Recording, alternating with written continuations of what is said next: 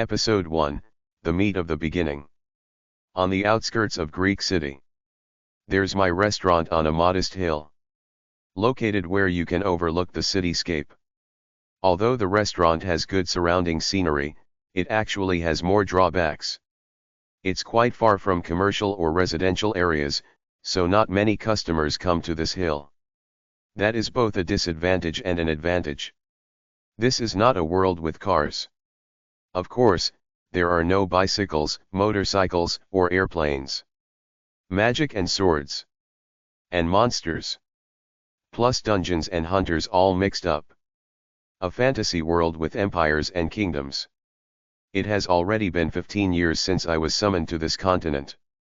I'm now in my early 30s. I am a wizard. A retired wizard. I was called a Grand Archmage who broke through the wall of the 9th class, known as the strongest class. But now, I am the owner of a restaurant. My life until now has been far from peaceful. It has always been the battlefield. Battlefield. Battlefield. As befits the position of a Grand Archmage, I was summoned to countless battlefields. War with monsters. Fights with dragons. The price of fighting with my life on the line was not very great. They just praised me as a hero. Tired of fighting, I decided to retire. I thought that it was enough fighting for 15 years. Summoned when I was a naive high school student, I have lived a life of nothing but fighting. In Korea, military service would have ended in 2 years. Here, the real battlefield continued for 15 years. So, I gave everything up and settled in Greek, a local city in the Ruben Empire. Despite building up 9th class mana, I still haven't found a way to return to the modern era. So I have to live in this world. Remaining as a wizard was far from peaceful. Without fail, there was that something would go wrong from all sides.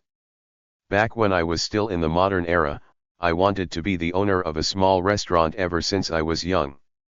After becoming a famous chef, I planned to open a small restaurant.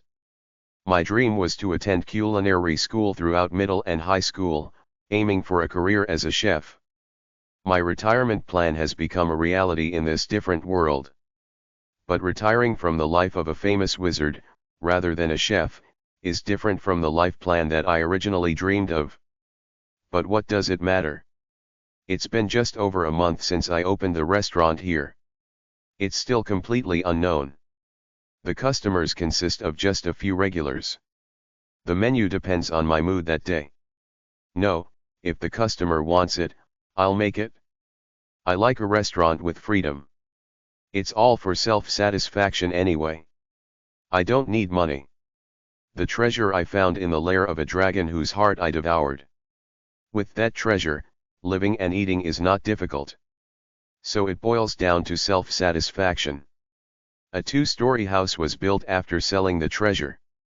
The first floor is a restaurant, and the second floor is my home. The first floor restaurant consists of a kitchen and 4 tables.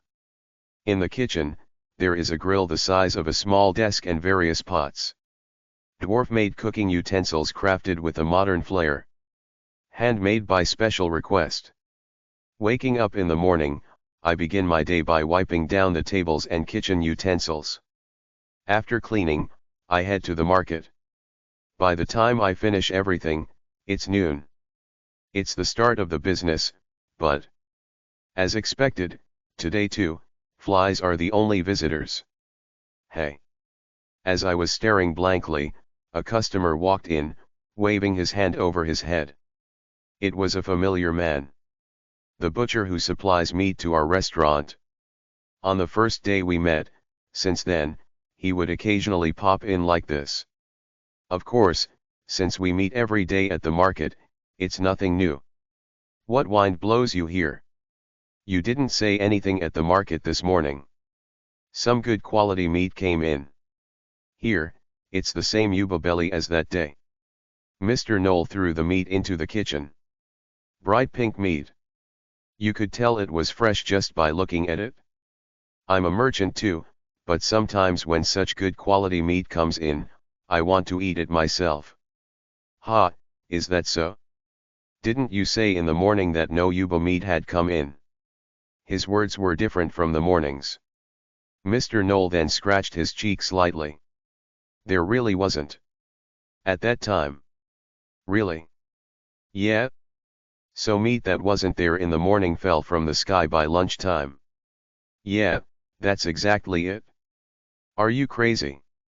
When I asked back sincerely, unable to believe it, Mr. Knoll scratched his head and pulled out a bar table chair that could see into the kitchen and sat down to speak. Yeah, I surrender. I brought it urgently. I just felt like drinking for some reason. Anyway, there's no need to refuse if the customer wants it. It looked like just about 1 pound. Judging by the amount, it really felt like it was urgently obtained. I wondered what it was like to have such a craving for meat. Especially coming from a butcher who sells meat. After eating the dish you made for me that time, I think of it whenever I want to drink. Hee. So hurry up and make it. You're just letting flies buzz around anyway. I'm sorry for just letting flies buzz around. I shrugged and started preparing the meat. The first time I met Mr. Knoll was before I even opened the restaurant. At that time, I was looking for a butcher shop to supply meat, but I hit a snag. It was a small town, so it was quite difficult to get various monster meats. Mr. Knoll's shop, which I visited last, became a light for me. I can get it. The last butcher shop I visited. A muscular man spoke as if it was a matter of course. Ho, he used to work as a mercenary in his youth, so he has connections everywhere, so he can get a variety of monster meats. Is that so? It was welcome news to hear. But, I don't sell my meat to just anyone. That's a rule. I can't stand the meat I painstakingly procured being cooked carelessly. Can you satisfy me? Oh, you damn fool. Are you starting again? Please come to your senses. We'll starve to death at this rate. Starve to death. This is the only thing I can't compromise on. It's my pride. The couple raised their voices. The wife had a beauty that seemed like she must have made many men cry in her youth.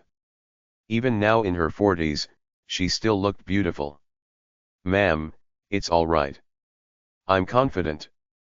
I said confidently. I'm planning to open a restaurant on that hill. So I'll show you my cooking. I was confident. During my time traveling the world as a wizard, my comrades always praised my cooking. Ho, is that so? All right. If I like it, I'll get you any meat you want no matter what. But if I don't, I absolutely won't sell it to you. Yes, then could you give me some yuba meat? Yuba belly. What? Yes. Both the wife, who was clutching her husband's head, and Mr. Knoll looked at me with a face that said, "What are you talking about? Belly? You're going to cook with belly meat?" Yes. Why would you eat such a fatty part? It's all right. I'd like you to evaluate it later. Anyway, to show you my skills, you'll have to sell it to me once. The couple looked at each other. Mr. Knoll made a dumbfounded expression and went into the store. He soon came back with 2 pounds of yuba belly. Yuba, not bel Aaron, or uka meat. What kind of dish are you going to make? Just take it. It's for smoking, but I'll consider it a loss. Mr. Knoll said that and went into the store. I tried to pay the sighing wife, but she wouldn't accept it. It's all right. He may seem like that, but he's a man with craftsmanship. Maybe that's why I married him. Ho. They say like husband, like wife. Although she scolds him, she seems to respect her husband's will and didn't accept the money. Does your husband like to drink? What does it look like? He looks like a heavy drinker. He's exactly how it looks. The wife nodded, laughing. I went home with the yuba meat. Yuba meat means pork. Here, they call pigs yuba. Uka refers to cows. And Bel Aran is wolf-type monster meat. It's the most popular monster meat. It has no gamey smell and a chewy texture. Such uniquely flavored monster meat was more popular than pork or beef in this world. There are many professional hunters. But it was hard to get it in this rural area because it wasn't often supplied here. Therefore, establishing a trade with this butcher was quite important. I prepared the cooking as soon as I returned to the store. The couple would be coming soon. Yuba belly means pork belly. It's a dish filled with my soul. It's full of memories from my hometown. The Yuba meat here had twice as much fat as modern pork. Maybe that was why it was less popular. But if you remove all the fat, the taste actually gets worse. The pork belly Mr. Knoll gave me boasted a very bright pink color, indicating its freshness. It was probably caught today. Remove the fat chunks from the outside and slice it as thinly as possible. Inside the kitchen, there was a storage room carved out of a rock. The storage room was frozen every morning using ice-type magic. It was more like a magic refrigerator than a storage room. The water, fire, and ice used here all rely on magic. That's my policy, you could say. Sprinkle salt and pepper on the prepared meat. Of course, salt exists in this world. Pepper does not. Various seasonings and spices from the modern world do not exist in this world. This is an application of summoning magic. I have completed the grand magic of summoning modern items. Because, in order to return to Earth, I diligently researched dimensional travel magic, and as a result, discovered an unexpected summoning magic instead of transference magic. There are still many improvements to be made. I think that if I improve it, I might be able to travel myself. The biggest current problem is that the size of the summoned items is limited. About the weight I can carry, you could say.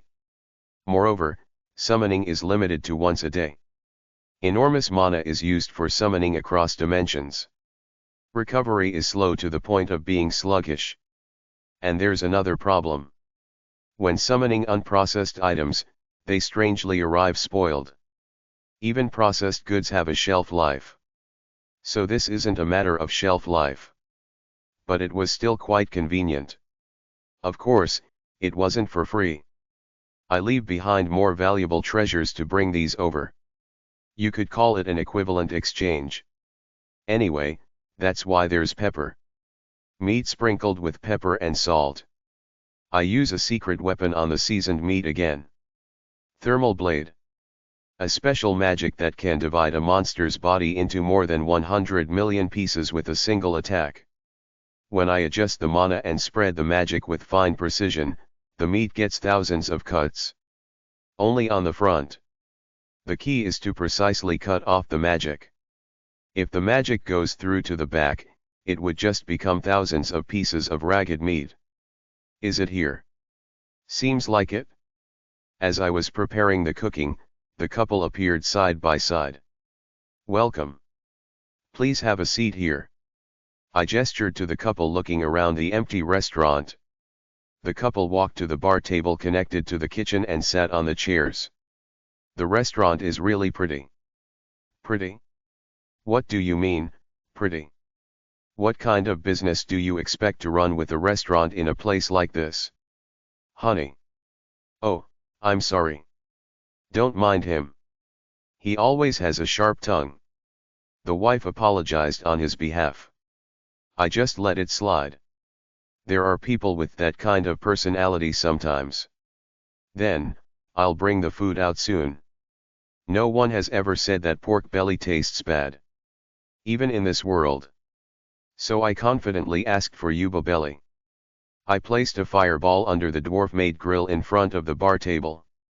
The grill started to heat up. I grilled the pork belly sprinkled with salt and pepper. Sizzle. The pork belly sizzled with a delicious sound. This sound is a treasure that stimulates the appetite. The thousands of cuts on the front side allow only that part to drain fat, making the outside crispy and the inside tender. Ho ho, so that's how you grill it. Mr. Knoll and his wife also looked at me with curiosity. Seeing the grilling on the iron plate, they had no more complaints. It's showtime here. I used a fireball to cover the grill to give the sizzling pork belly a stronger fire taste. Poof. And then immediately cut off the mana to extinguish the fireball, and the pork belly is done. The side dish is salad. I didn't want to take the risk with some wraps, since preferences vary. And I served sesame oil mixed with salt and pepper, a must-have for pork belly. Although aging onions and making a sauce with soy sauce is also delicious, today I went with the most basic combination. Are you a wizard? The wife, seeing the fireball, asked with eyes wide in surprise. I nodded. Huh, a fireball is just basic magic. The taste is what's important. This is a restaurant, not a battlefield, right? Alright, dip it in the sesame oil sauce. Mr. Knoll, who was about to bring the meat straight to his mouth, dipped the meat in the sesame oil sauce. Although he spoke that way, the aroma of the well-grilled meat seemed to stimulate his appetite, and his movements were very quick. The wife, true to her cautious nature, carefully brought the meat to her mouth. Chewing sounds came from both of them. This is the only moment that makes me nervous. Huh. Mr. Knoll's frown brightened. He looked extremely surprised. This is Yuba belly. Yes, it is. When I said it with a smile, Mr. Knoll started looking at the meat here and there. How can it be so crispy and tender at the same time, giving a full yet refreshing taste? Even if the fire taste is due to magic. Mumbling like that, he started devouring the meat. Chomp chomp. Chomp chomp. Chomp chomp chomp. He just kept eating. The pork belly was disappearing in the blink of an eye. This is unbelievable. It's incredibly delicious. Only after emptying the plate did Mr. Knoll start making a fuss while looking at me. Hey! Give me more. More. More more more. The meat I gave you is definitely more than this, right? Don't you have something to say before that? TCH. That's right. You pass. You pass. Just name any meat. Except for what I can't get, I'll get you everything. Ha ha ha. Give me more meat. Mr. Knoll shouted loudly and started urging for more pork belly. Saliva was dripping from his mouth. The look in his eyes was that of a predator eyeing its prey. Yes, yes, it's coming. I answered with a smile and put all the remaining meat on the grill. Episode 2, Soju with Friends, 1. After being recognized for my cooking, I was able to receive various meats from Knoll's butcher shop. He was kind enough to get things that weren't available. Especially, being able to get the specific cuts of meat I wanted was a great boon. Sometimes I even use awful parts that are rarely used in this world for cooking. However, today's visit was clearly strange. The person who always came with his wife came alone today. They always bicker, but that's just a facade. Moreover, he is someone with a strong spirit of craftsmanship, not the type to leave his shop easily. So, considering the timing, it was definitely an unexpected visit. Anyway, the cleaned yuba belly. I coated the frying pan with cooking oil. The basic cooking necessities like oil, pepper, salt, sugar, and soy sauce are all items summoned from the modern world. I summon them and store them in containers from this world. This way, no one finds it strange, they are just curious about the ingredients used. Since there's no electricity, summoning electronic devices is useless. Electric shock magic is a destructive magic, not one that supplies electricity. And I don't have such knowledge either. To reduce the sense of incongruity in the restaurant, I didn't rely on summoning kitchen tools. The household items and kitchen tools in the restaurant are all made of metals like iron that are produced here. Various pots and large iron plates are also made in this fantasy world. Of course, these aren't common items in this world. They are made by a dwarf craftsman, which makes them hard for ordinary people to get. but at least they are made with materials and people from this world, so there's no sense of incongruity. It would be too strange if modern items were present in the restaurant. Anyway, I was grilling the yuba belly the same way as before, when Noel knocked on the table. What was it called again?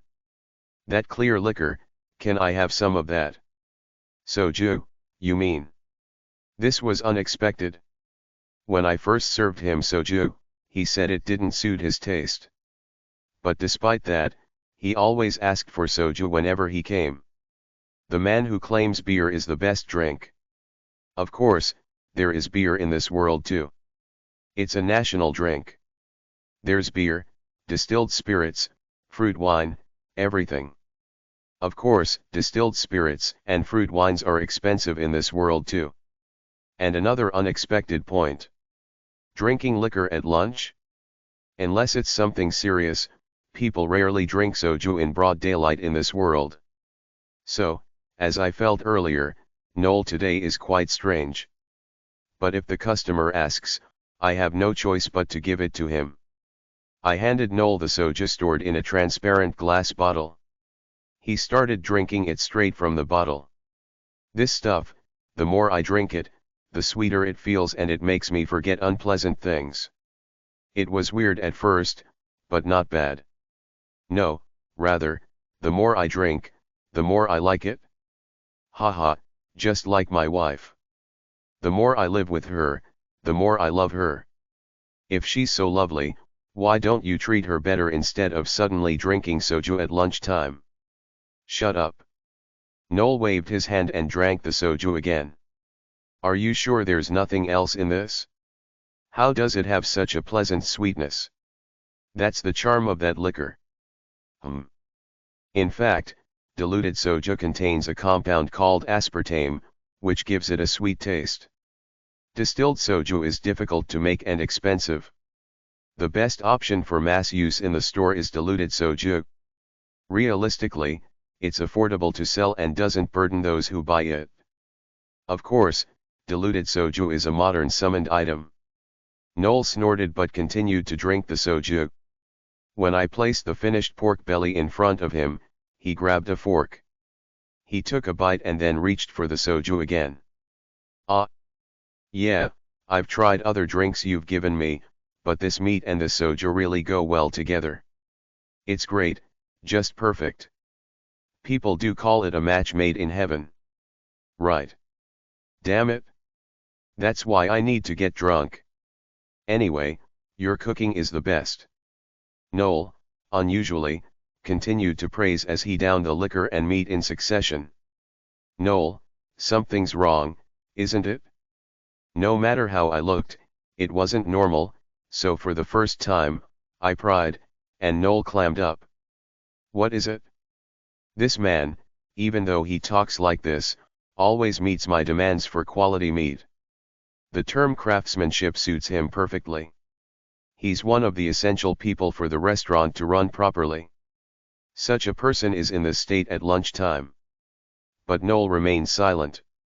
He just kept pouring soju down his throat. After drinking 2 bottles, fully drunk, he started muttering. Rain is acting strange. I'm telling you, she's strange. You were just talking about how much you love her. What's strange? I think she's cheating on me. What? I couldn't help but tilt my head at the ridiculous statement. Rain seemed like the epitome of a virtuous wife who respected Noel and only thought of her husband. Someone like that, cheating. I couldn't help but tilt my head at the ridiculous statement. Rain seemed like the epitome of a virtuous wife who respected Noel and only thought of her husband. Someone like that, cheating. It can't be. What are you even looking at? Have you looked at the scene yourself? Until now, I didn't know, but it's every month. She goes out once a month. I thought she was meeting a friend once a month. But I found out recently. She seems to dress up more on the day she goes out, so I followed her, and then. This damn woman. She was meeting my old colleague. I wanted to stab them on the spot, but I love Rain. I can't live without her. Give me more booze. Oh dear, Mr. Knoll. I started to get a headache. When he says old colleague, he must mean from when he was a mercenary. I don't really understand, but when you love someone so much, when you don't want to lose them, you can lose your cool and your judgment gets clouded. I've heard that can happen. It can happen because we're human, they say. Mr. Knoll wouldn't believe it if he heard it from someone else, but it seems seeing it with his own eyes was a big deal. However, from an objective perspective, Ms. Rain is not that kind of person. When was that? Last month. And she's going out again today. She's definitely cheating again. Damn it. I've been boiling inside for a month, but I can't take it anymore. It was exactly a month ago, after I gave Mr. Knoll some pork belly and got his approval. But now I had to stop him. So, you're going to get drunk and go kill everyone. I have to kill them. I'll kill them and then myself.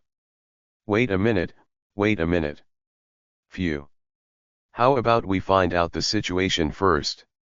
I'll find Mrs. Rain and get to the bottom of it, so just stay calm. Really? You?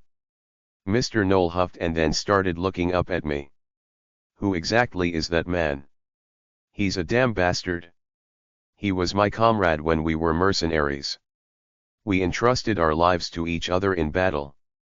But after I quit, he never came to see me. Not even once. I thought he was busy, but he was too stuck on Rain to come. Damn it. Even so. What do you mean, even so?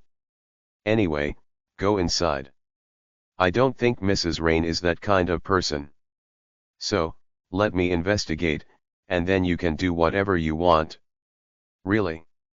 Noel blinked. His love for Rain is so deep that even though he thinks she cheated, he couldn't confront her directly and just burned inside. I've never seen this side of him, usually such a tough guy. Anyway, I think of Rain and Noel as colleagues, and I don't want things to go wrong. They're regular customers too. If this ends badly, I'll lose my meat supplier too. So, I have to prove it? There are many ways. I asked him where he saw her last month and sent Mr. Knoll home. Then I headed to the second floor. There are 2 rooms on the second floor. One is my sanctuary, my room. Of course, I didn't need anything from my room. I forcefully opened the door to the inner room. Bang. Even with the loud noise, the huge monster sleeping on the bed didn't move. Guralong guralong. She's making strange sounds while sleeping. I lifted the blanket. Damn, she's naked. Rurin. You better wake up now. Galong galong. Wake up, you useless monster. Galong. What do you mean, Galong? Do you know how long it's been since the sun rose, you parasite? What? What do you mean, what? Why are you waking me? I was sleeping so well.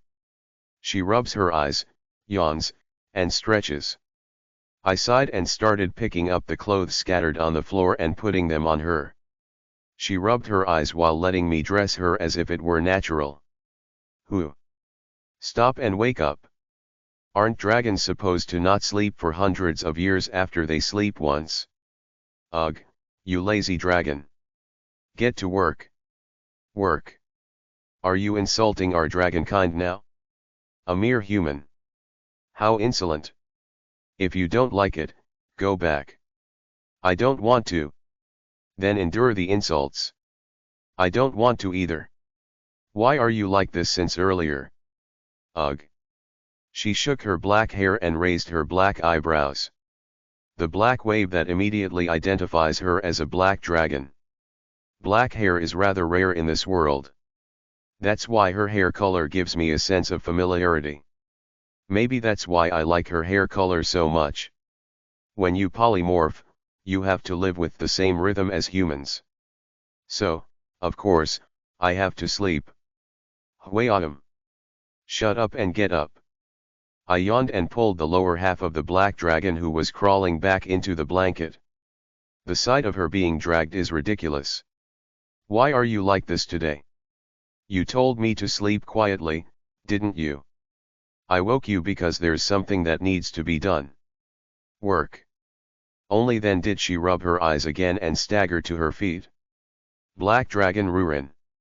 A youngster of the Black Dragon clan based on the eastern continent. Calling her a youngster in human years is absurd, but in dragon years, she's practically a kid. Dragons are known as the kings of monsters and an absolute terror to humans in this world. But it was different for me. The powerful mana I gained after obtaining a dragon heart 10 years ago made me not fear even dragons. Of course, the Dragon Lord's heart, which he gave me under certain conditions, made me strong. Thanks to that heart, I could use magic that could tear dragons apart. Through that fate, I got caught up in the Dragon's War and met Rurin then. She is also a homeless dragon whose lair was destroyed in the war.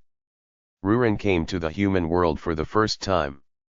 Dragons are born with advanced magical knowledge. But the dragons who know everything as commonly thought are those who have experienced thousands of years of play.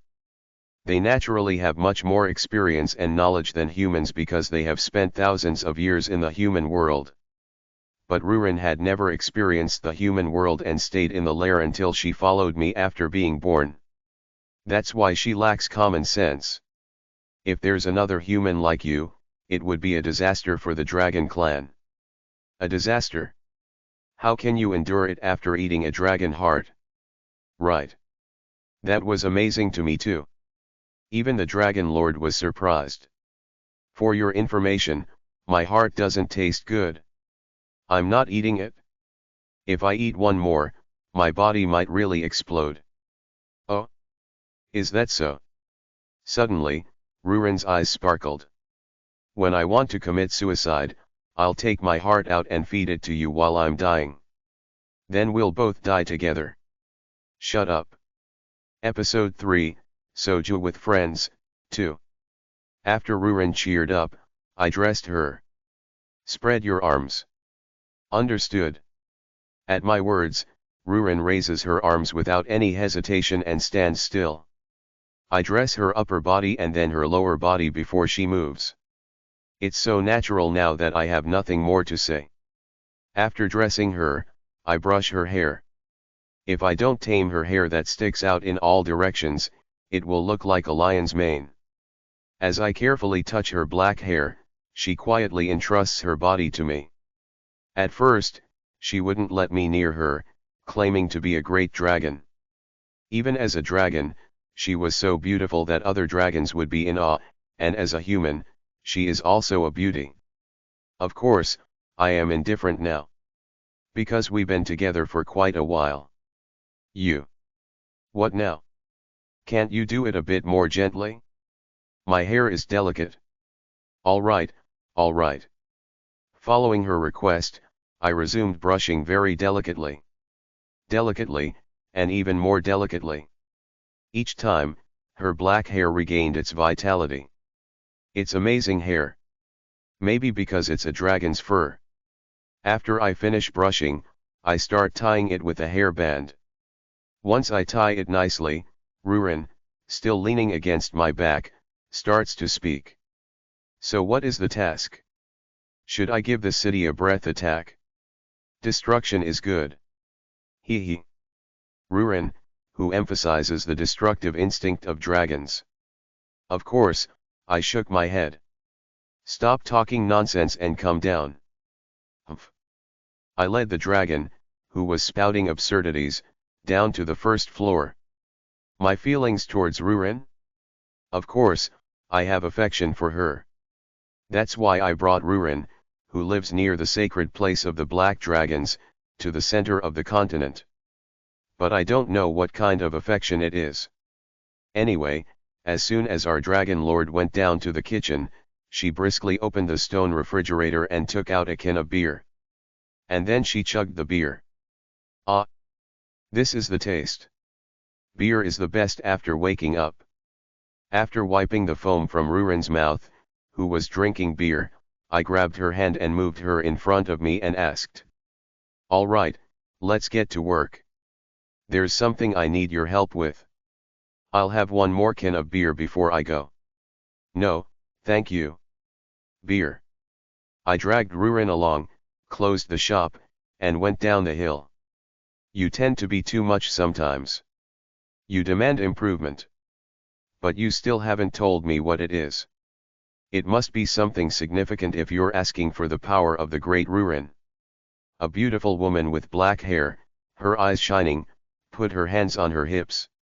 I took her with me and headed past the fruit farm down the hill to the market. The market was still bustling. According to Mr. Knowles' information, Mrs. Rain met someone at a restaurant called Durant last month. That Durant was located near the central square where the commercial and residential districts meet. Not only Durant, but most of the city's restaurants are concentrated in this area. It could even be called the Street of Restaurants. Rurin exclaimed as she looked at the crowded customers inside Durant. Wow, look at this. This restaurant is incredibly crowded. It's like heaven and earth compared to ours. Indeed.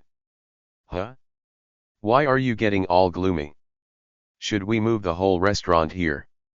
I'm not asking you to do something so ridiculous, so please be quiet. I looked around.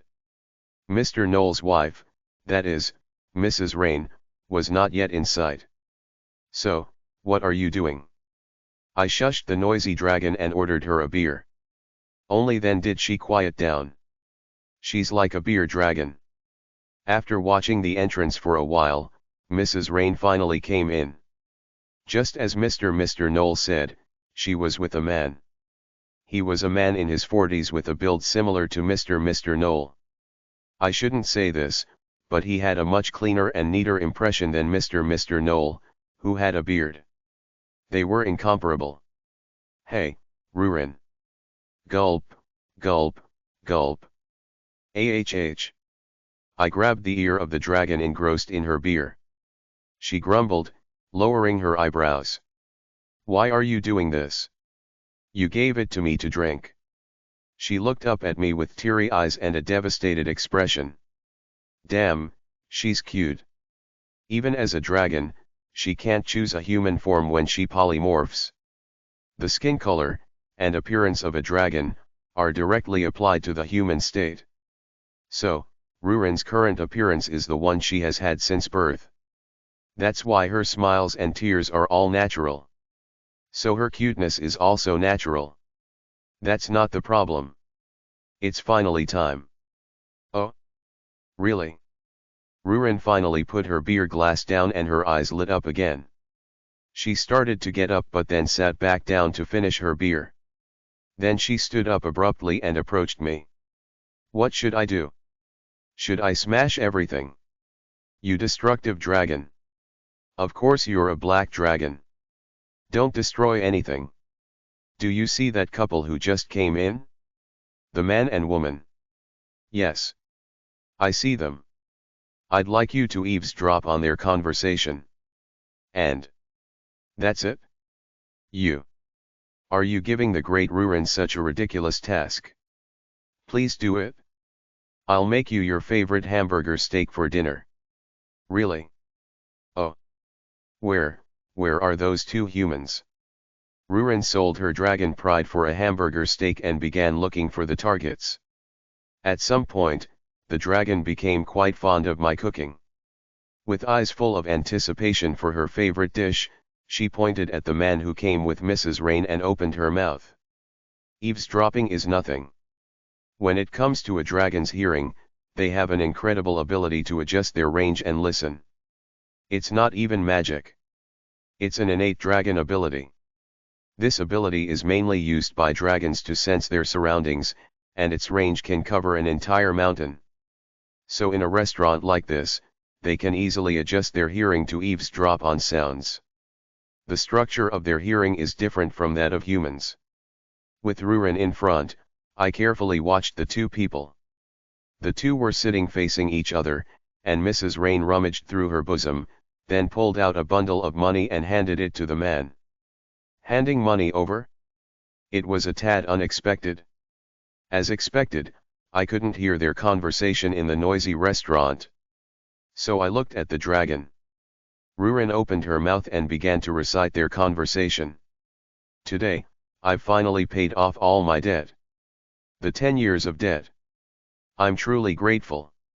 If it weren't for you, Mr. Mant, neither my husband nor I would have been able to recover. You're too kind. I owe my life to that guy. It was a natural thing to do. Still. My husband is still cursing you, saying you betrayed him, because you didn't tell him you helped.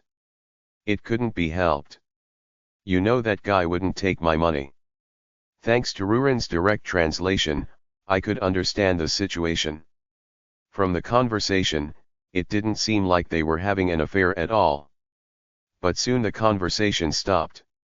They began to eat. It was a requested task. There was no sign of an affair or any other criminal activity, so to understand the situation more clearly, I stood up. Where are you going? Of course, Rurin also stood up abruptly and followed me. Hello, Mrs. Rain. Oh my, Elle. Yes. My name here is Elle. It's short for Ellison. I introduced myself as Elle, and that's how people call me. It may be a bit rude, but may I have a moment? I have something to say. Yes, yes. Mrs. Rain looked at the man in front of her. The man called Ment looked a bit puzzled but soon nodded. So, though it was still rude, I pulled a chair up and sat in front of them.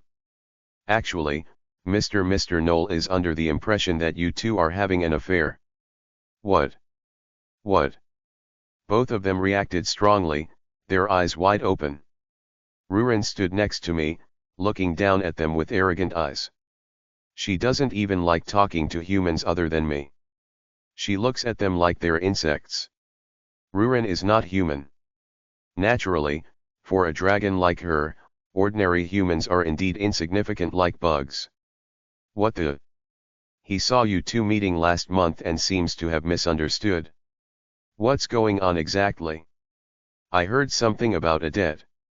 Mrs. Rain looked troubled at my words and shook her head. It's a family matter. I'm sorry, but I'm here as Mr. Knoll's representative. There's no benefit in fostering misunderstandings. You know, those incidents where misunderstandings lead to violence and irreversible situations.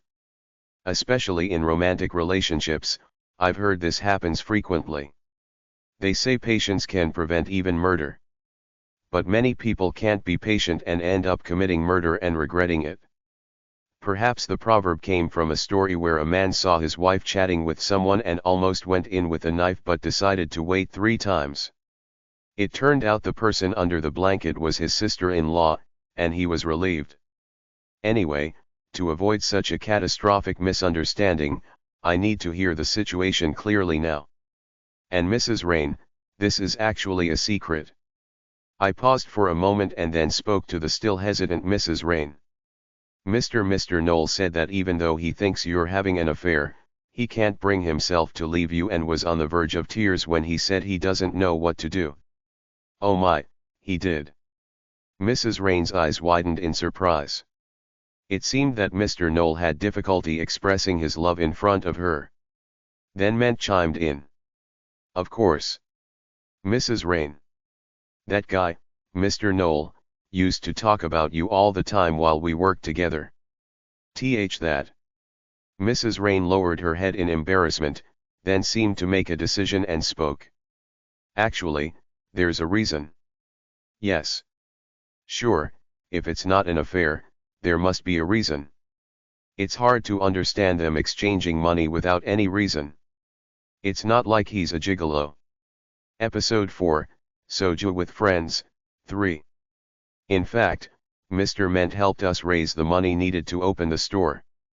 What do you mean, did Mr. Knoll try to open the store without any money? No, that's not it. Both of us knew nothing about running a business, so we were swindled by scammers and got discouraged.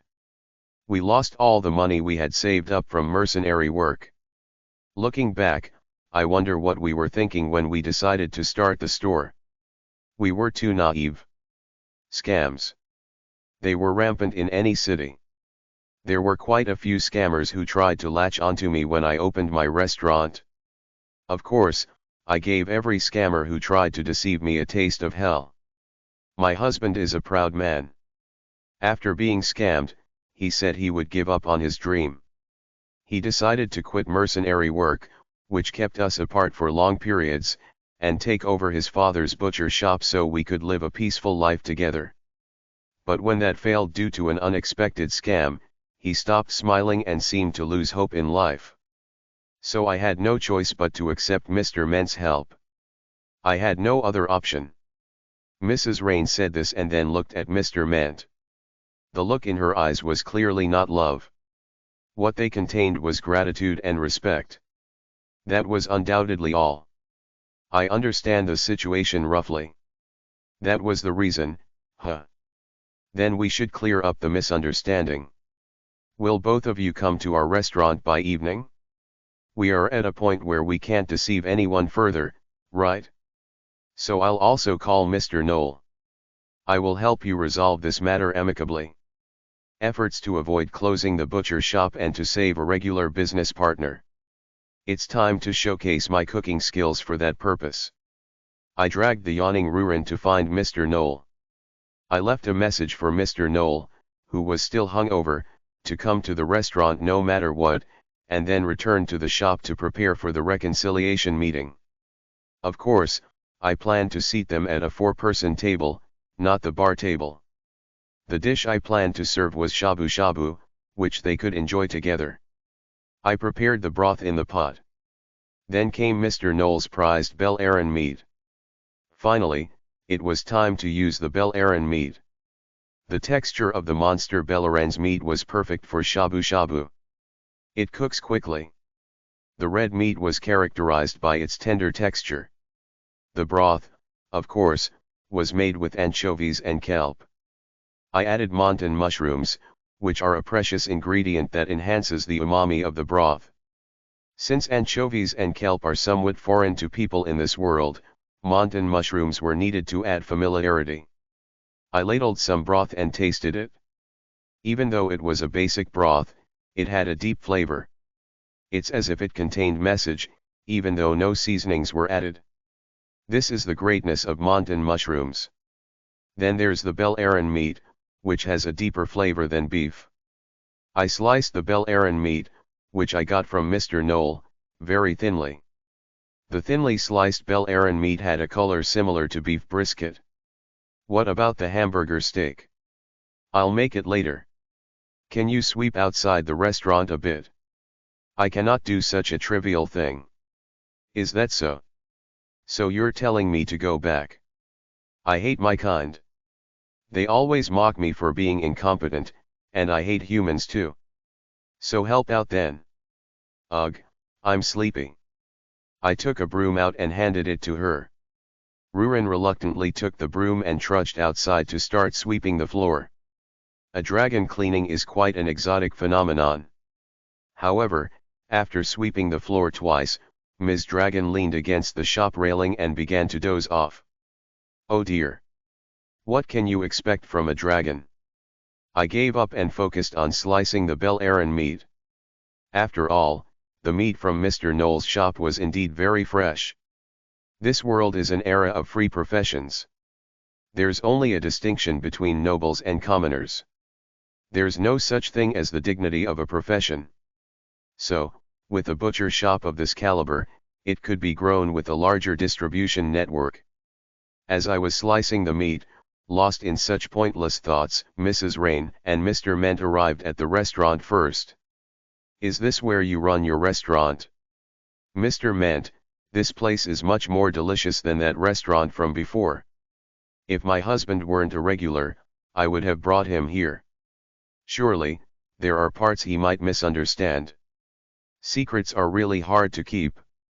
We missed the right timing to tell him and it has come to this. It's not like he'd close the store midway if you didn't, right? Don't blame yourself too much.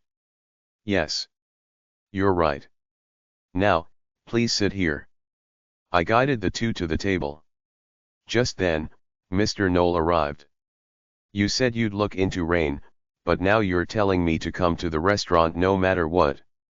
What's going on? Mr. Knoll, who still seemed hungover and was staggering, locked eyes with Mrs. Rain. And with Mr. Ment as well.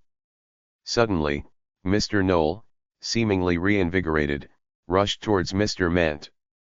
You bastard! You dare lay a hand on Rain. Wait a minute, Mr. Knoll. Wait a minute. What do you mean, wait a minute? This bastard said he'd look into the details, but he's already put the two of you together. Dear, it's not like that. It's not. What do you mean, it's not? Why did you call me here? To break up with me? This is outrageous. Fine. I'll kill you all. I'll kill you all.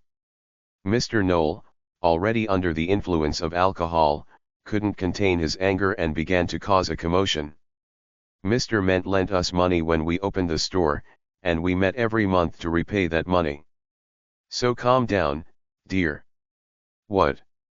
Mr. Knoll blinked and looked back and forth between the two. You know your personality. If you knew that Mr. Ment had lent us most of his life savings, would you have opened the store? You wouldn't have taken the money even if it killed you. So I had no choice. Mrs. Rain finally teared up. What? Mr. Knoll looked at Mr. Ment in confusion. Wait, Rain, didn't you say that the Lord's Castle caught the culprit and returned the money? You definitely said that.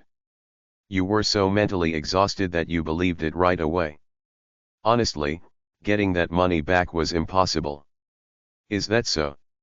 As Mr. Ment nodded, Mr. Knoll collapsed to the ground in defeat. You saved my life. I thought it was only natural to help a friend find happiness. Even if it meant we couldn't meet often, even if it meant I couldn't drink with you anymore. I'm sorry I deceived you. But I agreed that if we told you the truth, you wouldn't accept it, so we had no choice but to lie. Over the years, I felt guilty about the lie and couldn't bring myself to tell the truth. You guys. Mrs. Rain added tearfully. You were so deep in self-loathing, acting as if you might commit suicide, that I was afraid and had no choice but to accept help. Mr. Ment even said at first that we didn't need to repay the money, but that's nonsense, right?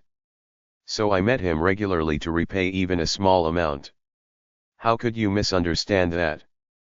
Mr. Knoll couldn't say anything. I gently intervened and helped him to the table. Then, with difficulty, Mr. Knoll murmured. Ha! So it wasn't an affair, you lent me your life savings? To someone like me? How could you do that? I would have been grateful if you just visited often. How could I stand by and watch you fail? I still haven't forgotten the day you pushed me out of the way and took the sword in the Battle of Farron. If it weren't for your pride, we wouldn't have gone 10 years without properly meeting. I wasn't planning on getting married and was going to continue mercenary work, so I didn't need money. I didn't lend you the money to live alone. So I still think it was the right decision. Mr. Knoll couldn't say anything. He didn't seem likely to talk about returning the money and closing the shop now. Besides, we've repaid the money over the last 10 years. So saying you'll return the money now is pointless. Don't even talk about closing the shop, dear. Bang. At Mrs. Rain's plea, Mr. Knoll clenched his jaw and slammed the table. Mrs. Rain flinched in surprise. To doubt people like you, damn it. But fortunately, it wasn't an unjust outburst. It was anger directed at himself. So I intervened. Everyone, let's calm down and talk after tasting this dish. I placed the bubbling pot on the table. Then, I put 3 pieces of Bel Aran meat from Mr. Knoll's shop into the boiling broth. The Bel Aran meat quickly cooked in the boiling broth. I scooped them out and placed them on small plates in front of the 3. Take it and dip it into the sauce in front of you. The 3 looked bewildered, but they couldn't refuse the carefully prepared dish and brought the meat to their mouths. Oh! It's delicious. It's tasty. Yell. Isn't it? I held my breath for a moment and then spoke. This was made with the meat provided by Mr. Knoll. Eat and clear the air. After entrusting the meat to Mrs. Rain, I stepped away. The pot continued to bubble. The three of them were silent for a while. You still have a good eye for meat, huh? This meat tastes amazing. Is that so? There's no one who can match my skills. Thanks to Mr. Mant, the conversation started at the once silent table. Meanwhile, Mr. Knoll began sipping the steaming broth. The atmosphere was gradually calming down. Hey, you! Bring some liquor. Isn't this clearly a situation that calls for alcohol? That soju. Bring the soju. I need to show my friend the taste of soju too. Mr. Knoll turned his head sharply and shouted at me. Yes, this is a perfect occasion for alcohol. I couldn't help but smile and delivered the soju. After drinking the soju, Mr. Knoll's eyes soon became moist. For some reason, that's how it felt. You bastard! You bastard! Thank you! Thank you! Thank you! Sniff, but why is the smoke so hot? Hey! L. Do something about the smoke. It's making me cry. How is that the pot's fault? Everyone else is fine. Shut up. Mr. Knoll scooped up some more broth and drank it down with the soju. Then he clinked bottles with Mr. Mant. Seeing this, Mrs. Rain also scooped up some broth. It seemed the misunderstanding had been cleared up well. The restaurant was bustling for the first time in a long while. It's a good sign. It seems unlikely that the butcher shop I frequent will close. So it's a good thing. Episode 5, Chicken and Palenque, 1. When I come out to the market, I first buy vegetables and then head to the butcher shop. This route rarely changes. But today, I felt a bit different. I was approaching the butcher shop, and thinking about yesterday's events made me laugh. Especially the flustered look on Mr. Knoll's face. So, when I arrived at the butcher shop and saw Mr. Knoll, I grinned and started talking. Hello, Mr. Knoll the crybaby. What? You brat. Are you flustered? Don't be ridiculous. I never cried. Ah, I'm closing the shop. Close? What are you closing? Mrs. Rain grabbed Mr. Knoll by the hair. L, you're here. Yes. No. I'm not selling to him. Ah, my head. My head. Mrs. Rain pulled harder on Mr. Knoll's hair as he yelled at me. She laughed mercilessly as she tugged at her husband's hair. Don't listen to his nonsense. He's actually grateful. When did I? Haha, then please give me some Yuba sirloin. Yuba sirloin? I'll get it for you right away. Ho ho. Mrs. Rain went inside with a laugh. I asked Mr. Knoll with a hopeful heart. Do you happen to have palenque? Palenque and palenque eggs. In other words, I need chickens and eggs. Especially since eggs are so versatile. Palenque? Do you need palenque? It would be nice to have them for various reasons. Especially if they're caught alive. To get eggs, it would be ideal to have a live palenque. Alive? That's impossible, isn't it? Are you crazy? If I could catch such a quick monster like palenque alive and distribute it, I'd be rich by now. So you're saying you have slaughtered palenque? No, that's... Mr. Knoll, this is a different story, isn't it? What, you brat? What did you say when I first came here? If I can make a dish worthy of your meat, we'll partner up. You said you could get any meat.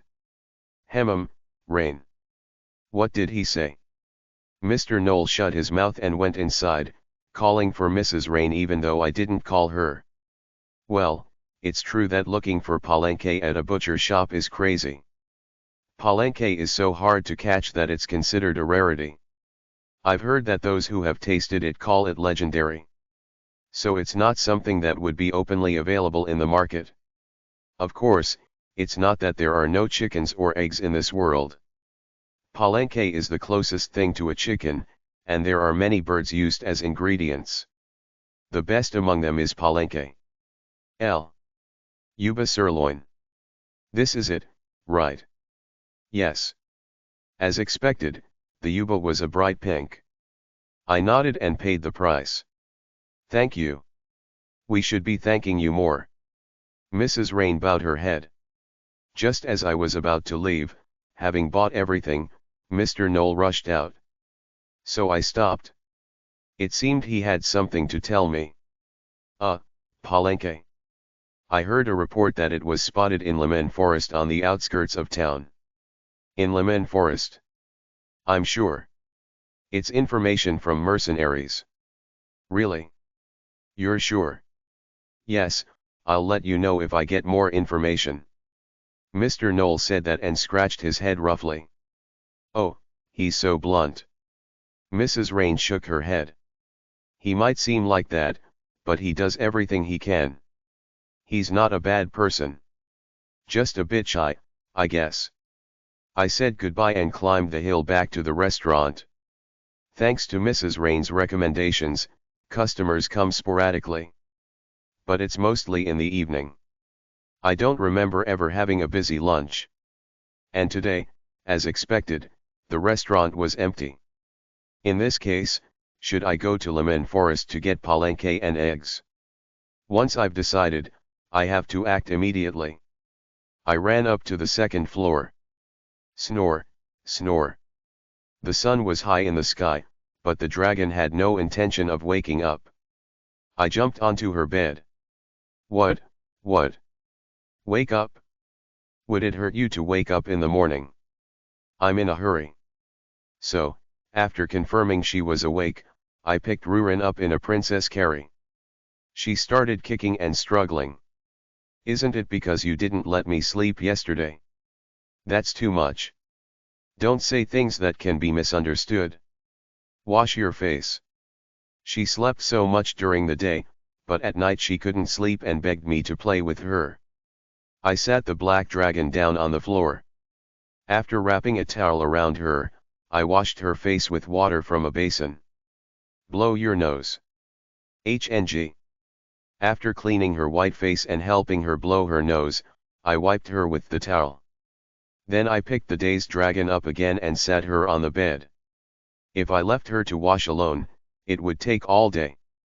I'm in a hurry, so I have no choice. I dressed her over her pajamas. Then I quickly combed her hair. What normally takes a while was done in an instant, so Rurin looked at me with a bewildered expression. What's all this? It doesn't matter what this is or that is. That's not important. Right now, palenque is flying around. Don't you want to try a unique dish? A unique dish? A dish that goes well with beer. Oh, is there such a thing? I want to eat that. Her face, which was still sleepy, lit up as soon as she heard about a dish that goes well with beer. If you want to eat it, get up right now. As I fixed her hair, the dragon looked up at me and spread her arms. Hug me. What? If you hug me, I'll get up. What's with the fuss? You haven't hugged me tightly lately. You used to do it often to cheer me up during the war. Okay, I got it. I hugged Rurin lightly and then released her. She then raised her black eyebrows and shouted.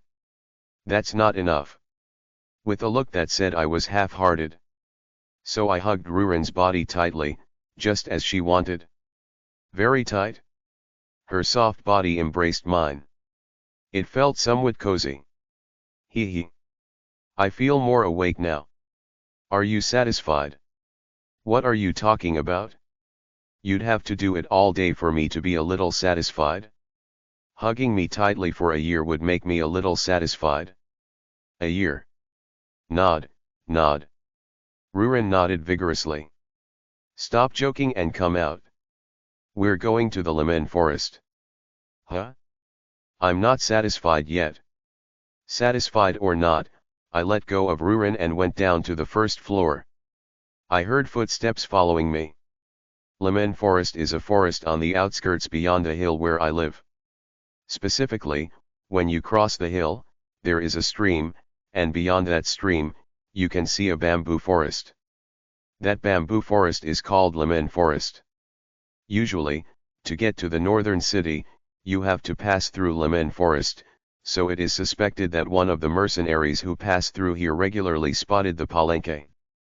Why did we come here, by the way? Ruren looked around the forest, tilting her head. The bamboo didn't seem to impress her much. We came to catch the ingredient for the dish I mentioned earlier. Oh. After talking about the dish, the instinct-driven dragon started drooling. We need to catch a monster called palenque. Palenque. Ruren tilted her head again. It seemed like she hadn't heard of it before. You don't know. How would I know such insignificant monsters? I'm a dragon among. Yes, I get it. I get it. Humph. I covered her mouth with my hand and dragged her further inside. Snap. Then, I saw several palenque flying above the bamboo forest. That's it? When I released her hand and shouted, Ruren also saw the palenque and spoke. Oh, that. It's a chicken. A flying chicken. It's called a monster because it's much more aggressive than a chicken. And it was very fast. Of course, I knew this information beforehand. That's why I brought Ruren. I am a battle mage.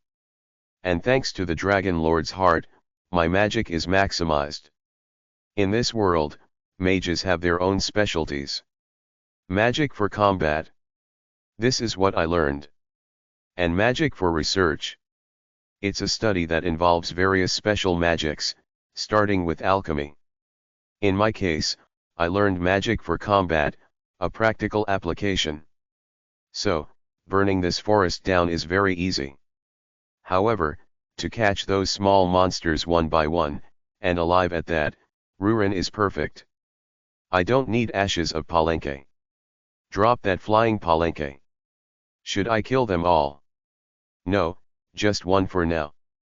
I haven't tasted it, so let's decide after that.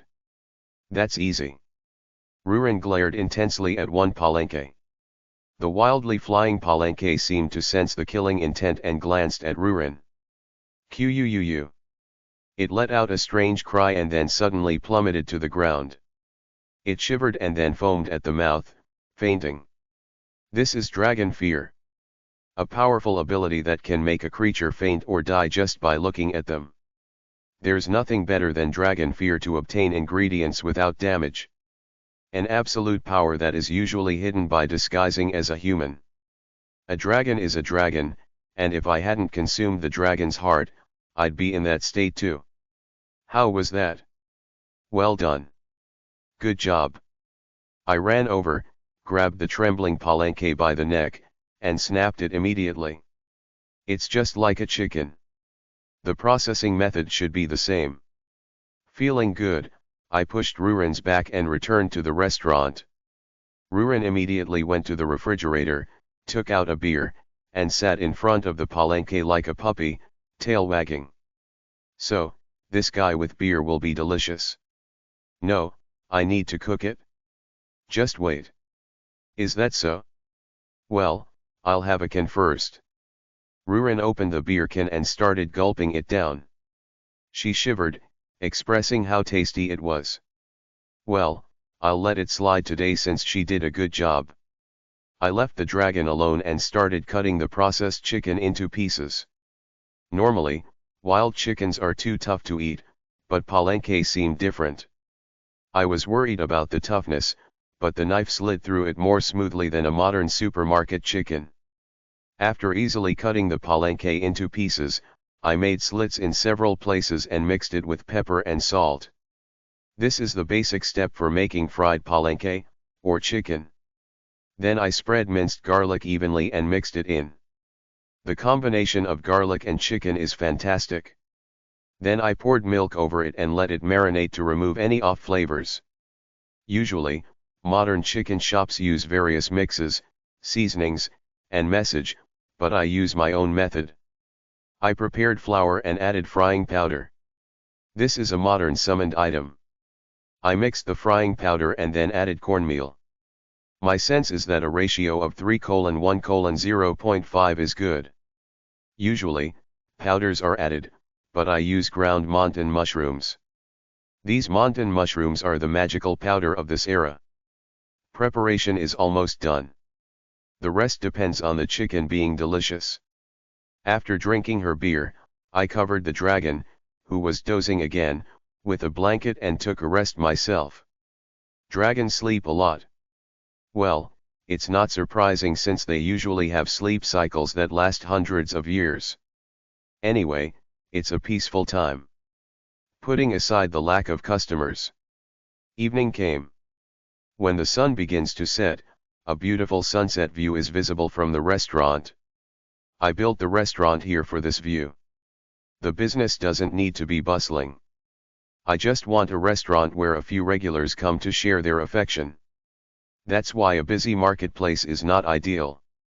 While looking at the red sky, I thought about frying the marinated chicken, no, palenque, when a customer appeared. A face I saw the other day.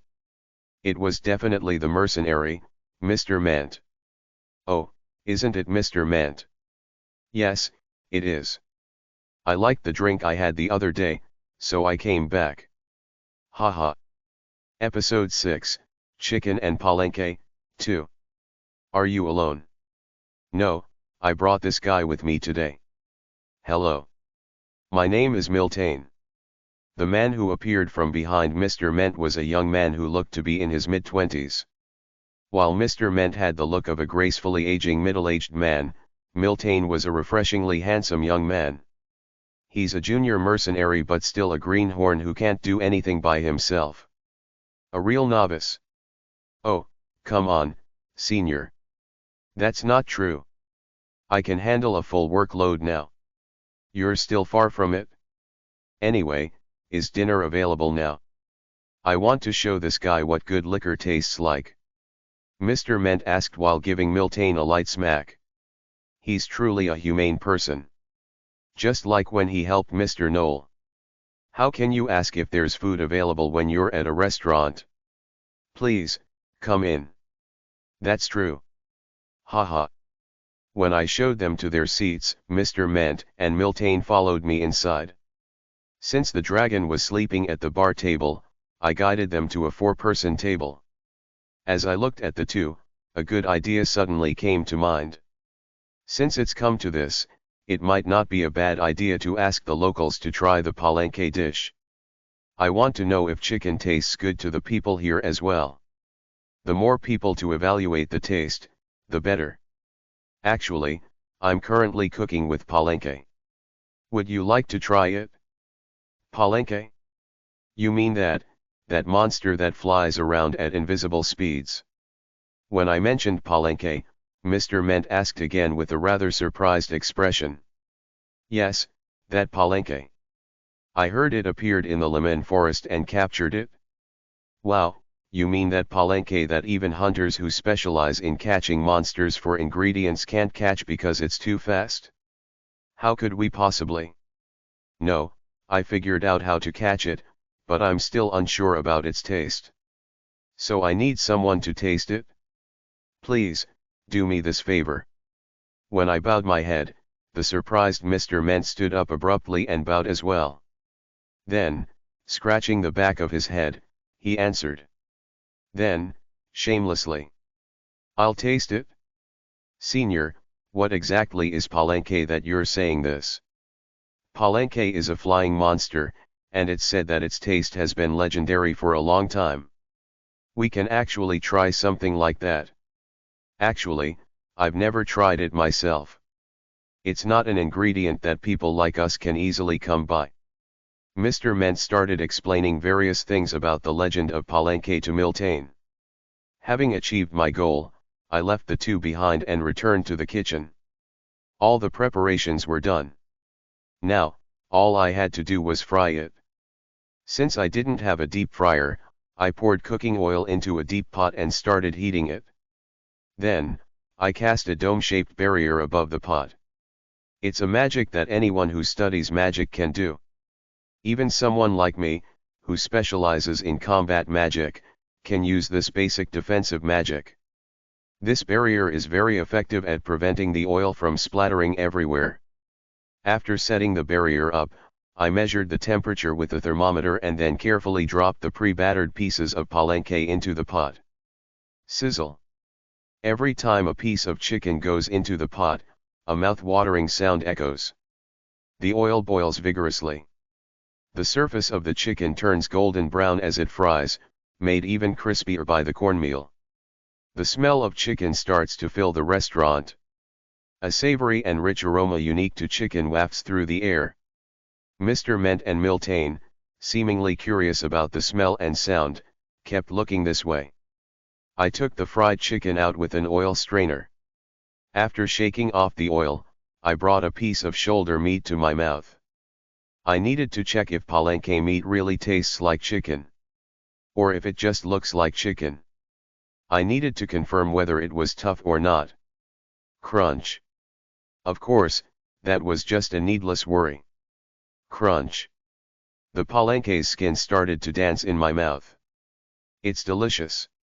I gave high marks to the skin and immediately brought the meat to my mouth. The meat is chewy with a hint of garlic, combined with the unique chicken flavor mixed with corn and montan mushrooms that fills my mouth. I ate the fried skin again. Then, I ate the meat. The crunchy skin and chewy meat started dancing together in my mouth. Moreover, palenque had a deeper flavor than chicken.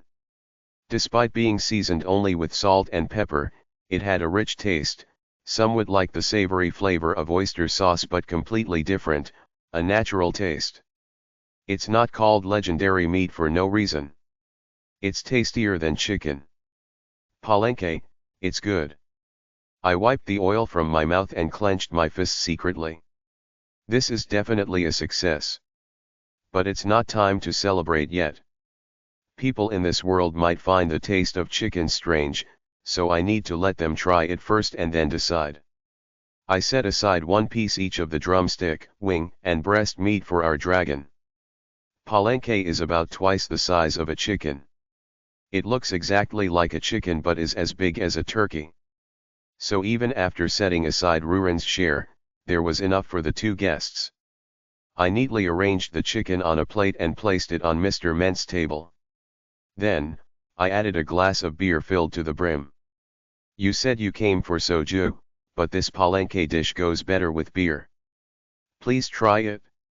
Oh, it tastes best when eaten with your hands rather than a fork. Oh, really? As I handed them a cloth to wipe their hands and stepped back, Mr. Ment began to stare intently at the chicken. Miltane did the same. Oh, it looks crispy. I've never seen a dish like this before. Senior, this is new to me too. I can't wait any longer. Please, try it so I can eat too. The smell of the chicken seemed to stimulate their appetite, as Miltane kept swallowing his saliva and urging Mr. Ment, who nodded. Let's eat together. Mr. Ment picked the chicken up first. Then, Miltane followed suit. As soon as he took a bite of the meat along with the skin, he started to cheer. Oh! Senior, this is amazing. I've never tasted meat this delicious. How can the skin be this good? Ah! The beer is perfect too, Senior. Although Miltane was the one being vocal, Mr. Ment was in a similar state, silently alternating between beer and chicken with a look of astonishment. He seemed ready to chew on the bones as well. Ruren woke up from the noise, stretched, and got up. She glanced at the two sitting at the table, then looked at me with a blank expression. Wake up. If you sleep now, you won't sleep at night again, right? No, I will. No shit. What is shit? Shit is just shit. Never mind, try this. I wiped the drool off her mouth and gave her the chicken I had set aside. The dragon tilted her head in curiosity. What is this? It looks strange. This is the palenque dish I mentioned earlier. This. Rurin scrutinized the dish again, then put it in her mouth, bones and all. Hey, you need to remove the bones. When she becomes a human, her teeth are just like a regular person's. She can't crush bones. But Rurin shook her head. Her cheek puffed out as the drumstick bone touched it. One side puffed out, then the other. She repeated this a few times before pulling out the drumstick bone with her fingers. It was a very clean deboning. She snorted in satisfaction. Oh! This is delicious. The crispy outside and the chewy inside are perfect. This definitely goes well with beer. Deboning her first drumstick so cleanly, she really is a deity in the world of food. As I stood there amazed, Rurin gestured for more. Hee, it's delicious. The beer is good too. But there's not enough. I gave it to the guests. What? The dragon waved her hand. Don't worry. I'll go catch a lot more tomorrow. Now that we know it's delicious. Is that so? Then I'll hold back for a day. Because I'm kind. Kind? What's gotten into our dragon? In a dream, you knelt before me, begging for a hug. So I've become generous. Hee. Rurin spoke magnanimously and then drank her beer again. Having such a dream without permission? Me, kneeling, well, I might kneel. But kneeling and begging for a hug. There's no crazier dream than that. As I clicked my tongue at the dragon's crazy dream, Mr. Ment and Miltane stood up, leaving only bones on the plate. I left the dragon for a moment and approached the table. We enjoyed an unexpected luxury. Haha. I'm glad you liked it. It's always a joy when people eat every last bit of the food I serve. I replied with satisfaction. This dish goes so well with beer. I feel like I'll want to eat it again, but that's a problem since the ingredients are so rare. Oh. By the way, how much do I owe you? Well, as I mentioned earlier, this is a tasting. I'll only charge you for the beer. What? Mr. Ment widened his eyes and shook his head. He looked as if to say, that's not possible. How can I cause such trouble after eating something so delicious? I clearly stated that this was a tasting when I served it. Charging you would be even more absurd. But still. What kind of place fills you up with tastings? And it's delicious, too.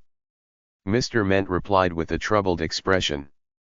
Then he started to think about something. Soon, he clapped his hands and spoke to Miltane beside him. Then, how about we hold the pre-party here? Miltane wiped his oil-slicked mouth and raised his hand. If it's your idea, Senior, I'm all for it. Besides, I like this restaurant too. Have I ever gone against your word? Haha. You little rascal. Mr. Ment, giving Miltane a light smack, looked at me and spoke again. Actually, in 3 days, we have a mercenary group gathering. We've been hired to protect a large trading caravan, which is a big deal, so the entire group will be mobilized. It's a great opportunity for us, and we thought of having a pre-party to wish for success and boost morale. If it's okay with you, could you prepare for it? Really? Mr. Ment, are you by any chance the leader of the mercenary group? No.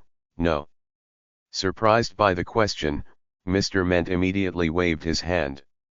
Our mercenary group is just a gathering of like-minded people, so we don't really have a leader or anything like that.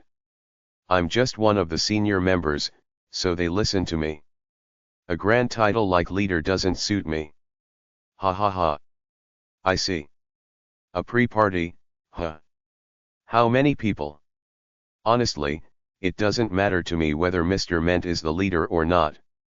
There was a time when even the leader of a huge mercenary group in the capital couldn't raise his head before me, but now I'm just a chef in a deserted restaurant.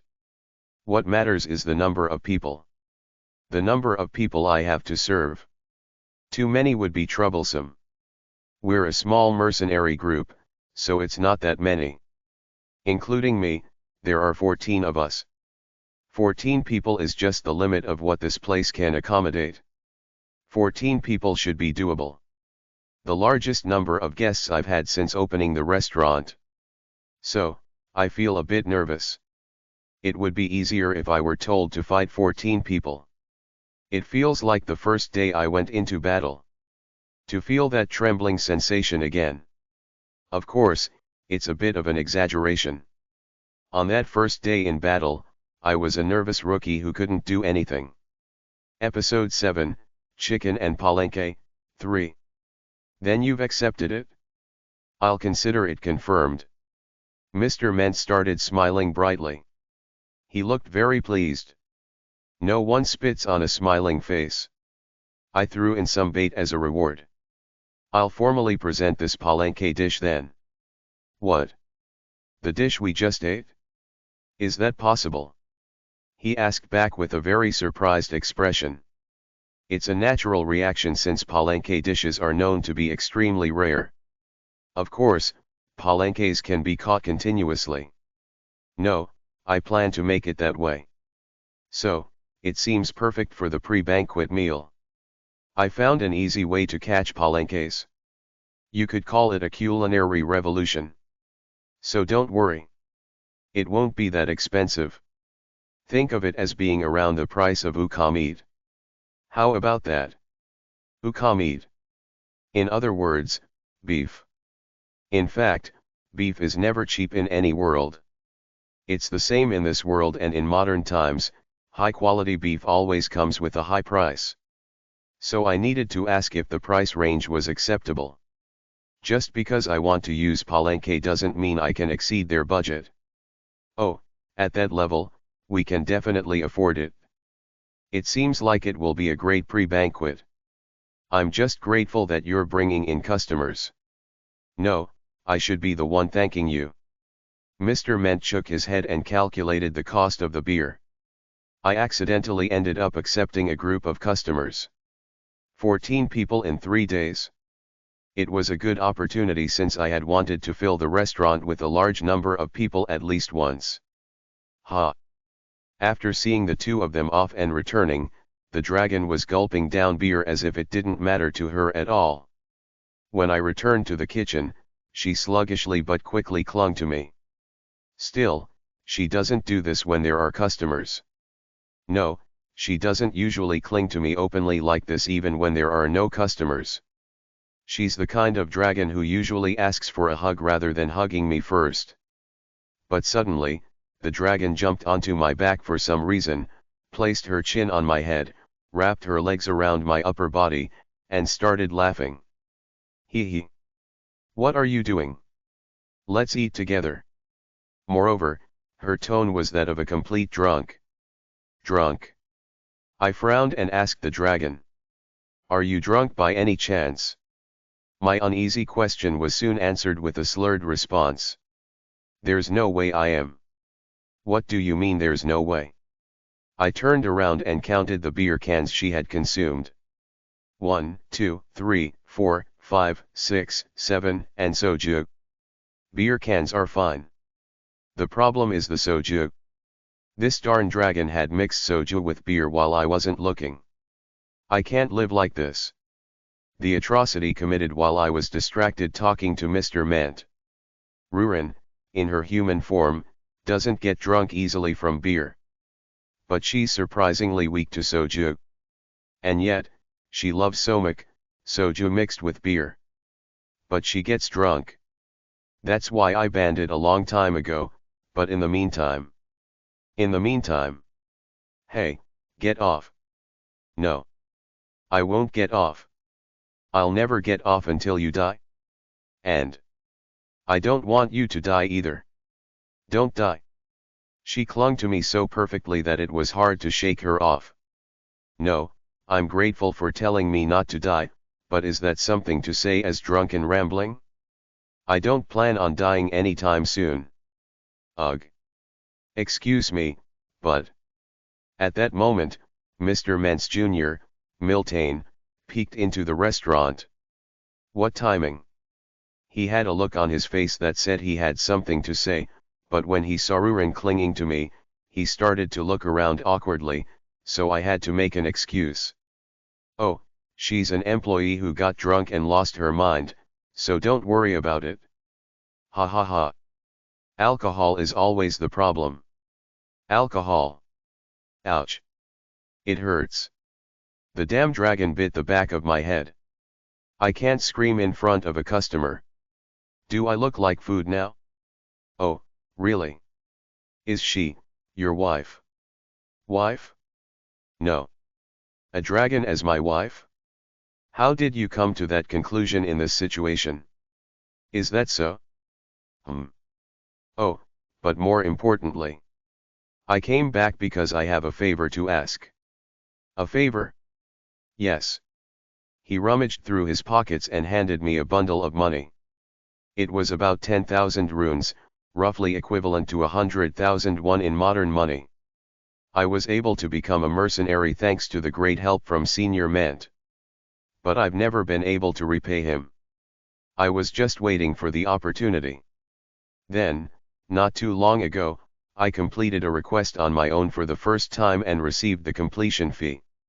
So, as soon as I parted ways with Senior Ment, I had a brilliant idea and ran here like crazy. By that point, I started to get the idea. If he had a brilliant idea looking at me, it must be related to cooking. That's why he handed me the money. Are you asking me to cook? Yes. That's exactly it. He opened his eyes wide and asked how I knew. Could you prepare a very spicy dish for Senior during the pre-banquet? Despite how he looks, Senior loves spicy food, and whenever we go to distant cities for work, he always enjoys such food. I've heard him lament several times that there are no spicy foods in Greek city. The palenque dish we had earlier was really delicious, but I thought it would be great if I could buy Senior his favorite spicy food with the money I earned. So, if you could make a very spicy and stimulating dish, I would really appreciate it. There's no reason to refuse. After all, my principle is to satisfy the customers without setting a fixed menu. Let's give it a try. It seems possible. Thank you. Thank you. Then I'll look forward to 3 days later. Haha. Oh, by the way. He laughed happily, then suddenly pointed at my head with a troubled expression. She seems to be drooling and sleeping on your head, is that okay? Your wife is very beautiful, but she's drunk, right? Ha ha ha. Drooling. This damn dragon. No wonder I felt something cold. I tried to maintain my composure as I spoke. It's fine. See you in 3 days then. Oh, yes. I shouldn't disturb you, so I'll leave. Haha. Disturb? What disturbance? She's not my wife. She doesn't listen to people. As Miltane hurriedly disappeared, I shouted out in frustration. Hey, Rurin. But all I heard was snoring. Inevitably, I carried Rurin, who was clinging to me, up to the 2nd floor. Then I laid her down on the bed. I watched her for a moment and then started to go back downstairs to clean up, but she clung to me again even in her sleep. Don't go. I don't want you to go.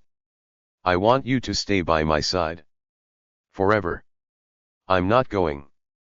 I'll clean up the kitchen and come back, so sleep tight. I managed to separate the drunken dragon and went downstairs. Then she staggered over like a sleepwalker and hugged me again. Once she's drunk, she can't keep her wits about her. That's why I've been watching her to prevent her from drinking soju. I told you not to go. You. She grabbed me from the front and held onto my clothes tightly. You're my only one. She only calms down when she's in my arms. I can hear her quietly snoring. If I separate her again, she'll cling to me again. There's no other choice. It's my fault for letting her get drunk. I carried the dragon back upstairs. I'll stay with her until she falls asleep completely. Kaiwa. Kaiwa. In the Lemon Forest, the cries of palenques have been clearly heard for the past few days. People who realized it was palenque tried to catch it, but it's such a fast monster. When it decides to run away, its speed is beyond human perception, so no one has succeeded in catching it. It's not called legendary meat for no reason. But I'm different. Not only did I catch it, but I also turned this lemon forest into a chicken coop. A chicken coop made in the forest. Isn't that great? Kaiwa kaiwa. Of course, making it a chicken coop doesn't mean you can see them. You still only hear their cries. These palenque fly around with a rustling sound, and only when they briefly sit on the top of the bamboo can you catch a glimpse of them. Palenque is a monster that roams while changing its habitat. It appeared in the lemon forest now, but at some point, it will move its habitat to another place. So, appearing in the lemon forest now is, in a way, a gift of chance. Of course, I don't plan to leave that chance unattended. So I fixed the habitat of the palenque flock to this lemon forest. I made the lemon forest their only habitat. This way, I can always come and catch them and get palenque's eggs, or rather, their eggs. Monsters don't need mercy. To humans, monsters are like pests. No matter how legendary the meat is, the damage they cause to fields and farms when they change habitats is beyond imagination. They aren't called monsters for nothing. The lemon forest is teeming with insects, so there's plenty of food for palenque. Limiting their habitat to the lemon forest didn't restrict their freedom. They just can't escape the lemon forest. The lemon forest is quite large, after all. A place that has everything for a chicken coop. Of course, this is only possible thanks to the dragon. I had Ruin seal the entire lemon forest. This is one of the ways a dragon protects its lair. So they can fly freely in the sky. But they can't leave the lemon forest. An invisible barrier was created around the lemon forest. Moreover, it only restricts monsters. It's a kind of special skill that dragons have. The palenques, realizing they couldn't go anywhere else, struggled for a while but soon accepted their fate and started laying eggs in various places in the bamboo forest. They made nests by connecting the bamboo with mud. And they laid their eggs in those nests. Although it was at a height unreachable by humans, it wasn't a problem for me. What's especially convenient is that chickens usually lay eggs without mating. Those are called unfertilized eggs. Fertilized eggs are those created through mating. Palenque is just a chicken that has evolved into a combat form, but almost everything is similar. Fertilized eggs hatch and grow into palenques. So, the lemon forest will continuously supply palenques. As for the eggs, I plan to get only as much as needed. As long as I don't dry up the source, I can continuously get a small amount of palenque and eggs. So it's a chicken coop. Kaiwa kaiwa. I identified the direction where the crying palenques were gathering and whispered to Rurin. Let's catch exactly 11. 11. Yes. One palenque, at most, serves 3 people. Even if it's a bit small, it can serve 2 people. So 10 would be enough for the mercenaries. How about 2, 1 for you and 1 for me? Misunderstanding, Rurin said something silly. Cute thing. 1 for you. The rest are for the guests. So, drop them to the ground. It's work, work. Oh, is that so? It took a considerable amount of time to make Rurin understand the concept of a restaurant. Because dragons don't have the concept of a restaurant. For Rurin, who came to the world for the first time, everything is just fascinating. She understands the restaurant concept, so she accepts that it's work. The dragon, that is. Even now, she's focused on the palenques. thud. And soon, by the dragon's glare, a bunch of palenques fell down. Without a single scratch. It's so convenient. Episode 8, Chicken and Palenque, 4. Huo. What's Huo? My eyes hurt from staring at each one. Even a palenque, which is too fast for humans to catch, can't escape a dragon's sight. But there seems to be a side effect. Rurin started rubbing her eyes vigorously, as if they hurt. Is it because she's using too much of her dragon power in a human body? Yes, yes, good job.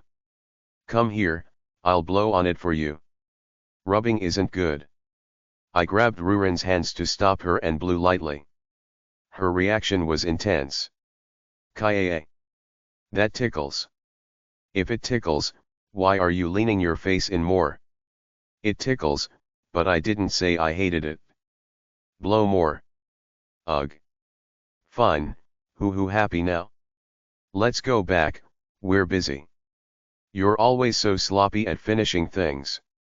That woman who was your colleague once said that you shouldn't associate with men who are sloppy at finishing things. She said men like that are definitely sloppy in bed too, so be careful. What? What kind of nonsense did that woman tell a dragon? Your lips just twitched. I know that's what you do when you're guilty. No, it's not. It's okay. I told her I don't mind if you're sloppy at finishing. Hee hee. Good grief. Ignoring the nonsense spouting dragon, I returned to the restaurant. I have nothing to feel guilty about.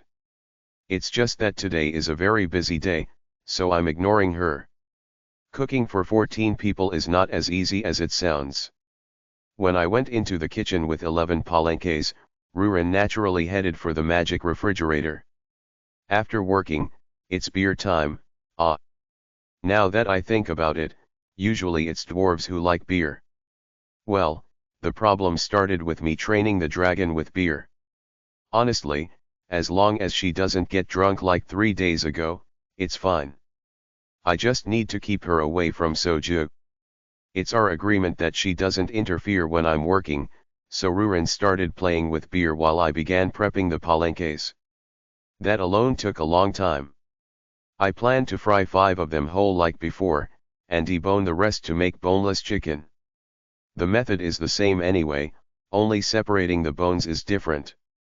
Marinating, and making the batter by mixing cornmeal, Montan mushroom powder, frying powder, and flour is also the same. It took quite some time due to the large quantity. Before I knew it, the morning had flown by and it was already lunchtime. It's not just palenque that needs preparing. There's also the spicy dish Miltane requested. Chili peppers exist in this world too, under the name chiri, not much different from modern chili peppers. But since Miltane specifically requested it, I wanted to come up with something impactful beyond just being spicy. Thinking about what spicy dish would go well with chicken, one thing came to mind. One of my hobbies is summoning and eating modern ramen. Compared to the time when I was transported to this world, it seems many types of ramen have been created in modern times. Among the randomly summoned ramens, the most shocking one was Buldak Bukyumayun. A ramen that stands out for its spiciness. Honestly, it's tough for me too. I remember struggling to calm my mouth after eating it once. Still, if you like spicy food, it's a ramen you would find appealing. It has an addictive taste that makes you want to keep eating despite the spiciness. I'll serve it, and if it seems too spicy, I can tone down the flavor. Mixing it with cheese bukyumayun, jjang ramen, or other types of ramen tends to tone the spiciness down quite a bit. Of course, I don't plan to sell ramen at the restaurant. It's already a processed food. I'm thinking of serving it just once, considering Miltane's request. Having made up my mind, I went to the food storage and brought out some Buldak Bukyumayun that wasn't past its expiration date. I thought I'd cook it for the first time in a while. Testing it before serving is essential. I've only had it once myself, so I needed to taste it again to be sure. For that reason, I boiled water first and added the noodles. Peeking outside the kitchen, I saw Ruren lying on the table with a beer can in her hand. Relieved that there was no interference, I continued cooking the ramen. I drained the boiled noodles and added the sauce to stir fry. Thanks to that, the smell started to fill the restaurant. Ruren, woken up by the smell, suddenly got up, her black hair fluttering, and blinked while looking at the kitchen. A delicious smell. Staggering as if intoxicated by the smell, she walked into the kitchen. The buldak bukyumayun was in front of me. Ruren stared at it. Is this today's lunch? No, wait. This isn't it? What do you mean it's not? It smells good. You can't handle spicy food well. The black dragon, now in human form, couldn't handle spicy food well. But today, she seemed very curious about the stir-fried noodles, probably enticed by the smell. Are you trying to eat something delicious by yourself? No way. She picked up a fork, her eyes shining, and brought the red noodles to her mouth. Chewing sounds. The sound of chewing noodles. It's delicious. She mumbled with the noodles in her mouth. And then 5 seconds. 4 seconds. 3 seconds. Before the count was even finished, an intense reaction occurred. It's spicy. So spicy. Her face turned red, and she started jumping up and down before eventually running outside. I chased her with milk. It's spicy, spicy. Ah. My breath is coming out. I'm going to blow everything up. Swallow your breath and drink this. It'll help. Gulp. Gulp. Gulp. Milk doesn't neutralize the spiciness, but I think it at least calms the burning in the mouth. At least it feels that way. I heard the dragon gulping down the milk. After drinking a whole pack, she still kept panting and sat down on the ground. You fool. See. I told you not to eat it. That's what you get for not believing me. But it looked delicious. Ah. It's still burning. It feels like I swallowed a red dragon's breath. That must be an incredible feeling. After calming down the nearly crying Ruren and giving her a proper lunch, I went back to work. Time always flows steadily. The banquet time arrived quickly. The first to arrive was Miltane. He entered the restaurant and rushed straight towards me. His eyes were shining. It seems his expectations for the spicy dish he requested were very high. He came so close that I had to take a step back. I have no desire to bump faces with another man. Miltane came almost that close. The seniors are coming up behind me. Is the dish I requested ready? I came ahead because I was curious. Can we really satisfy the seniors? It may not seem like it, but it's all thanks to senior that I decided to work hard. Don't worry about that. Once I've been asked to cook, I must deliver. That's what makes a professional. That's reassuring. Ha ha ha. Miltane laughed with a relieved expression and approached me closely again. Why is he being so overwhelming since earlier? As I made a troubled face, a gruff voice came from behind. You brat. I'm here. I heard there's a beer party happening here. I can't miss such an event. The owner of the voice was Mr. Knoll. What does Mr. Knoll have to do with a mercenary gathering? Thanks to Mr. Knoll's approach, Miltane stepped back slightly. And this time, Mr. Knoll came closer. What, you brat? The mercenaries coming today are guys I've worked with too. Any reason I shouldn't be here? Besides, didn't you say you got palenque? If you got it, you should have told me. Dear, can't you speak more kindly? Really, you're impossible. Fortunately, Mrs. Rain stepped in, grabbing Mr. Knoll by the back of his neck. She smiled gently, pushed him aside, and spoke to me. Don't worry about him. He just talks like that. Didn't you say you needed palenque last time? He really wanted to help because you had helped him before, so he was making inquiries everywhere. He's just upset because you already got it? What? You little woman. Did you just call me little woman? When did I? Did you hear that? Mr. Knoll started a comedic skit. I nodded. Of course, I should side with Mrs. Rain here. I heard it. What, you brat? Looks like my husband wants to skip meals tomorrow. Got it? I never said that. Mr. Knoll was flustered. You could call it poetic justice. Well, it's okay. It's true that it was my fault for not telling you after getting Palenque. No, it's nothing. And we came here because Mr. Ment invited us.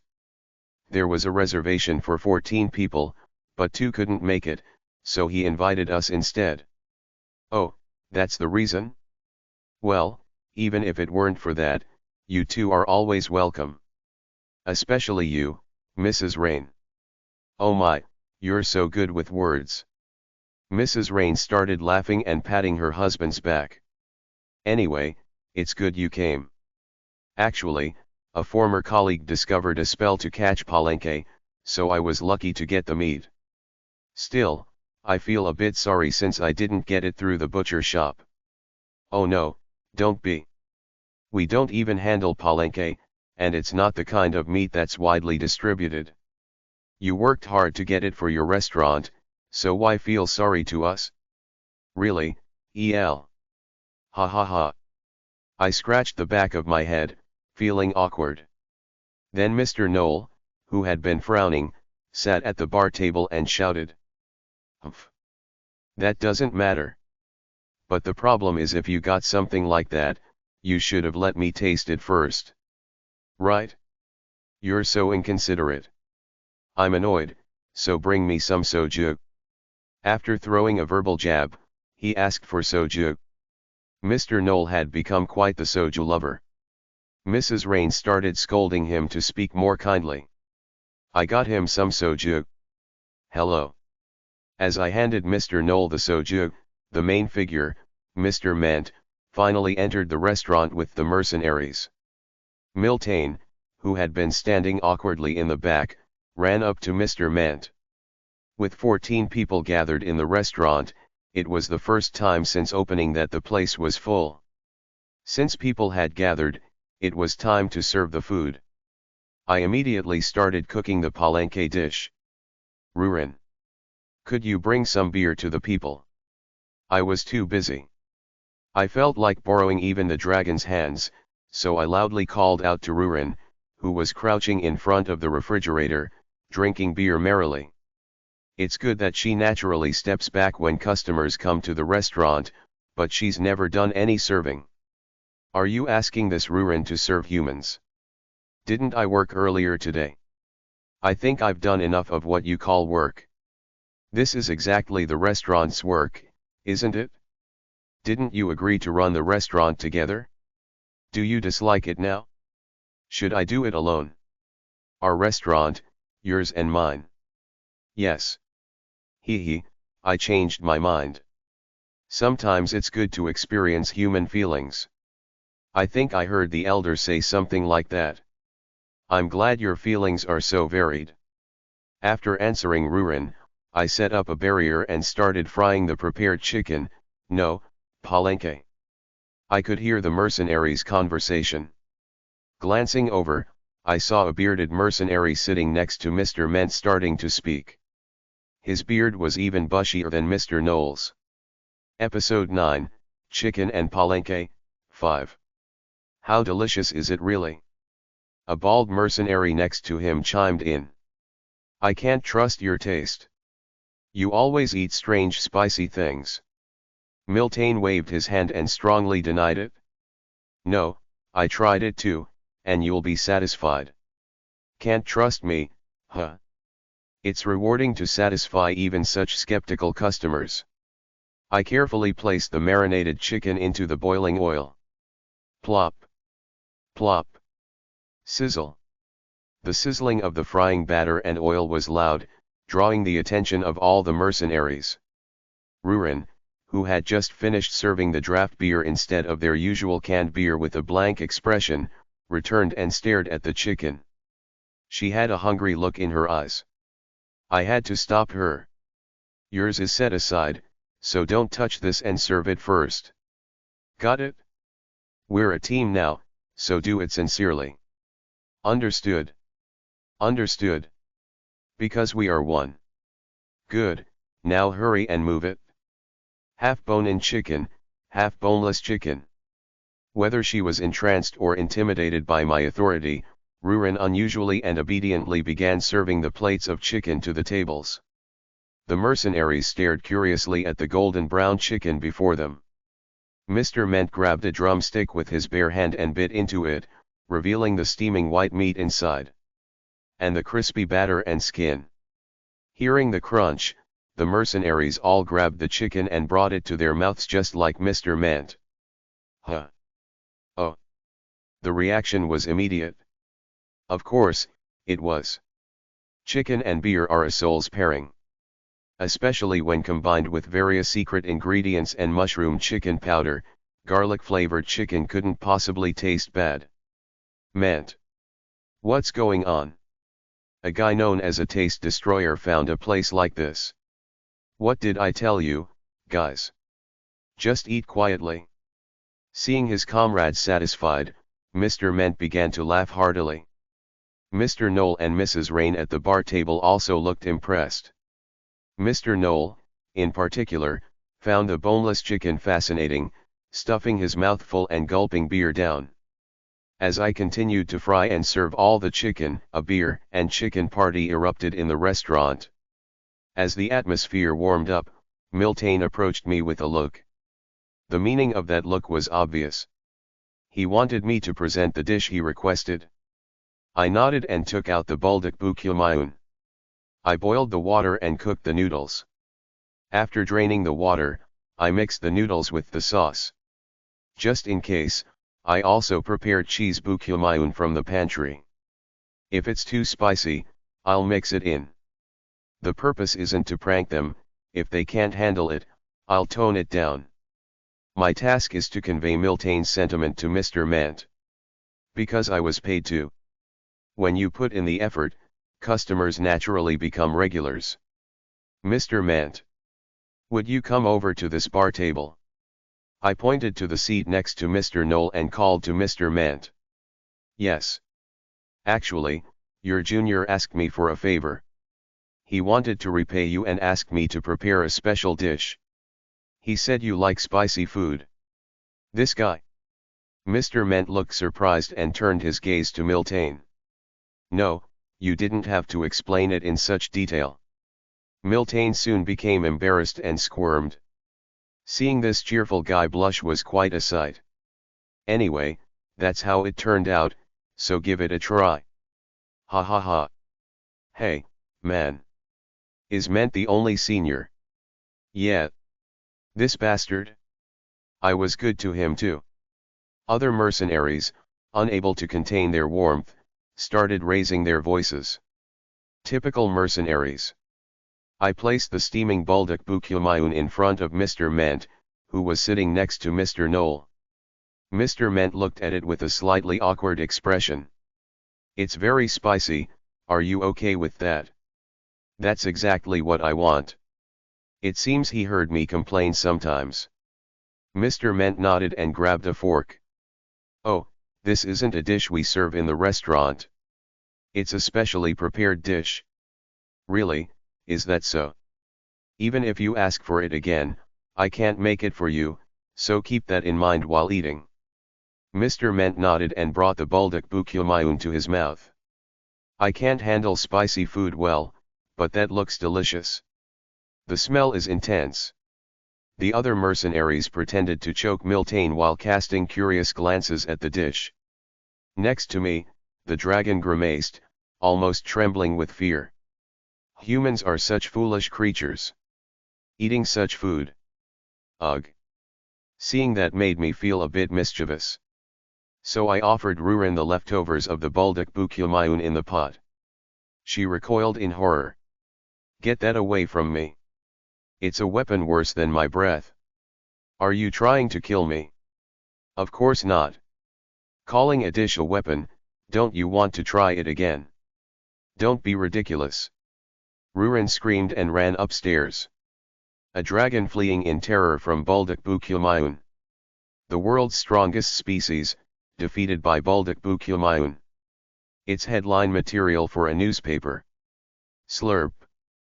As Rurin fled, Mr. Ment slurped the Buldak Bukilmayun into his mouth and began chewing. This is. Sweat broke out on Mr. Ment's forehead. But it seemed bearable. This is amazing, L. This is the best spicy flavor I've ever had, and I think there's a subtle taste of palenque.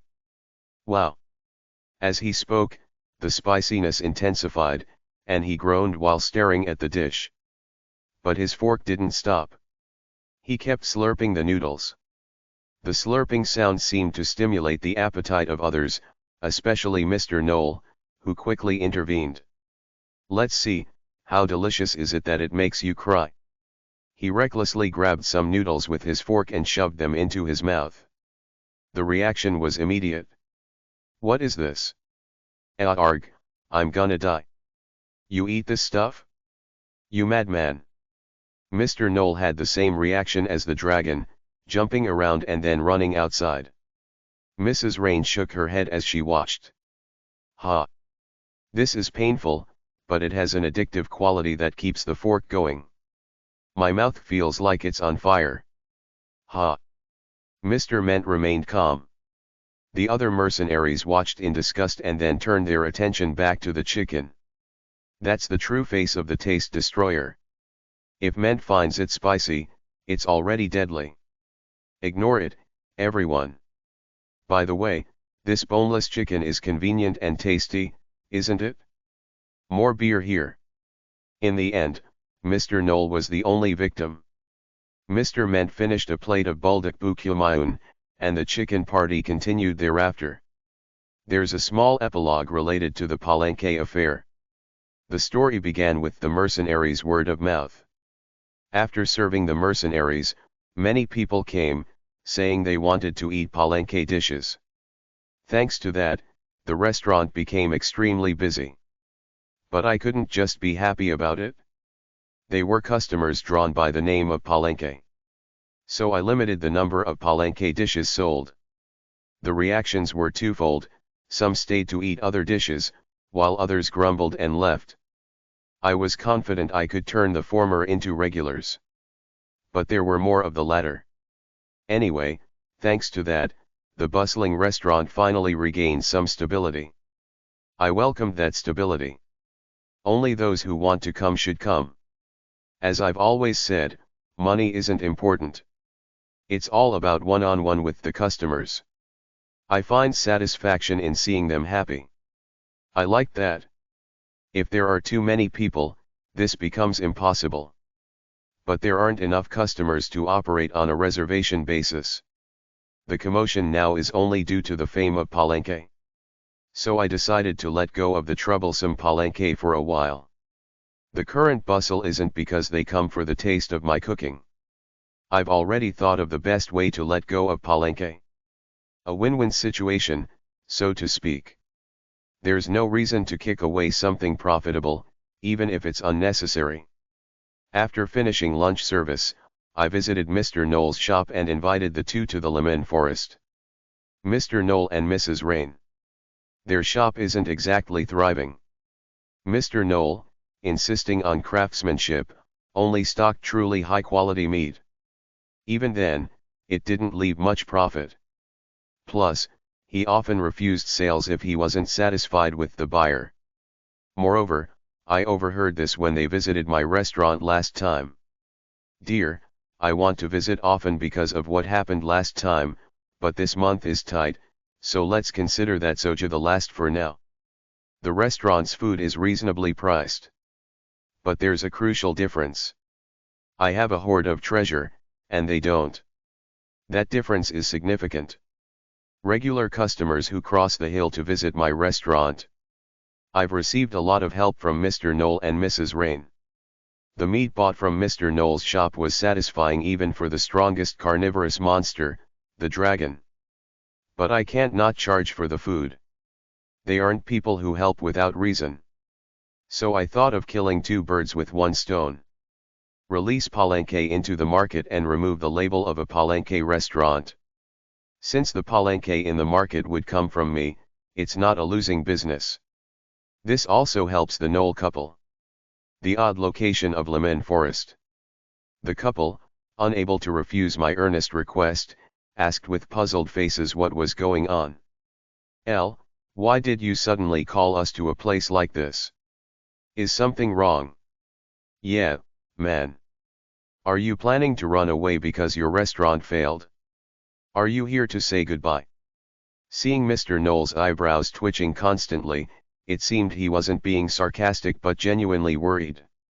Well, every time Mr. Knoll came, the place was deserted. Plus, Lemon Forest is like an exit from Greek City. Did he misunderstand it as me trying to run away? No, it's not that. Actually, too many people are coming because of Palenque, it's becoming a nuisance. Oh my. Really? Congratulations. Mrs. Rain smiled with genuine joy. She didn't show even a speck of jealousy. Her beautiful smile suited her well. Seeing someone like her getting more wrinkles on her hands from working so hard because of Mr. Knoll made me feel sorry. It's not all good. People are only asking for Palenque, so I can't cook my other dishes. It's a bit uncomfortable. Really? Right. You're uncomfortable despite barely getting settled. Do you want to prosper continuously so we can sell you more meat? Prospering isn't always good. I'm like you, Mr. Knoll. I want to sell my food to people who love my restaurant. I don't need people who only seek Palenque. But it's a waste to get rid of Palenque completely, so I'll distribute it to the market. Palenque. The couple's eyes widened. They wondered if it was possible. Now for the main point. Episode 10, Chicken and Palenque, 6. Whether it's possible or not lies right here in the Lemon Forest. Here. As Mr. Knoll responded, I pointed upwards. There, a weary Palenque was perched atop a bamboo plant. The news that Palenque appeared here was quite helpful. There really are Palenques here. When I said I got Palenque through someone else, that was a lie. I'm sorry. Even if there are Palenques in this forest, they're too fast to track with the naked eye. And you plan to distribute them to the market? It's possible. Well, not as common as Uka meat or Yuba meat, but at least they can be sold in this area. How on earth? I moved the immense mana circulating through my body. They knew I was a mage, but likely thought it was nothing significant. Using the high-class magic Tempest Blaze, I made high-temperature flames dance around me.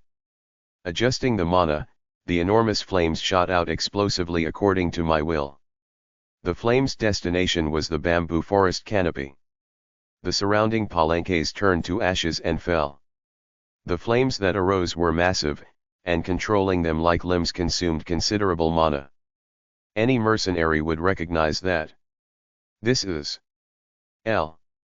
The couple screamed in shock simultaneously. I've cast a sealing spell over the entire Lemon Forest so monsters can't escape. When they lay eggs and hatch, the Palenque ecosystem will continue to cycle. Moreover, Palenque are wild monsters. They grow on their own without needing care. Once they mature, we catch and sell them.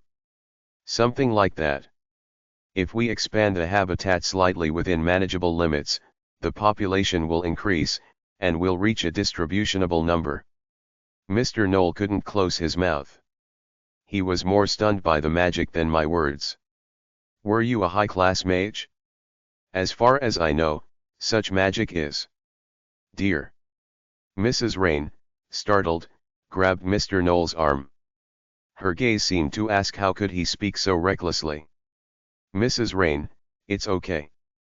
If you worry like that, it makes me uncomfortable. But, high-class mages are no different from nobles. Mrs. Rain. Yes.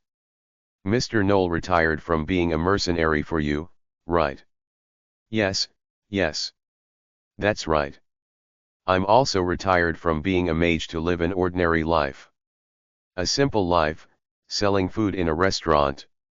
That's why I'm happier now than when I was summoned as a mage. I'm happier now than when I was boasting. Do you know what it was like to fight as a mage? I endured only with perseverance. Even when my comrades died, I fought on, convincing myself that it was the way of the battlefield. But all that remained was emptiness.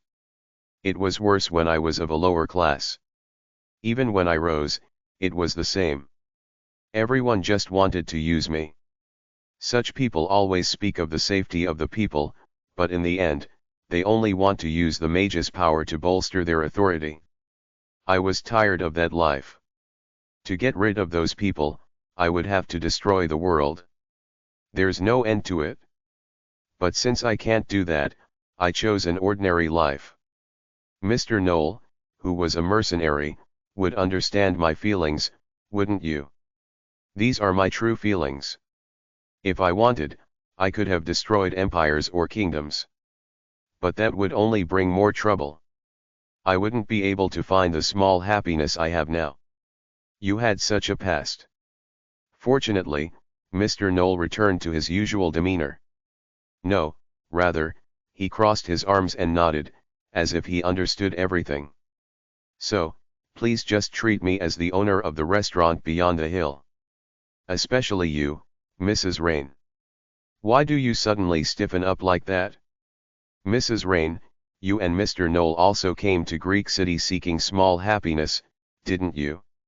If we, who are in the same situation, act like this, it makes me very sad. Mr. Knoll and Mrs. Rain looked at each other. Mrs. Rain spoke first. Are you happy now? Yes. You've seen the one at the restaurant, right? Well, I'm happy. Oh. Mrs. Rain nodded. It seemed she felt a sense of similarity in our situations. Because of that, she apologized with a face full of remorse. I'm sorry. In that case, I'll forget what I just saw. Yeah, understand that, L. Rain has had some bad experiences with nobles, so she froze momentarily. Dear. Mrs. Rain glared at Mr. Knoll. He scratched the back of his head and quickly corrected himself. Oh, forget what I just said. It's a past I don't want to clarify. I have a past too. Stories that bring no good if you dig them up. So I nodded. Well, it's best to forget the past. Besides, I didn't show you magic for a sudden surprise show.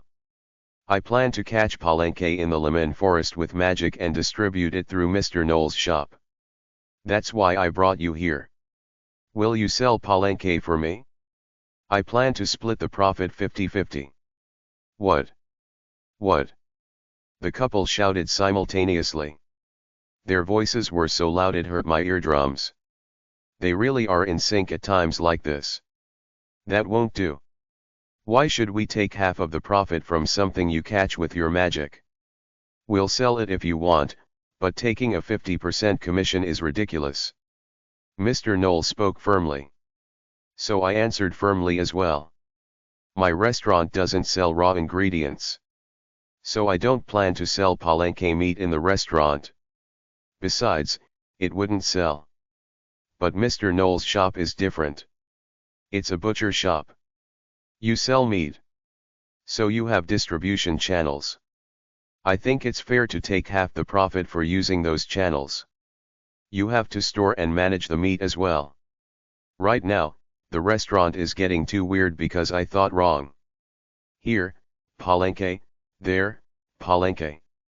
So, at least in Greek City, I want to make Palenque obtainable if someone wants it, and for that, I need your help, Mr. Knoll. I think it's a fair amount. But anyway, we can't distribute a large quantity, so the number will be limited, and it won't be an enormous profit. Instead, use that money to get better meat. That way, I can make better dishes too. Isn't that right? Am I wrong? It's a way for everyone to improve. Oh, if there's a lot of profit, you could give me meat at cost. Haha.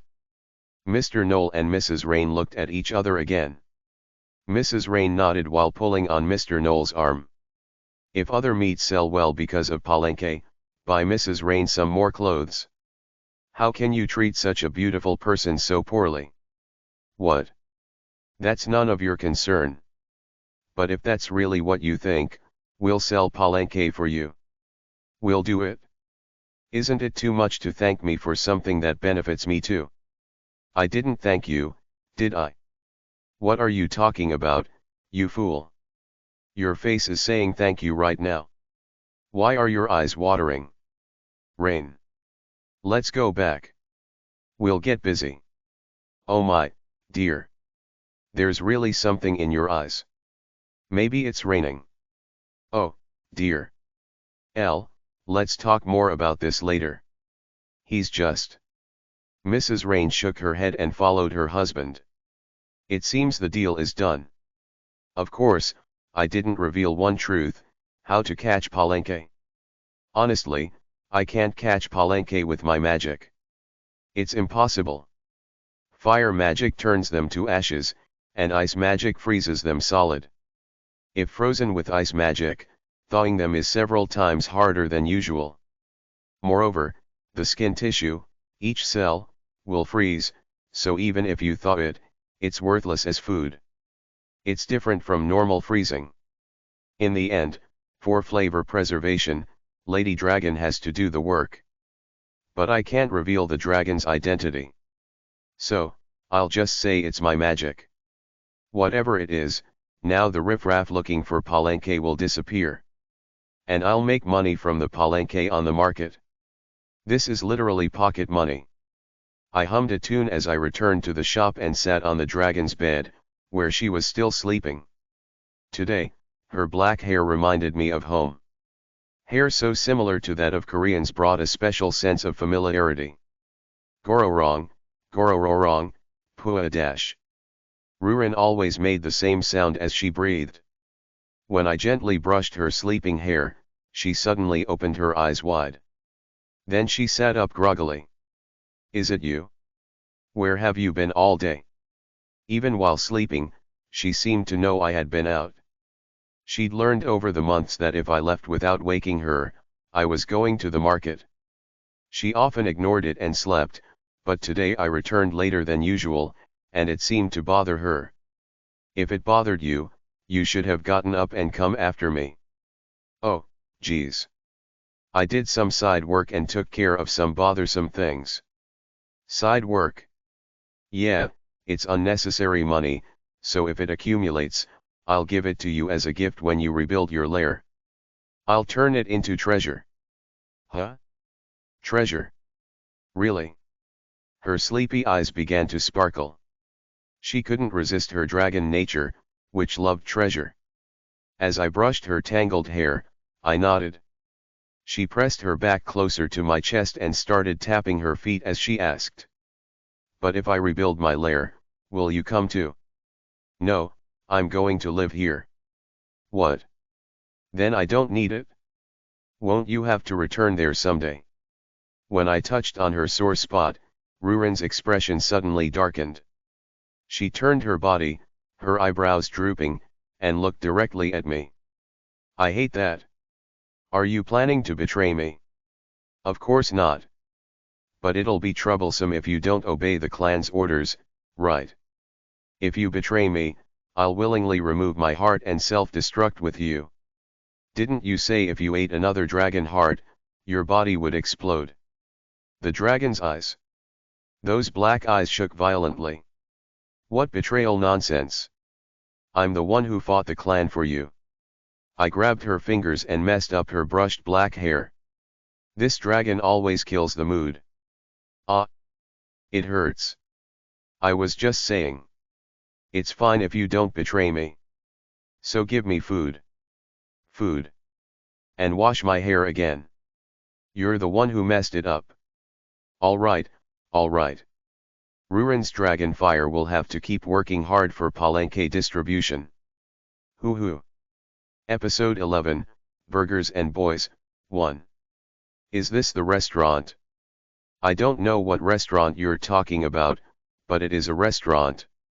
A teenage boy walked in, looking around. Judging by his nice clothes, he seemed like the son of a wealthy family. His casual speech also supported my guess. His demeanor indicated he was a noble's child. Of course, a customer's status doesn't matter. Being a noble doesn't change my attitude. To me, he is just another customer. I overheard the maid saying something interesting. They said you serve fried palenque here, is that right? Palenque again? These rumors are like a pot of boiling water. They rise quickly but cool down just as fast. Ever since I started supplying palenque to Mr. Knowles' shop, these types of customers had disappeared. But now, another one is here looking for palenque. I'm sorry, but if you want to eat palenque dishes, you'll have to go to Knowles' butcher shop in the market. I can't do that, so I came all the way here. I had declared that I wouldn't serve palenque dishes for a while, so I refused, but the boy looked troubled and his eyes welled up. The more I looked, the more he seemed like a noble's child. But it was odd for a noble child to be wandering around alone. What is this, boy? Due to certain circumstances, we can't serve palenque dishes for now. Why? The boy's face remained sorrowful. Then he pulled out a communication rune from his pocket. Here's the money. I really want to eat that palenque dish. Our cook's food is too boring. I've heard it's a unique dish and I really wanted to try it. Of course, there are many other things I want to eat and try, but I've decided on this first. There are unique dishes other than palenque. Would that be okay? I can prepare it right away if it's not palenque. Really? Since I'm already here, I might as well try that. It must really taste unique, right? The boy sighed in relief and sat at the bar table. I nodded and started preparing the food. Something kids like. Something that would whet his appetite. The pinnacle of such food is a hamburger. Not the kind like hamburger steak, but the fast food hamburger. Of course, what I make is much more high-end than fast food. I put the bright red ukka meat I got from Mr. Knowles' shop today on the cutting board. I prefer the bright red over the dark red. Korean Hanwoo beef has exactly this fine color. What I like about Mr. Knowles' shop is that they handle ukka meat that perfectly suits my taste. I grill the tenderloin steak cut into the right size on the griddle. Ukka tenderloin. That is, beef tenderloin sizzles on the griddle, emitting steam. I grind onions and garlic, add pepper, and pour modern demi-glace sauce to make the sauce. Then I add red wine to enhance the flavor. Is it too luxurious for a hamburger? Hee hee. The red wine is a high-end wine called Chambertin. Putting such a luxurious wine in the sauce. It doesn't matter since I have such treasures. That's why the food prices at the restaurant are very low, but the quality is very high. Anyway, top-notch tenderloin steak, top-notch sauce. And a soft-boiled egg made from the rare palenque eggs in this world. The reason all these ingredients are ready is that this top-notch hamburger was a dish for Rurin. Whether it's 1, 2, or 3. It doesn't matter. I cut the freshly baked bread and place the juicy meat on it. Then I place the soft-boiled egg on top and gently break it. When the yolk starts to flow over the meat, I add fresh vegetables. Onions, lettuce, and tomatoes. Each has its own name here, but for now, I'll just move on. Finally, I drizzle a ladle of secret sauce to finish it off. Ah, I forgot one thing. I took out the Montan mushroom powder stored under the kitchen. You can't skip this powder in meat dishes. Its natural message. The magical powder of this era. Montan mushroom powder. Adding this will truly complete it? No, no. That was a mistake. It won't be complete until I add the other slice of bread. What on earth is that person doing? Just as I was about to finish the dish, The boy pointed to a black-haired monster sprawled on a table in the shop and asked. But the best way to live long is not to care about beings other than Rurin. Oh, that's just a pathetic employee sleeping on the job. You can ignore it? Sleeping on the job? That's unimaginable in our house. Oh, do you have many employees at your house? We don't call them employees. They're maids, butlers, those kinds of people. Ah, I see. He's definitely a noble's child. I don't know which noble family he's from, but it's still suspicious for a noble's child to be wandering around without a guard. Anyway, the dish is complete. Even if it's suspicious, I still serve the food. That's an unchanging truth no matter what happens. The dish is ready. The boy's eyes widened at the sight of the hamburger set on the plate. The hamburger is a dish unknown in this world. The idea of combining bread and meat is a revolution here. This is. The boy blinked and picked up the hamburger with a blooming expression. Amazing. Our cook at home could never come up with a dish like this. Young master. The boy's eyes sparkled as he said that, but he failed to take a bite of the hamburger because several men burst into the restaurant. I frowned, and the boy shook his head with a look of despair. Young master. We've been looking for you for a long time. What are you doing in a place like this? Ah, well, you see. The boy's eyes wavered. With a very desperate expression. I barely managed to escape, and they already found me. The boy's hand moved quickly, as if determined to at least taste it. But the men were faster. They grabbed the boy's shoulder. He struggled and was pushed, losing his balance and bouncing onto the table next to him. Unfortunately, it was the table where Rurin was lying. If they find out you ate in a place like this, there will be trouble. With the Lord bedridden, you need to take better care of yourself. Come on, the young lady ordered us to bring you immediately. All right. The boy's shoulders slumped and he couldn't utter a word as he followed the men. As he left, he kept looking at the warm hamburger. His eyes were filled with regret.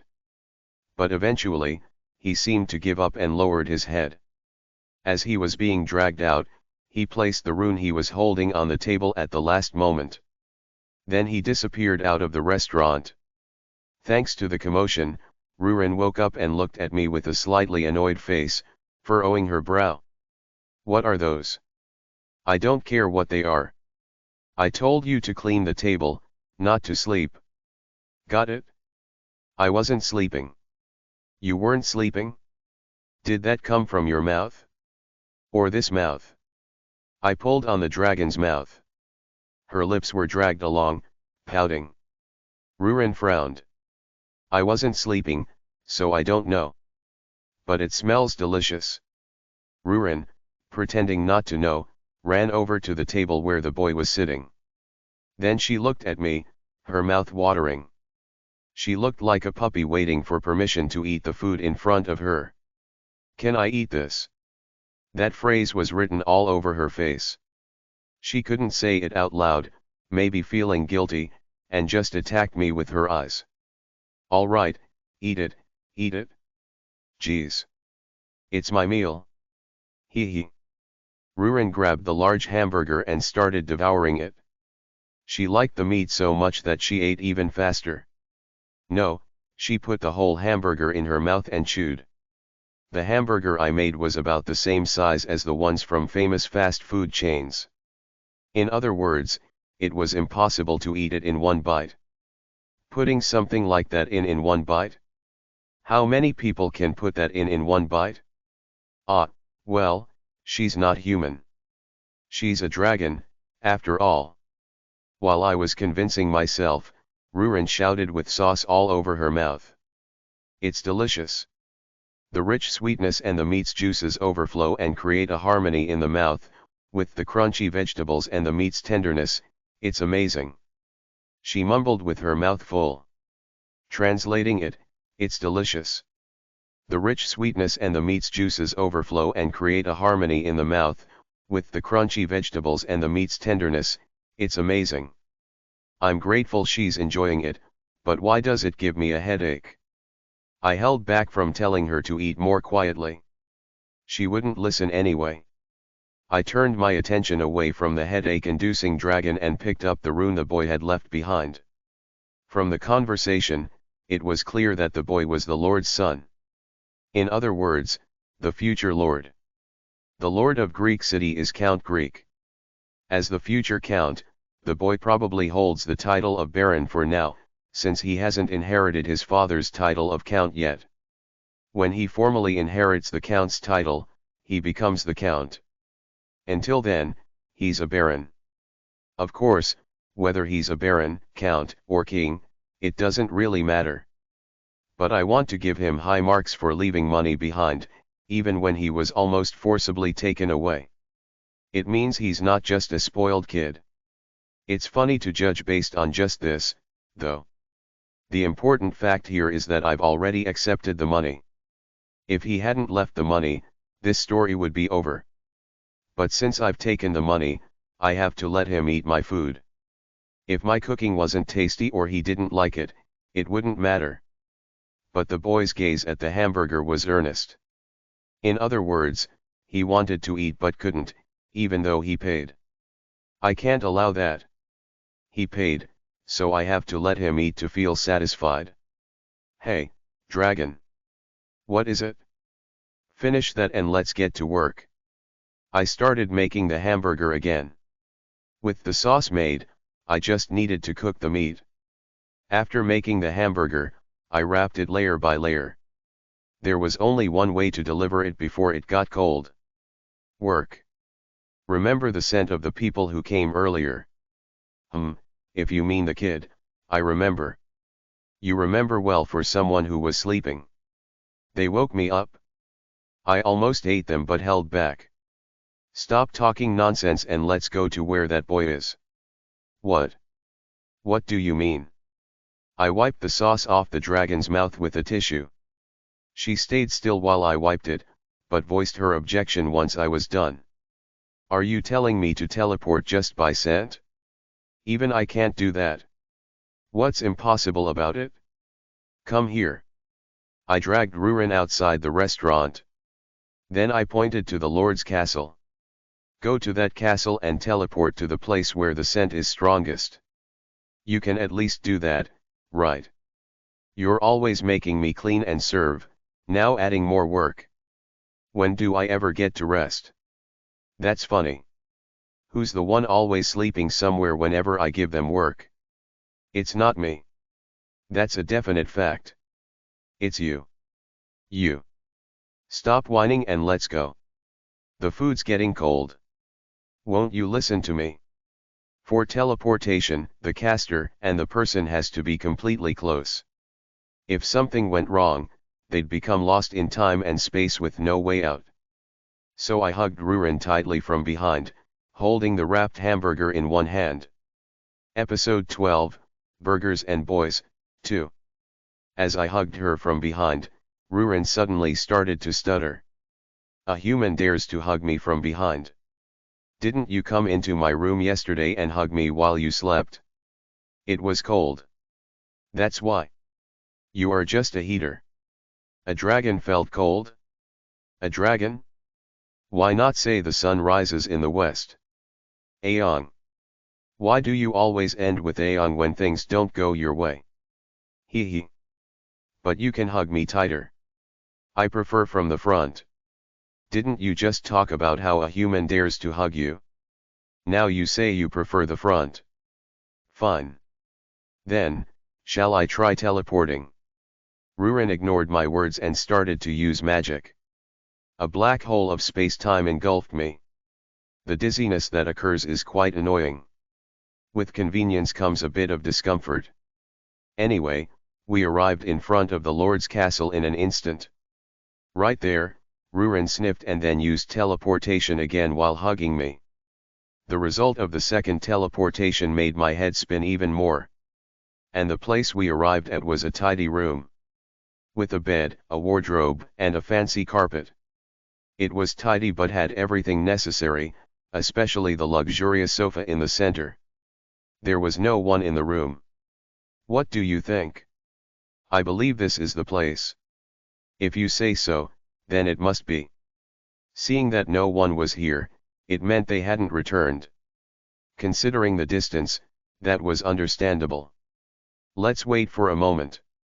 I don't know what you're planning, but okay. Rurin nodded and began to look around. Then she patted the sofa. But at that moment, the only door started to creak open. I hugged Rurin and quickly hid behind the sofa. Then I checked the identity of the person who entered. Rurin's teleportation was accurate. The one who entered was that boy. When I stood up and appeared, the boy was startled and pointed at us. Oh! The ones I saw at the restaurant earlier. He tilted his head in surprise but quickly closed the door. He looked anxious, worried that someone outside might have seen us. It's surprising that the son of a lord would be this cautious. I've never seen a noble son act this wary around subordinates. It only made my curiosity grow. Did you come to see me? But how did you get to my room? Didn't you leave money at the restaurant earlier? Money? Right. I couldn't eat, but since the food was served, I couldn't leave without paying. So, I left some money. That's exactly it. Since I received the money, I'd feel better if you take at least one bite of the food. It's my principle. Oh really? Then did you bring that food? I really wanted to eat it. Of course. That's amazing. Wonderful. But, I asked earlier, and you didn't answer. How did you get here? I'm curious about that too. I wasn't interrogating him. The boy's eyes were simply filled with curiosity.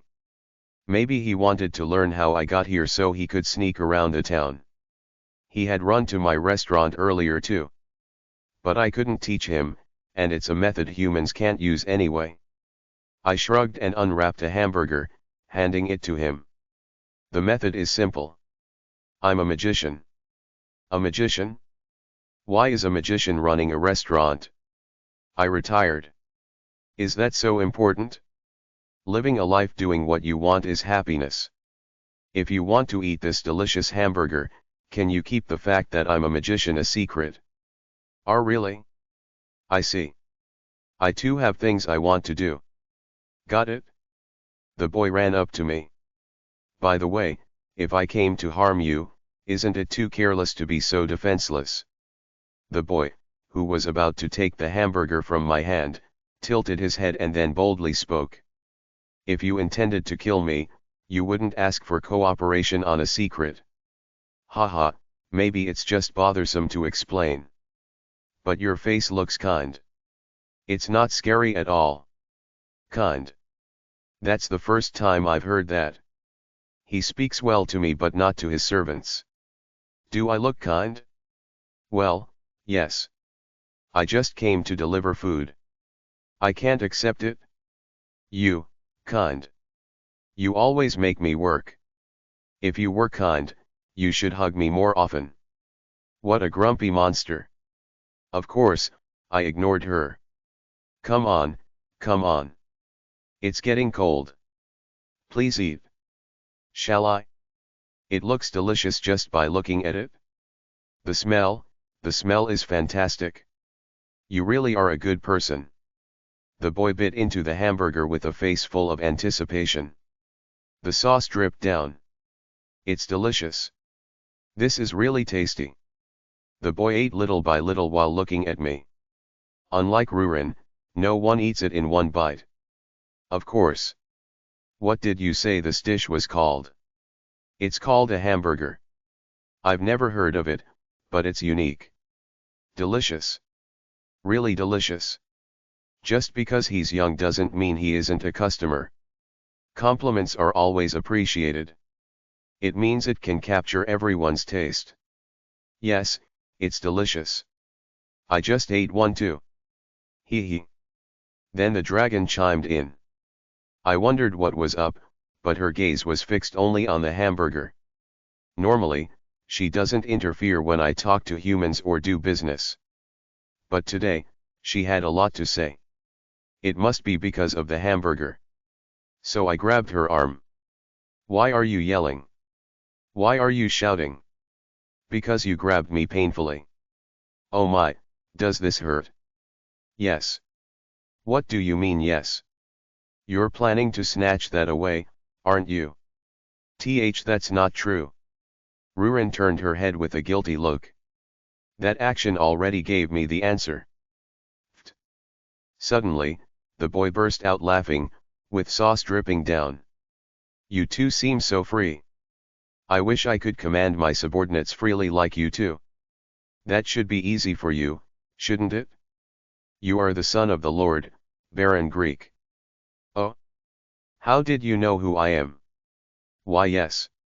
I am Baron Greek, the future lord. The boy nodded. But his expression wasn't good. A noble who can't command his subordinates as he wishes. Come to think of it, he couldn't say anything to his subordinates when he was dragged away at the restaurant. It was a behavior full of incongruity, and he seemed to recognize it himself. Young master. I heard a noise, are you okay? Just then, there was a knock from outside, probably because of Rurin's loud shout. From that moment, the boy started to panic. He spoke comfortably in front of me, but why couldn't he command his servants? Earlier it seemed like your subordinates looked down on you a lot. Baron, you are a noble and the future lord who will lead the city. Shouldn't you act in a way that prevents subordinates from behaving rudely? The current lord of Greek city has been bedridden for a long time. The day this boy becomes the lord isn't far off. At this rate, the future of Greek city is obvious. It will be a mess. But they are overbearing. They do nothing but follow my stepmother's orders. Whatever I do, it's always stepmother's orders. They don't listen to me at all. That's that. Your stepmother has no children, right? Yes. I am. I am my father's only son.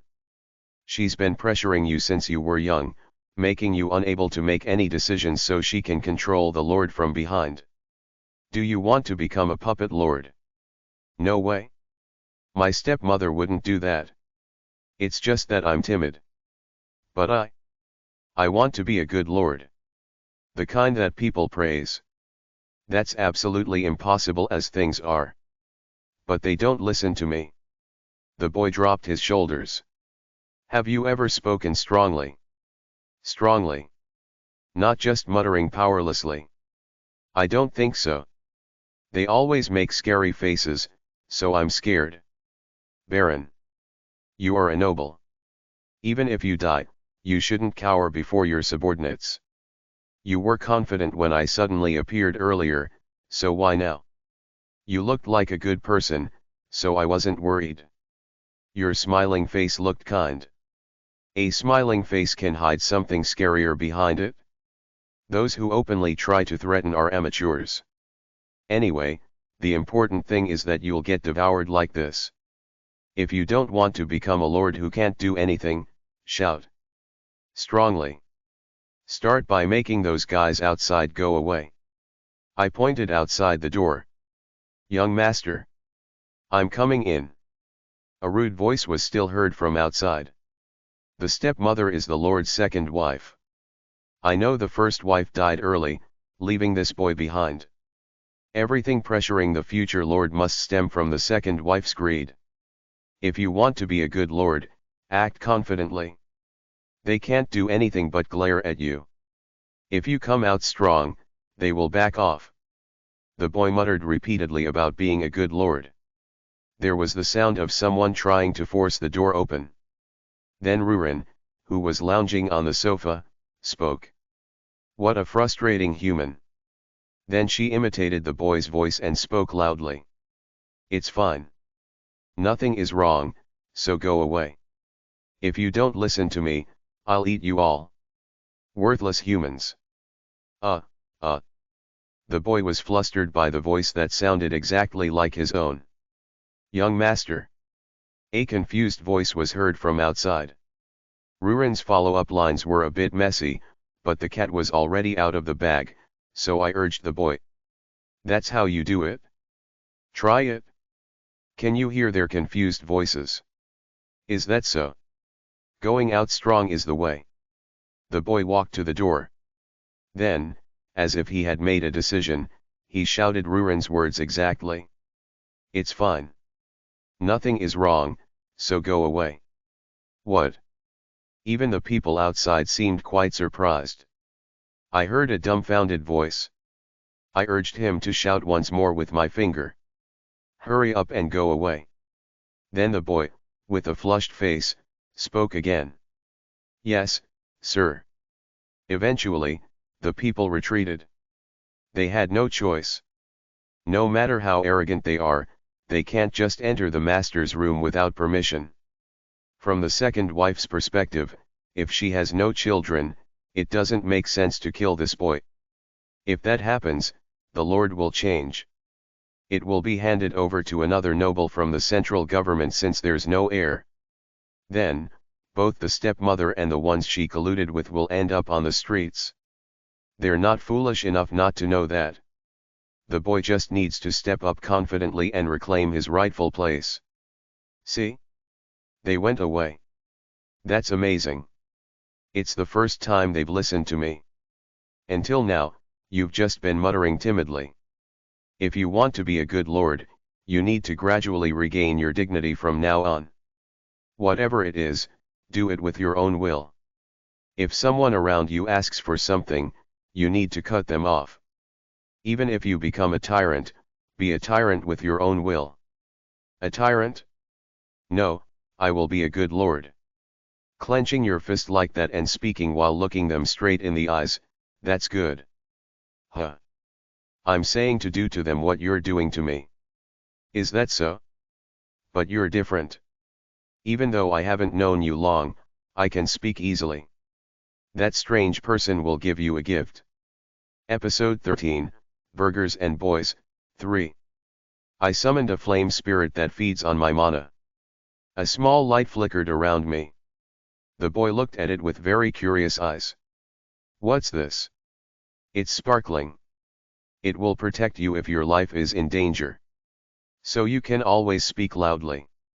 Don't be afraid. Really? Really? Even though it looks small, if the Baron is in danger, it will transform into a flame and devour everything. I think I've read about spirits in books. Amazing. But it's not free. Not free. Even if you become a lord, you must visit the restaurant often. But with the same boyish sensitivity as today, not as a dignified lord. If you come to the restaurant and act arrogantly, I will kick you out. Don't worry about that. A good lord doesn't need dignity. Right. No, there are times when dignity is necessary. You need to know how to handle situations. It all depends on you, Baron. I see. Leaving the boy who was making his resolution alone, I called Ruren. Ruren, stop lazing around and let's go back. Ruren, who was thumping around on the sofa, seemed to like it. At my words, she spread her arms wide, indicating I should come and hug her. This dragon? This is so comfy. Can't we take it home? I'll buy you one later, so don't covet others' things. You must keep that promise. But hug me to go back. This time from the front. Ruren spread her arms wider again. If I want to go comfortably, I have no choice. See you next time. I shouted see you and clung to Ruren. The boy raised his arms in surprise. You're leaving already? Next time, don't sneak away to visit. Come by yourself. At that moment, Ruren used teleportation. The spiral of the black hole covered my vision again. When the boy stands up strongly, the stepmother will be quite surprised. But she won't give up easily. That is where the boys' fight begins. There can't be only the stepmother's faction around. Right now, he seems like a helpless kid, so it's like this. I had some interest, but from now on, it was the boy's problem to solve. If he becomes a regular, I might take more care of him. If he becomes a regular, at least with that spirit, his life won't be in danger. The flame spirit was a service for the 100,000 runes he left on the table. I don't like returning money once I've received it, no matter how rich I am. A few days later, the boy came back to the shop. Again, he was alone. Did you run away again? When I asked, the future lord shook his head and pointed outside. I spoke confidently. There are guards outside. Ah, really? I lightly patted the boy's head. Then I was surprised at myself. It was a relief no one was watching. Normally, even emperors would tremble before me. Therefore, not only could I pat the head of a count, but I could also slap it without any repercussions. The problem here is that I'm a retired commoner. A commoner patting a noble's head. However, the boy looked up at me with sparkling eyes as if it didn't bother him at all. I tried speaking louder little by little as you said. When I said, "How dare you glare at the eldest son of the Greek family and future lord," they couldn't utter a word. If you could do that, why have you been so timid until now? Because I was scared. But with this flame and thinking I had allies, I got a bit of courage. Your words also resonated with me. And you clearly showed me that they would back off if I came on strong. Well done. As you continue, Baron's hidden supporters will start to appear. But as that happens, you need to develop an eye to discern people. Really? I'll keep that in mind. An eye for seeing people. If you can do that, you can become a great lord. I will work hard. I'll become a good lord. Of course, the guards outside were likely spies placed by the stepmother. They couldn't imprison him now that he was coming out strong. They couldn't afford to imprison the son when the lord hadn't even died yet. Well, do your best. Okay. Anyway, today I can eat comfortably. So another unique dish. At that moment, a boy of about the same age as Greek entered the shop, holding the hand of a girl who seemed to be in her early teens. Both Greek and I looked at the boy at the same time. Welcome. I greeted the siblings with a smile. A customer's age is meaningless to me. There are many things in the world more important than age. Would you like a meal? It's a meal, but can you prepare a dish with this? The boy and girl ran up to me and took out runes from their pockets. About 500 runes. We want to prepare a meal for our mother, a dish with a lot of meat, for 3 people. The boy's face had no more confidence than dirt under a fingernail. The girl, smaller than the boy, was trembling nervously. They must have been rejected by other restaurants. That's why they came all the way up this hill. Indeed, preparing 3 servings of a meat dish for 500 runes is something no ordinary restaurant would accept. Even 1 serving of a meat dish is impossible with 500 runes. A very cheap meal might be possible, but with meat, it's impossible. If they didn't usually go to restaurants, it's understandable they wouldn't know the market prices. If they knew, they wouldn't have recklessly set out with the money they painstakingly saved. A meal for your mother. Brother. When I asked again, the girl trembled more and looked up at the boy anxiously. The boy gestured to his sister and then spoke to me. Well, today is my mother's birthday. She has worked for 10 years since my father passed away. She has been raising us for 10 years by working field to field. This is the money I've saved since last year while helping her. I thought I could prepare a decent meal, but in reality, everywhere we went, we got rejected. Please, I really want to give my mother a memorable meal. She seems so weak these days, I want to give her a meat dish to cheer her up. Please, could you help us? Even just 1 serving is fine. That's right. I won't eat. The girl added. Despite her bold words, her trembling body and anxious face were pitiful. With our restaurant's prices, it's barely possible to prepare 1 serving with 500 runes. But would your mother really be happy? If you two don't eat and just watch, it might have the opposite effect. Well, brother, it looks like we can't here either. I use the finest ingredients in my restaurant, but there's still a minimum price. Not even paying that minimum price is unacceptable. This applies to both the eater and the seller. A customer not knowing that the ingredients are top-notch and being charged the general market price for the dish is acceptable to everyone. If I don't even charge the general price, everyone will want to eat like that, and the restaurant will become a free soup kitchen. The money that needs to be paid should be paid, and the money that needs to be received should be received. That's a line that must be kept, no matter how whimsically the business is run. Of course, as a result, the two of them slumped their shoulders. Then Greek quietly approached me in the kitchen and whispered, "I'll pay. So give those kids and their mother a hearty meal. I can't bear to see them like this." I shook my head at Greek's suggestion. Then I asked the boy and girl for their understanding. "Can you wait a moment?" "Yes, yes." Hearing the boy shout, I pulled Greek away and whispered to him, "That won't do." "Why?" "I want to help them because they're pitiful." "Isn't that the first step to becoming a good lord?" "Then, are you going to help everyone who is struggling? Are you going to serve meals to all the single mother families, farmers, poor people, and beggars in Greek city? We should help them. That's what a good lord does. Baron, listen carefully. That's just your self-satisfaction. What changes by helping them once? Huh? And is that your money? It's the family's money, right?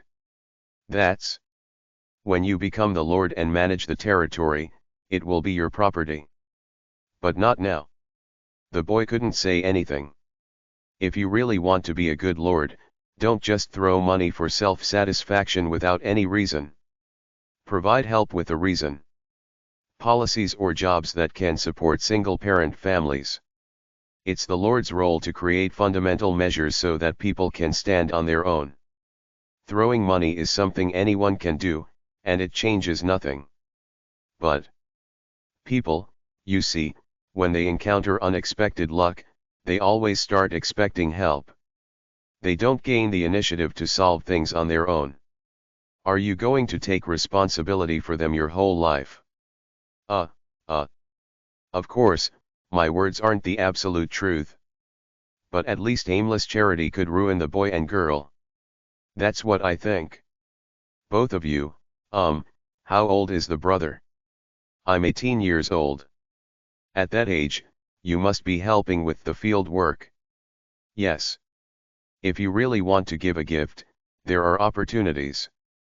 Of course, even this opportunity itself is very fortunate. The world isn't that easy. That, I know. I don't know how many times we've been turned away. Brother. Well, let's do it this way. I'll create an opportunity for you. So, will you work? If you complete it, I'll prepare the best feast for your whole family. Is that really true? Please, give me any work. If I can serve my mother a delicious meal, I don't mind if my body breaks. The boy bowed his head repeatedly towards me. I'll do it too. And the girl, holding her brother's hand tightly, also spoke. Aren't you too young to work?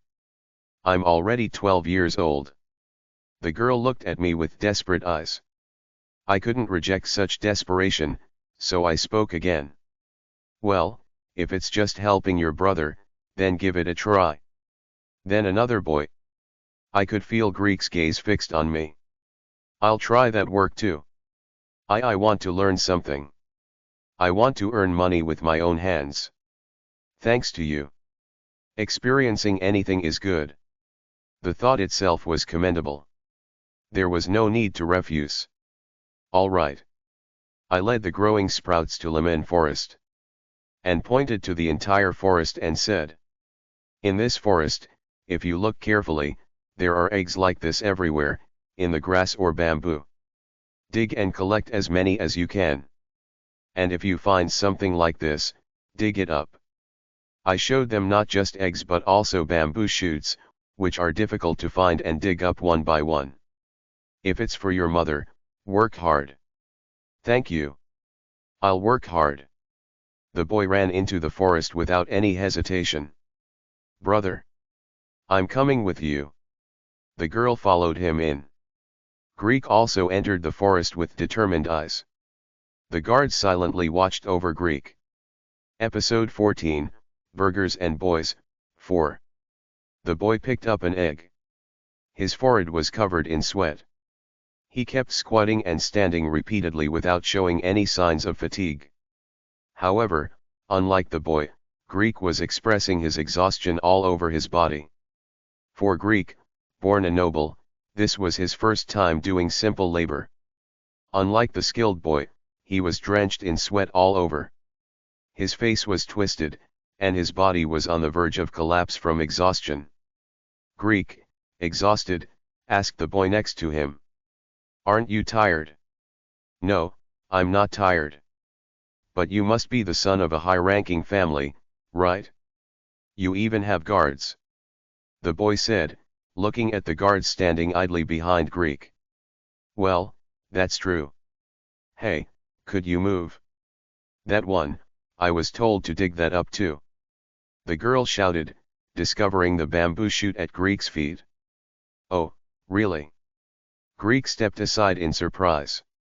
Here, he was more of a burden. It hurt his pride a little. Still, he didn't show it and started to imitate the girl's actions, trying to do better. I will definitely give a gift to my mother. With my own strength. Without anyone's help. The boy, leaving the girl and Greek behind, kept mumbling and crawling through the forest, searching for bamboo shoots. His actions were astonishing. Greek couldn't help but be impressed. Before coming here, how was it at other restaurants? Suddenly curious, Greek asked the girl in front of him, who was digging the ground to collect bamboo shoots with her tiny hands. We were turned away at the door. They didn't even listen to us. I see. Greek nodded. Then he dug up bamboo shoots in silence. It was tough, but seeing a girl younger than him working without rest, he felt he couldn't give up first. That was his last bit of pride. You've collected quite a lot, haven't you? And many eggs too. Good, you pass. When they returned in the evening, all three of their hands were covered in dirt. They had been working since lunch, quite a long time. Thanks to that, they wouldn't need to come to Lemon Forest to gather eggs for a while. The sight of someone striving to achieve something is beautiful. I lived like that too. I wasn't strong from the beginning. I rolled and rolled from the bottom. I almost died and worked as hard as I could. I crossed the threshold of death countless times. I survived purely because of persistence. All I had was effort, that was it. So if they had only pretended to work, I wouldn't have given them anything. But the dirt on their hands has enough value. Then, wash your hands and bring your mother. I'll prepare a meal for the whole family as promised. Really? Of course, really. When I emphasized again, the boy shouted excitedly. Thank you. Thank you. Thank you. Rena, let's go quickly. Yes, brother. The boy, holding his sister's hand tightly so as not to lose her, went down the hill. Greek watched them and spoke. It was an embarrassing day. I couldn't work as well as that girl. But I worked too. For the first time. Well done, future lord. Greek had a dazed look. I thought it was because he was tired, but it didn't seem like that. He looked like he was contemplating something. Leaving the boy, I picked the basket up and returned to the restaurant. In this world, people don't know their true value, but both the eggs and bamboo shoots had enough worth. So strictly speaking, I wasn't doing free labor. Not that I had any intention of doing free labor. Future lord, no, Baron. When that family arrives, let's eat together. I'll feed you as much as you worked. Yes, right? Got it? I'll eat too. It's food I earned with my own strength, so I'll eat it all. I smiled at Greek, who was nodding vigorously, and entered the kitchen to prepare the meal. As I was doing that, the boy and girl soon returned. With a shabby-looking lady. The lady, upon seeing me, bowed her head and spoke with an embarrassed expression. "Oh dear, I'm sorry. I heard my children caused trouble, talking about some meal or whatever. I'm sorry. I'm sorry."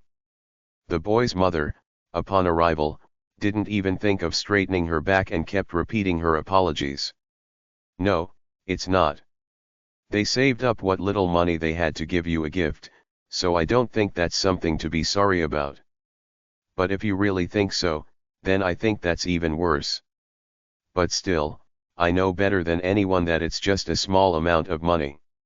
How can you prepare a meal for all of us with that?" And the kids were talking about a meat dish. That's right. It's a feast. Don't worry about that part. Their filial piety is admirable, but I couldn't give it for free, so I had them help with some work. Oh, it wasn't anything strange, don't worry. There's something that grows in lemon forest that the restaurant needs, so they helped gather it. It's a gift to their mother earned with honest work. Wouldn't rejecting it be worse? Look at the children's faces. I almost whispered that last part. Then the lady looked at the children. The boy and girl's faces were mixed with worry and expectation. Looking at her children, the lady gritted her teeth as if trying to hold something back. Then she nodded. "Is that so? Then, just give us that much. Just that. We'll be indebted to you. Don't worry about that and please sit at this table." After guiding them, I started heating the iron plate. A meat dish. I'll show them a proper course meal. The first dish to serve was chicken soup. I don't use the chicken itself. I just use chicken broth. Although cooking with palenque itself is prohibited, eggs and palenque broth are excellent ingredients that provide deep flavors in various dishes. First, I diced various vegetables and stir-fried them. The key is using green onion oil.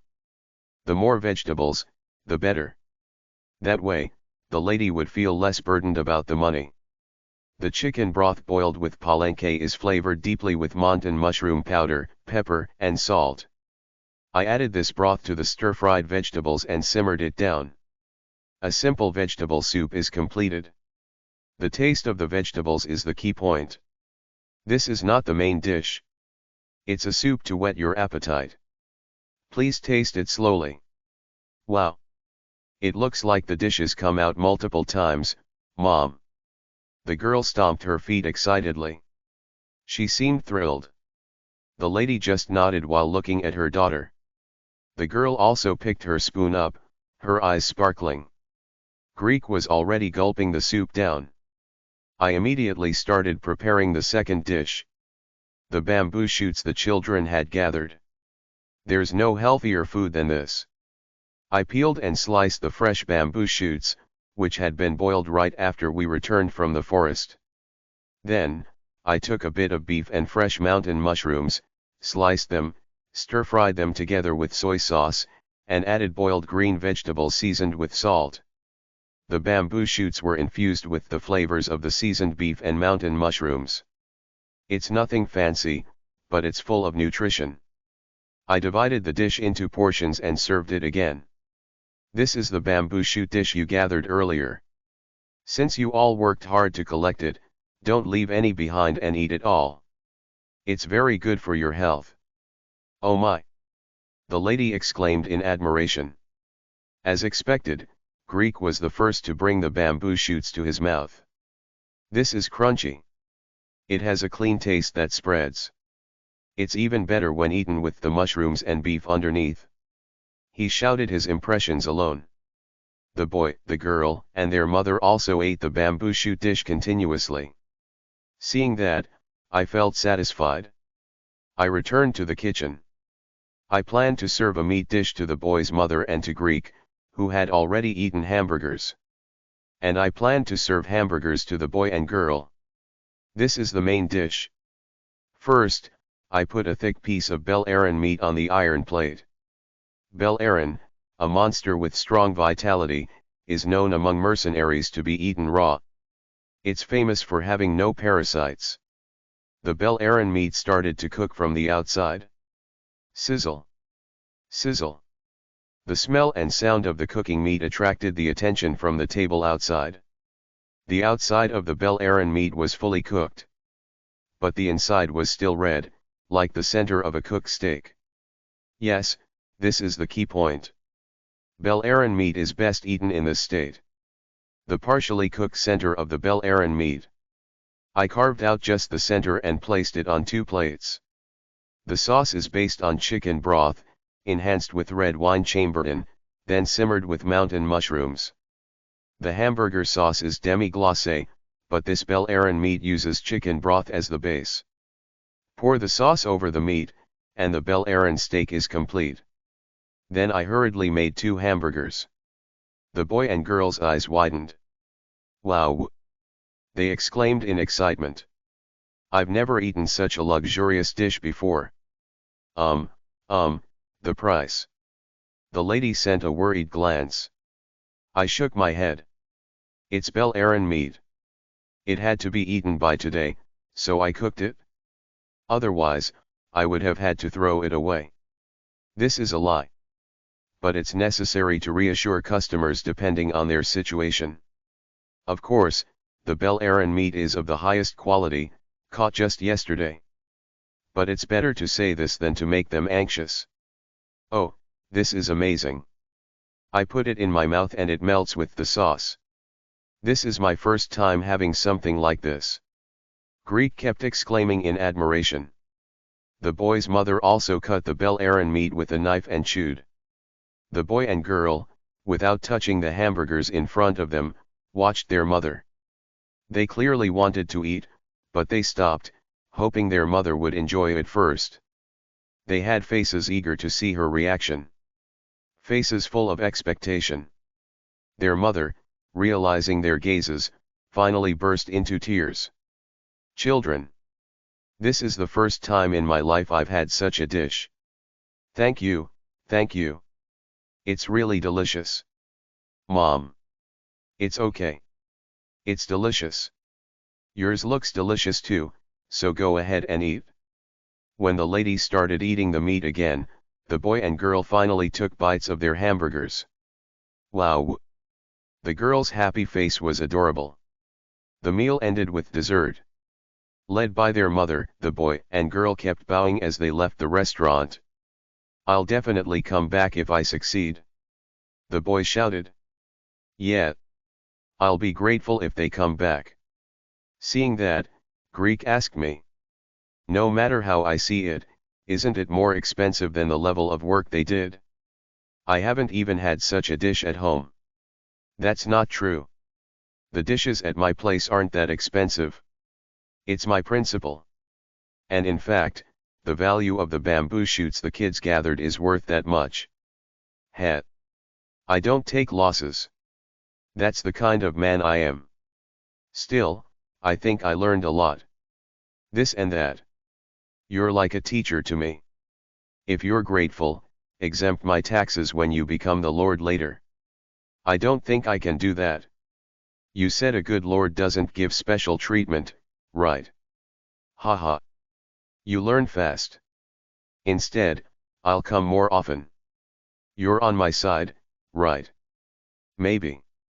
You're on my side, huh? I've heard that line a lot somewhere. Anyway, after hearing my answer, Greek left the restaurant with a very satisfied look on his face. The money earned was 500 runes, but it's worth it since I don't have to go gather eggs and bamboo shoots for a while. I went up to the second floor. I didn't wake Rurin on purpose. It seemed like a commotion would arise. But what's up with not waking up even when not woken?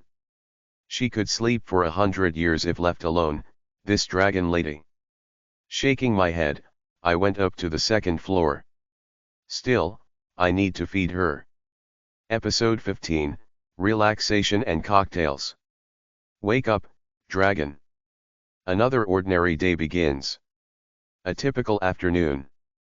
I wake the dragon who is still sprawled out. This is also part of the routine.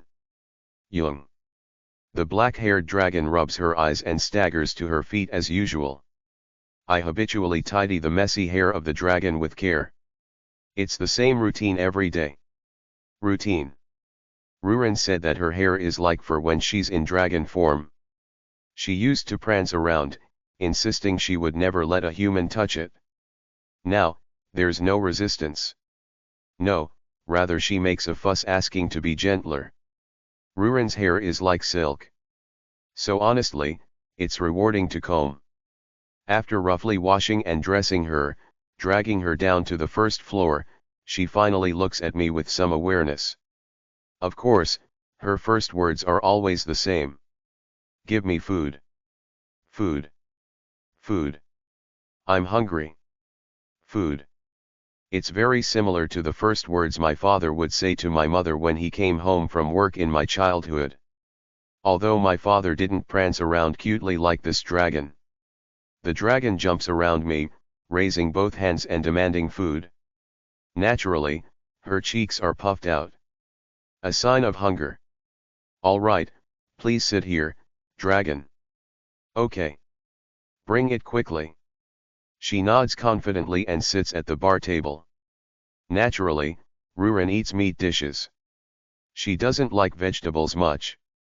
It would be funnier if a dragon liked vegetables. Not that she doesn't eat them at all.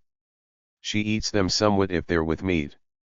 It's also funny to force a dragon to eat vegetables for nutrition, so I don't insist too much. Ruren. Let's take a bath today. Eat your meal quickly and get ready. A bath, you say? The dragon stood up with shining eyes. It's already time. My body feels stiff, this is perfect. What kind of old man-like lines are you saying? The strongest species feeling stiff? You're just a kid among dragons. She's lived longer than any human, but among dragons, well. So she's cheeky. I grabbed Ruren's lips with my hand and pulled them.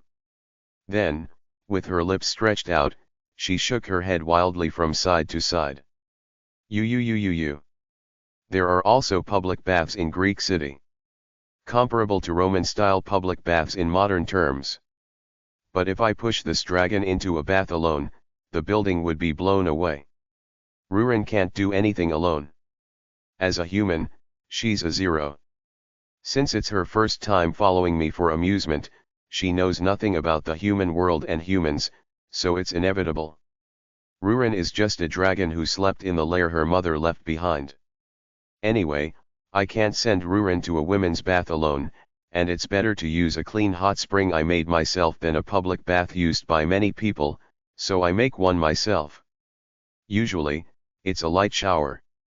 And once a month, I use a bath.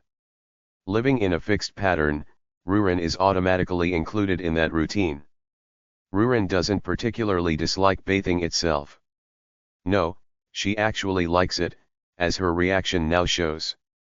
She is a dragon who likes hot water. So, I put up a temporary closed sign and dragged Ruren by the hand, leading her up the hill. Let's make it here today. Here. Yeah, according to last time's experience, this is the groundwater vein. The groundwater of this era is pure. It's incomparable to modern groundwater. There are no chemical pollutants in this world. Moreover, this groundwater is the source used by the wells in Greek city. It's verified drinking water. Last time, we almost hit magma by digging in the wrong place. The dragon used too much force. Alright, give it your best, dragon. I pointed in the direction and urged Ruren. Here, right? Leave it to me. Ruren answered confidently and soon opened her mouth. Her breath shot out. Compared to when she's in dragon form, the power is less than half, but it's perfect for making a hot spring. If she used a large-scale magic wrong, it wouldn't just make a hot spring, it would destroy the hill. So the current breath, which can be finely controlled, is rather optimal. Rurin first carved a circular area in the center of the hill. Then she kept using her breath in the center. The dragon's breath pierced through the hill, digging down into the underground. The groundwater, pushed by the breath's force, surged and spouted out. Since the central surface of the protruding hill was dug and trimmed circularly, the water spouts out and fills up from the pressure of the breath. The key is to immediately block the hole with a magical barrier once it's filled to a certain extent. Ha, ha. My mouth hurts. Rurin closed her mouth and grimaced. She grumbled again about how uncomfortable the human body is. It's hard, but you can't rest yet. Put a protective spell on the hole you made, or the water will drain out. I already did. What do you take me for? He. You are an amateur. Is that so? Well done. Thanks to the high-temperature dragon breath, the water is extremely hot. No, it's boiling. If you go in as it is, you'll be on a journey to the afterlife. I used an ice spell to freeze one side of the water. Just until the water reached a suitable temperature. A suitable temperature for a bath is around 30 to 40 degrees Celsius. Circulating the water and waiting a bit makes the temperature just right. A hot spring of the right temperature and size is born. Of course, strictly speaking, it's not a hot spring because it was artificially heated using dragon breath. A hot spring refers to water naturally heated by things like magma. But to us, it's a hot spring. Magma or dragon breath, same difference. Can we go in now? Rurin checked the water temperature slightly. Then she took her clothes off. It's her naked body that I wake, wash, and dress every day. It's not new. Use a towel. You exhibitionist dragon. Humans are really bothersome. Hi you. The towel I threw landed on Rurin's head.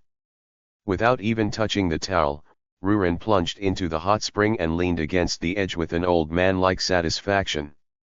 This is nice. I want to do this every day, but it's bothersome. What are you doing, not coming in? I'm coming. I'm coming.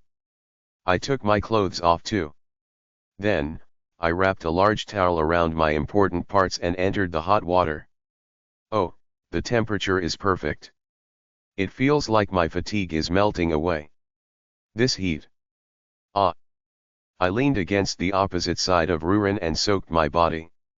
Rurin, without thinking of removing the towel on her head, let out a long sigh. Funya. Eventually, she started to slump. The hot steam rose into the sky. The sun began to set beyond Greek Mountain, beyond Greek City. It's a superb view. All right, since I'm in a good mood, I'll give you a gift. A gift? What is it? The dragon reacted to the word gift and finally grabbed the towel on her head and walked towards me, splashing. I opened the bag placed on the upper edge of the hot spring. A cocktail. What's a cocktail? It's similar to alcohol. Oh, alcohol in a place like this. The stars were beginning to appear in the sky, and stars appeared in Rurin's eyes too. I gestured for her to stay still and took out my secret weapon. Chocolate liqueur. Specifically, chocolate cream liqueur. Mozart chocolate liqueur. Simply put, it's chocolate alcohol. It's a flavor that Rurin would love. It was a mistake summoned while trying to summon chocolate. I've only heard of it back when I attended culinary school, so I don't know the taste well. I poured the chocolate liqueur into a glass. Should I describe it as a syrup-like alcohol made of chocolate cream? I mixed it with milk. This Mozart chocolate liqueur I'm using is characterized by its prominent chocolate flavor. So it says. Mix it thoroughly with a spoon, and you have a simple cocktail. What is this? The color looks strange. Will the taste be strange too? Try it. I handed her a glass. Then I took a sip too. Puhaha. It's delicious. The sweetness of the chocolate spreads throughout my mouth. At the same time, the alcohol mixed with the chocolate hits my brain. The bitter yet pleasant feeling. A flavor reminiscent of a luxurious almond chocolate with a bitter aftertaste of alcohol. Especially, the milk neutralizes the alcohol, making it incredibly smooth and sweet. Chocolate alcohol in hot water. How luxurious. Even the hot spring was made by us, so this too is luxurious. The surrounding scenery also gives the feeling of paradise. The blue sky and the distant mountains. And the dragon in front of me who is, after all, a beauty. Oh, oh. This is sweet. The dragon who tasted the sweetness didn't savor it but downed it in one shot. Then she handed me the glass. One more. Hey, you should savor it a bit. Humph. You're too much. It's unfair of you to bring out such sweet and delicious alcohol now. I like sweet things. He. Yeah, it's alcohol that women like too. After all, it's chocolate. Rurin, with a melting expression, took the glass I handed her again. Then her eyes started to spin. Huh. He. It's delicious. It's delicious. You should drink too. And then she pounced on me. Literally pounced. She piled her body on top of mine and bumped her forehead against mine with that momentum. HRMP. Then this dragon opened my mouth with her hand and started transferring the chocolate alcohol from her mouth. The sweetness of the chocolate she held in her mouth spread. No, that's not the problem. Has this gluttonous dragon gone mad? She probably has no idea what she's doing. Good grief. I barely managed to detach the dragon's lips. He. Isn't it delicious? Why aren't you drinking more? And then Rurin drank the remaining chocolate alcohol. This is a reaction exactly like getting drunk on soju. Wait a minute. Feeling uneasy, I turned around and checked the chocolate liqueur bottle. Alcohol content, 17%. A phrase that would shock anyone appeared before me. Wait, Rurin. Stop drinking. Stop, dragon. No wonder she was doing such ridiculous things she never does. Where in the world is there a dragon that clings when drunk? No, here she is. It was a mistake not to check the alcohol content since it was my first time drinking this. Mixing it with milk, I didn't realize it was 17%. No. It's delicious, really. In the end, Rurin, who had emptied the glass, clung to me again. He. You know, your old comrade once said to steal a kiss. That way, you'd be immobilized. Give me your lips. Don't be ridiculous, you drunken dragon. Kaya. I take back what I said earlier about her not knowing the meaning of what she's doing. Surprisingly, this dragon knew at least the rough meaning of lips touching. That old comrade. But I have zero desire to be pounced on by a drunk dragon.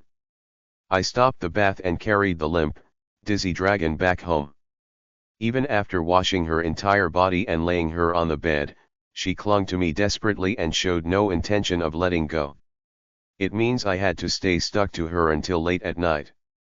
Of course, I immediately filled up the hot spring the next day. I only dig it up when needed. That's the rule. Episode 16, The Elder's Visit, 1. It's raining. Strong rain showers fell across Greek city. The rain that started around lunchtime grew heavier as time went on. Even though it was still afternoon, the sky was dark as night. Dark clouds completely covered Greek city. It was weather that made it hard to expect customers. No one would come up the hill in such weather. Unless they were regulars. But who knows, maybe someone would come up if they really craved my cooking. When I woke Rurin, she complained that the bed was damp and the weather was bad, and surprisingly got up and came down to the first floor. She sipped beer while looking at the rain and soon slumped over the bar table, blinking her eyes. It's weather that makes you not want to do anything, don't you think? You. Yeah. I can't argue with that. The weather is that draining. But rain is important in this world. You can control the weather with dragon magic, but unless lives are at stake, it's not a good idea to defy the ways of nature. So you can't stop the rain just because you don't like the dampness. This rain plays a big role in alleviating drought. In the midst of this heavy rain, an unexpected guest came in. A slightly intense-looking handsome man.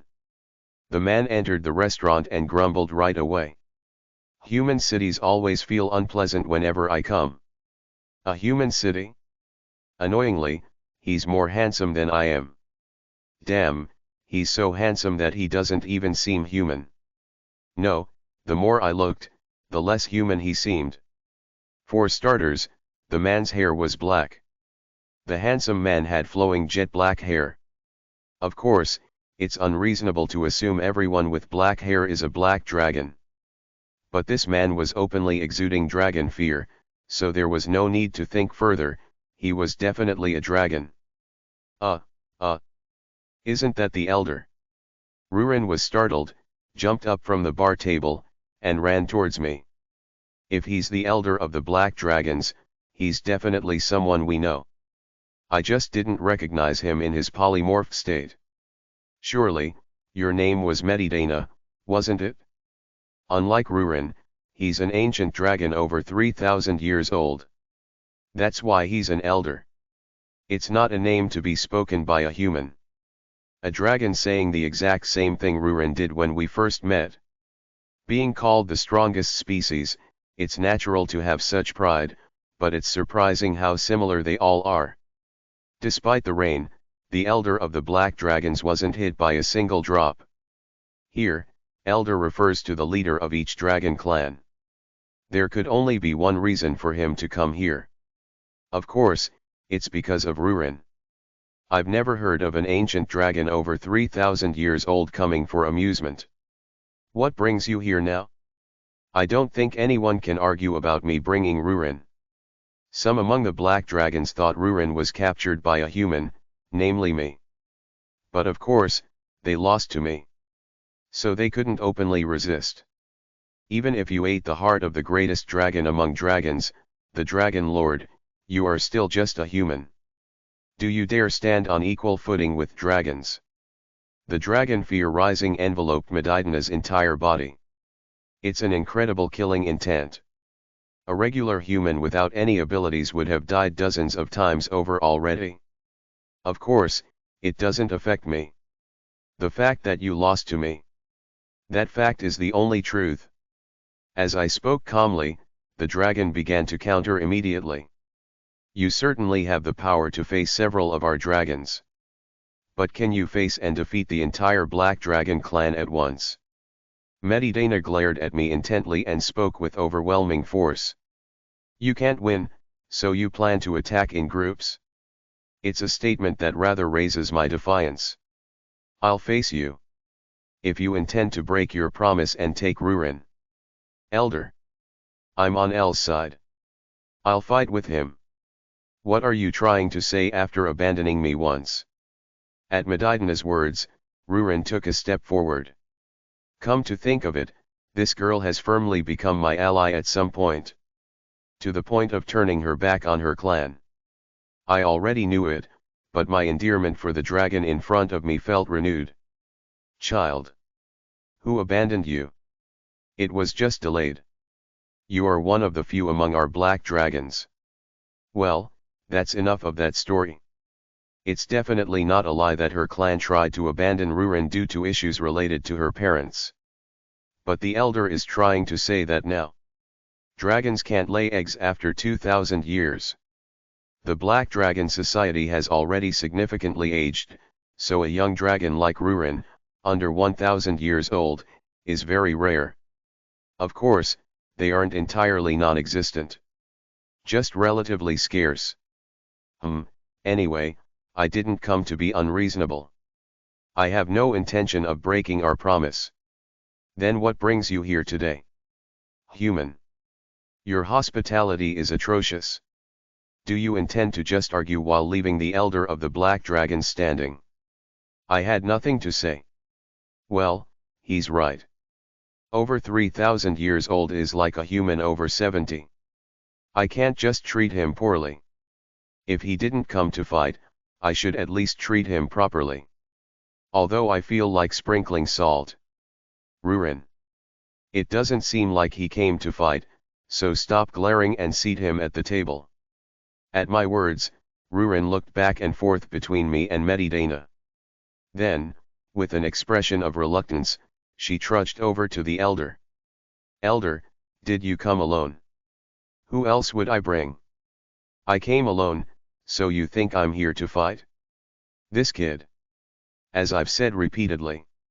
Stop nagging and sit here. Rurin shook her head and pointed to the bar table.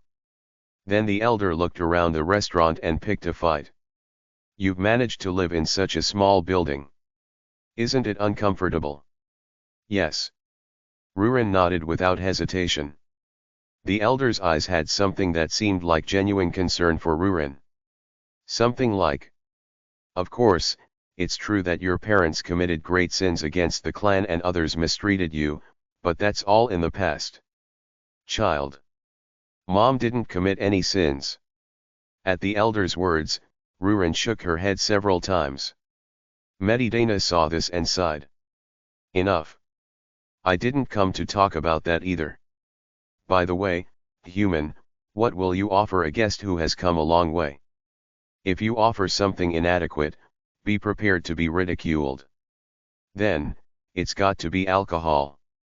The Black Dragon clan unusually liked alcohol a lot.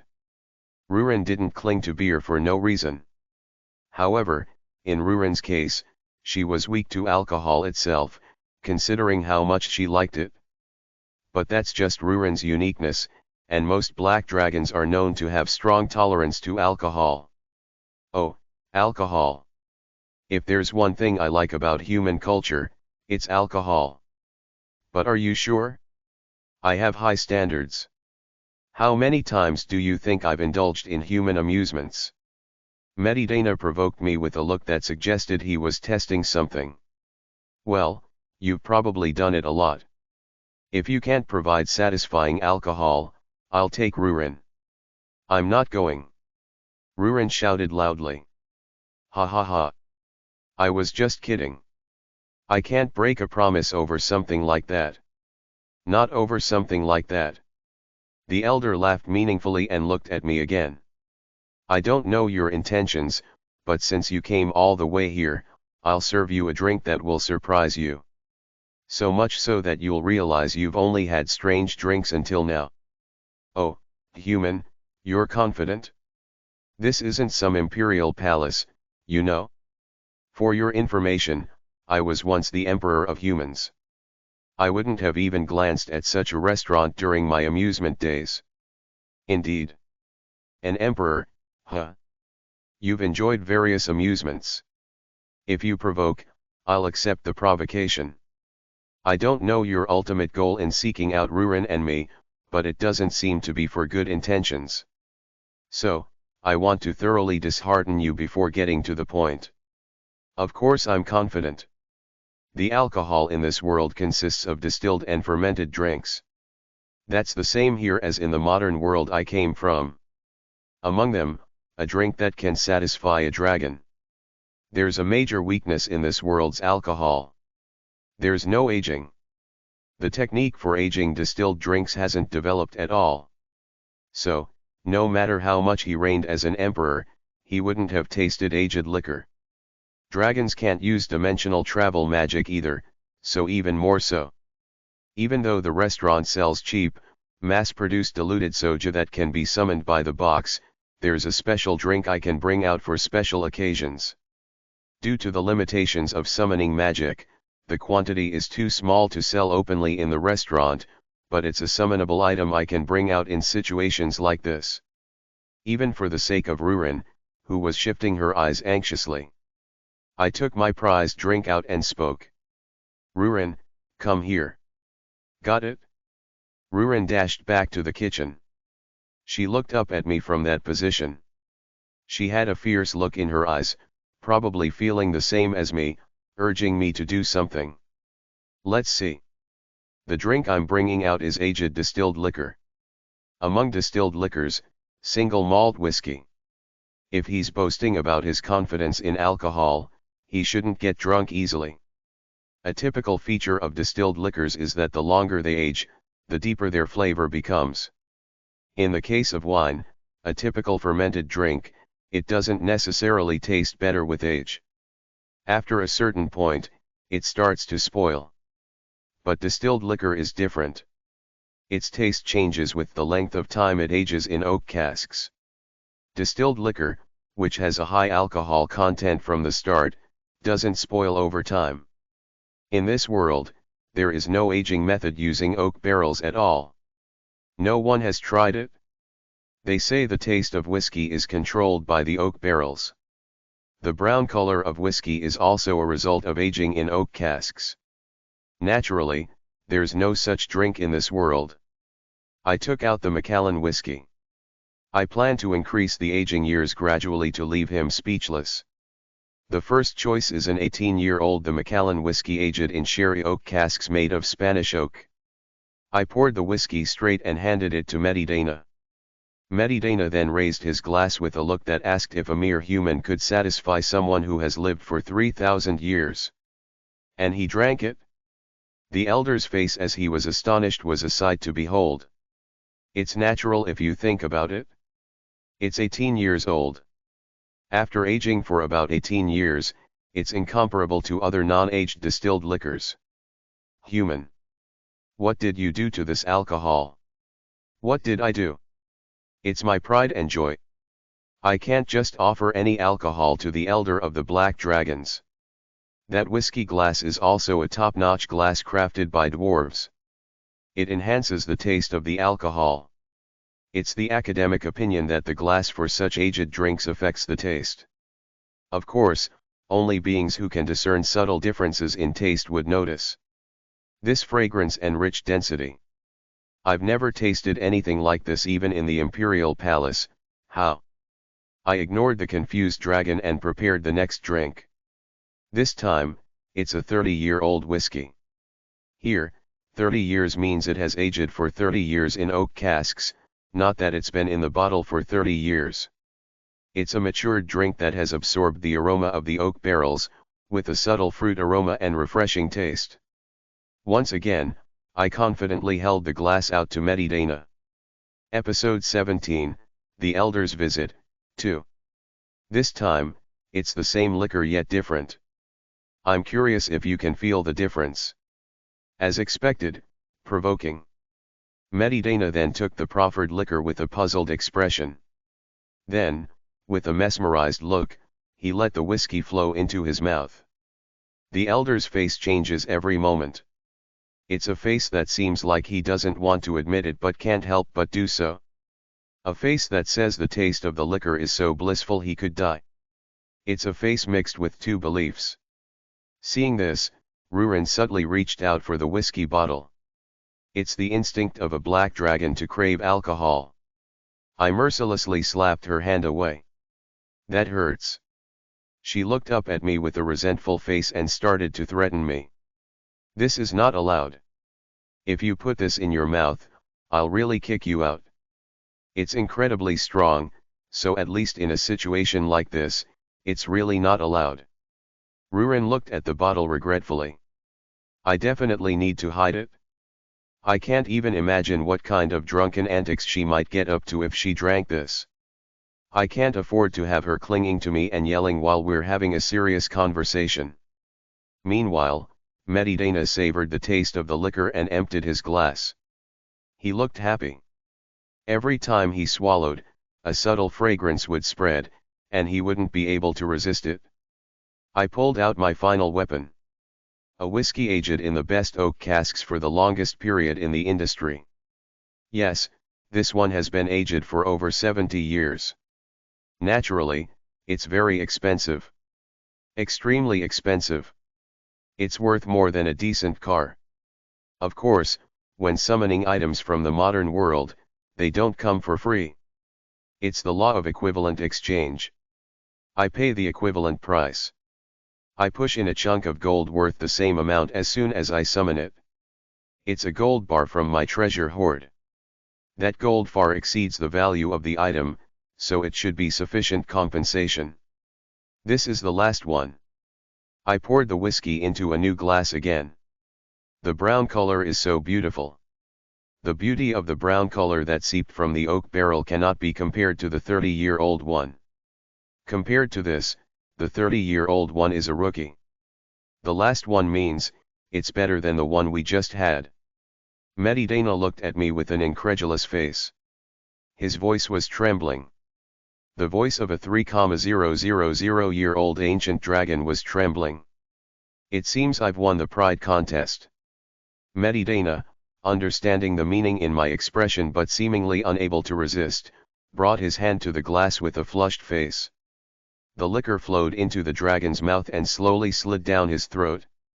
After taking a sip, the dragon momentarily lost himself. He rolled the liquor around in his mouth, savoring it, and remained silent. After a moment of silence, the dragon reluctantly swallowed the whiskey and murmured, "This is, like a spring breeze with the scent of flowers, soft, yet intense and refreshing. It's good, very good." The aged distillate, mellowed over many years, would spread a fruity scent like a spring breeze and leave a very deep, chocolate-like flavor and aftertaste with each swallow. The dragon didn't say anything else after that murmur. He just stared blankly at the glass. Then, after a long while, he slapped his cheek hard. "But this is a summoned item. It's so rare that it can't be summoned in large quantities. One of my small wishes is to make aged liquor myself in this world. After all, distillates exist here, so it's not a difficult problem. It's just the aging that's an issue. The first task is to find a wood that surpasses oak and make barrels from it. A new type of oak barrel, not made from oak. Because there are no trees of the same species as oak in this world. The fact that aged distillates also work in this world is being confirmed by the black dragon in front of me right now. So, with a wood similar to or better than oak, and some magic, I can make aged liquor with my own hands.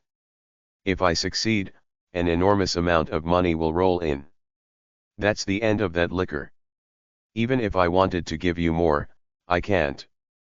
But if you come next time, I'll let you experience an even deeper flavor. How about we postpone the greater enjoyment for the next time and call it a day? It means I hope you stop playing around with Rurin." At my words, the black dragon raised his eyes and spoke. "There exists a liquor better than this. Human, how in the world did you make this liquor?"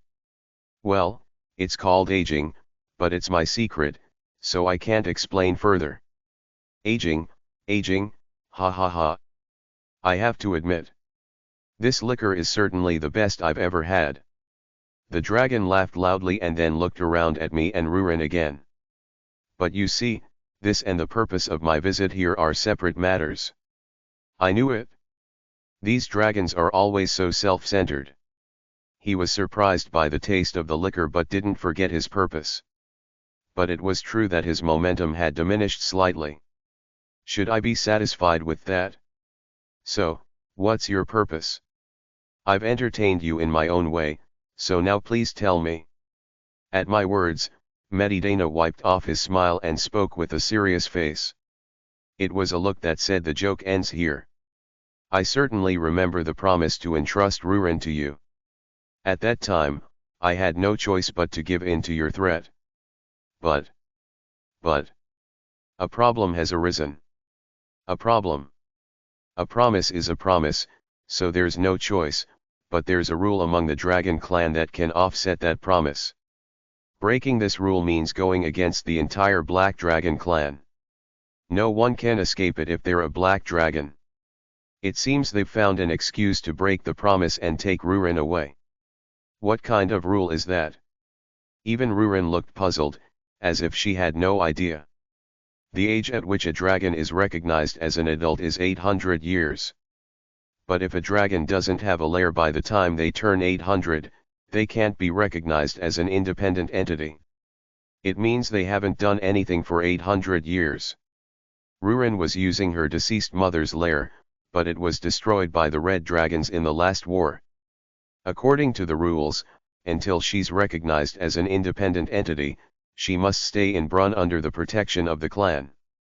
Brunn is a sacred place deep in the world where black dragons who are nearing their death gather after leaving their lairs. Are they planning to take Rurin to such a place now? They're doing whatever they want. Again, the rules of the dragon clan must be followed as long as you're born a black dragon. According to our promise, you must have a lair to stay with Rurin. So, if you don't have a lair, you must return her immediately. Or do you choose to go to war with our black dragon clan? It's an absurd rule. The elder lightly ignored my probably rotten expression and spoke to Rurin. Rurin, you must have heard of it too. That's why you're not saying anything and just trembling, right? Elder, but this is my lair. Are you calling a place where a dragon's body can't even fit a lair? Ugh. You. Rurin looked at me with a flustered face. She shook her head vigorously. It meant she didn't want to go. She always said she never wanted to return to her clan. The conclusion was always that she wanted to live with me. It's her habit to say she'll stay with me until I die. She said she was severely bullied because of her parents. For various reasons, I don't want to let go of Rurin. I can't stand the thought of her disappearing. She has become a part of my life. But these Black Dragon clan members, bringing out some old rules like cowards. When they were asking for my help, they promised to give me anything. It's funny that not only humans change their attitude completely before and after going to the bathroom. What will you do, human? Will you fight us? Or? The elder looked at me with a cunning face. In the end, there's only one answer. Well, fine. I'll just make a lair, won't I? At my words, the elder gave a strange smile. You'll make a lair? Yes. There's still time until Rurin becomes an adult. Yes, there is. It's 1 year. Human, do you mean to make a lair in just 1 year? I've received the Dragon Lord's treasure. There's enough treasure to fill a lair. Oh. The elder made an interested expression. I have no intention of responding to that interest. I have no intention of leaving here. However, I can't leave here. So I'm thinking of making the area under this hill into a lair. You, really? You're really going to make a lair? Rurin looked at me with a blank face. Yes, if I leave you to make it alone, it might take hundreds of years to gather the treasure from scratch. I can't help it if I don't want you to be taken away. It wasn't part of the plan, though. Really? Really? Rurin's face, which had been dying at the thought of being taken away, began to bloom. If there's no treasure in a dragon's lair, it can't be recognized as a lair. A dragon's love for treasure starts from there. Yes, I'll make it. Using all my wealth, connections, and magic, I'll excavate the entire area under the hill where the restaurant is located and make a lair big enough for your original body. Think of it as making the house a bit bigger. If I compare the hill where the restaurant is located to a steamed bun, it's like digging out all the filling inside and protecting it with a magic barrier to prevent it from collapsing, and then turning it into a lair. The hill where the restaurant is located is that big. Can you really make it in a year? With my magic, Rurin's magic, and the treasure, there's nothing we can't do. A promise to the elder is a promise, but the promise I made with Rurin is also important, so I can't send her back. I don't care about those circumstances. But a rule is a rule. According to the rules, you do have a year. If you say you'll make it, it must be a magnificent lair that I can recognize. The responsibility for causing Rurin's mother to die. Since we couldn't even protect the lair she left, we must make it again. And if the lair is completed, I will declare this area as Rurin's territory. The elder said that and then stood up abruptly. The way he stood up was just like Rurin. When I come to check the lair in a year, I'll taste that liquor again. Leaving just those words, the elder disappeared via teleportation without giving time to respond. Watching that, a sense of incongruity exploded. It feels contradictory. The elder definitely said we must make it again. Is that it? Ruin without a lair is pitiful. So she needs a lair, but it's troublesome to do it herself. So if he's trying to use me and my treasure? While mentioning the rules. Have I been tricked by a 3,000-year-old snake? No, not a snake, but a dragon evolved from a snake. It seems I've been baited. I looked at Rurin. She was beaming with joy. Well, she would be excited. If you build a lair under this land, will you also live with me in my lair? Judging by her words, it was the elder's solo act. But no matter what, the important thing is the restaurant. When I have free time, I can just dig a tunnel as a pastime and move my treasure to the lair. But still, I was too quick with my mouth. Too quick. Episode 18, Doctor's Dinner, 1. In Greek City, there is a unique clinic. The reason this clinic is unique is because the doctor is not human. The doctor at this clinic is an elf. Elena, an elf, came to the human world with the intention of practicing her medical skills and set up a clinic in Greek City. Rain, the burn is severe, isn't it? Elena, the elf doctor of Greek City, frowned. This level must be accompanied by considerable pain. Seeing the severe burn marks, Elena felt pained. Indeed. I made a small mistake. Rain spoke calmly, but her expression was heavily distorted, as if she was enduring pain. Don't worry. I'll heal you. Elena immediately used the healing magic, heal, on Rain's hand. The burn area gradually recovered with a bright light.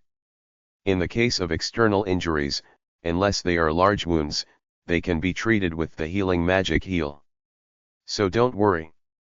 There probably won't even be a scar. For internal injuries and large wounds, heal would be too much. In those cases, medical skills are used. Elena was proficient not only in healing magic but also in medical skills. But recently, she has been feeling skeptical about this work itself. She wondered if it would be better to just return to the elf village. She was contemplating this. The reason was the attitude of the humans. The act of treating itself was rewarding. However, among the men who came to the clinic, there were almost none who actually sought treatment from her. Most of the men were just desperate for affection. The fact that they were more interested in her as a biological female rather than as a doctor made her feel disappointed. Such things do not happen among the elves. Elena found it strange that humans were so fixated on her appearance. She had left the forest and settled here with the difficult decision to help humans. Thank you. Elena, your magic is really amazing. But lately, you don't look well. Is something wrong? Rain said as she examined her healed hand. Yes, I haven't been sleeping well lately. Sleep? Are you worried about something? Rain, with her characteristic nosiness, grabbed both of Elena's hands. She had a look that said she would listen to her problems. No. What about meals? Yes, with vegetables bought from the market. Elena had not been able to eat meat since birth. There is a saying that elves don't eat meat, but it's not that they can't. They just don't enjoy it. However, in her case, she couldn't digest meat properly since birth. It's like she had the digestive system of a herbivore. You're eating only raw vegetables all the time, so no wonder you have no energy. Rain shook her head and suddenly clapped her hands. A good idea had occurred to her.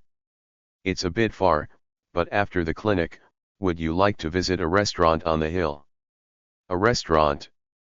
They can make delicious dishes with just vegetables. If it's EL. What? Human restaurants were very predictable. It's not that they didn't have vegetable dishes, but they were centered on salads. So it didn't feel much different from eating raw vegetables. However, Elena didn't have much complaint about the taste of the food. The problem was the humans pestering her. But still, she hadn't made a single close human friend since coming to the city. She realized that getting close to humans was quite difficult. She used to wonder why so many elves in her hometown's forest were fed up with humans. The men pestered her, and the women looked at her with jealousy. Elena couldn't understand why they looked at her that way. Because of that jealousy, hardly any women came to her clinic. In the meantime, Rain was the only one who treated her well. Elena thought she was a good human. If all humans were like Rain, she wouldn't have these worries. That was Elena's thought. She didn't understand human nature well. It's been a long time since I had something delicious. Since you recommended it, I'll definitely go. All right. I don't know what your worries are, but make sure to eat something delicious and cheer up, Elena. Elena nodded quietly. But she didn't have any expectation that there would be anything special. After all, it was a human restaurant. She didn't think there would be food that suited her elven tastes.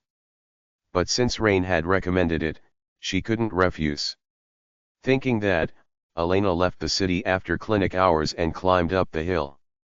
As she walked, thinking that the setting sun was beautiful whether in a human city or an elf forest, a charming restaurant near the top of the hill came into view. Seeing that, Elena thought it was in an odd location. But the view is nice. Looking at the view, Elena began to miss the nature of her hometown. Her once noble conviction was slowly fading. The thought of closing the clinic and returning home became firmer. Hello. When she entered the restaurant, there were no other customers. The owner was not visible either. Or was the woman in front of her the owner?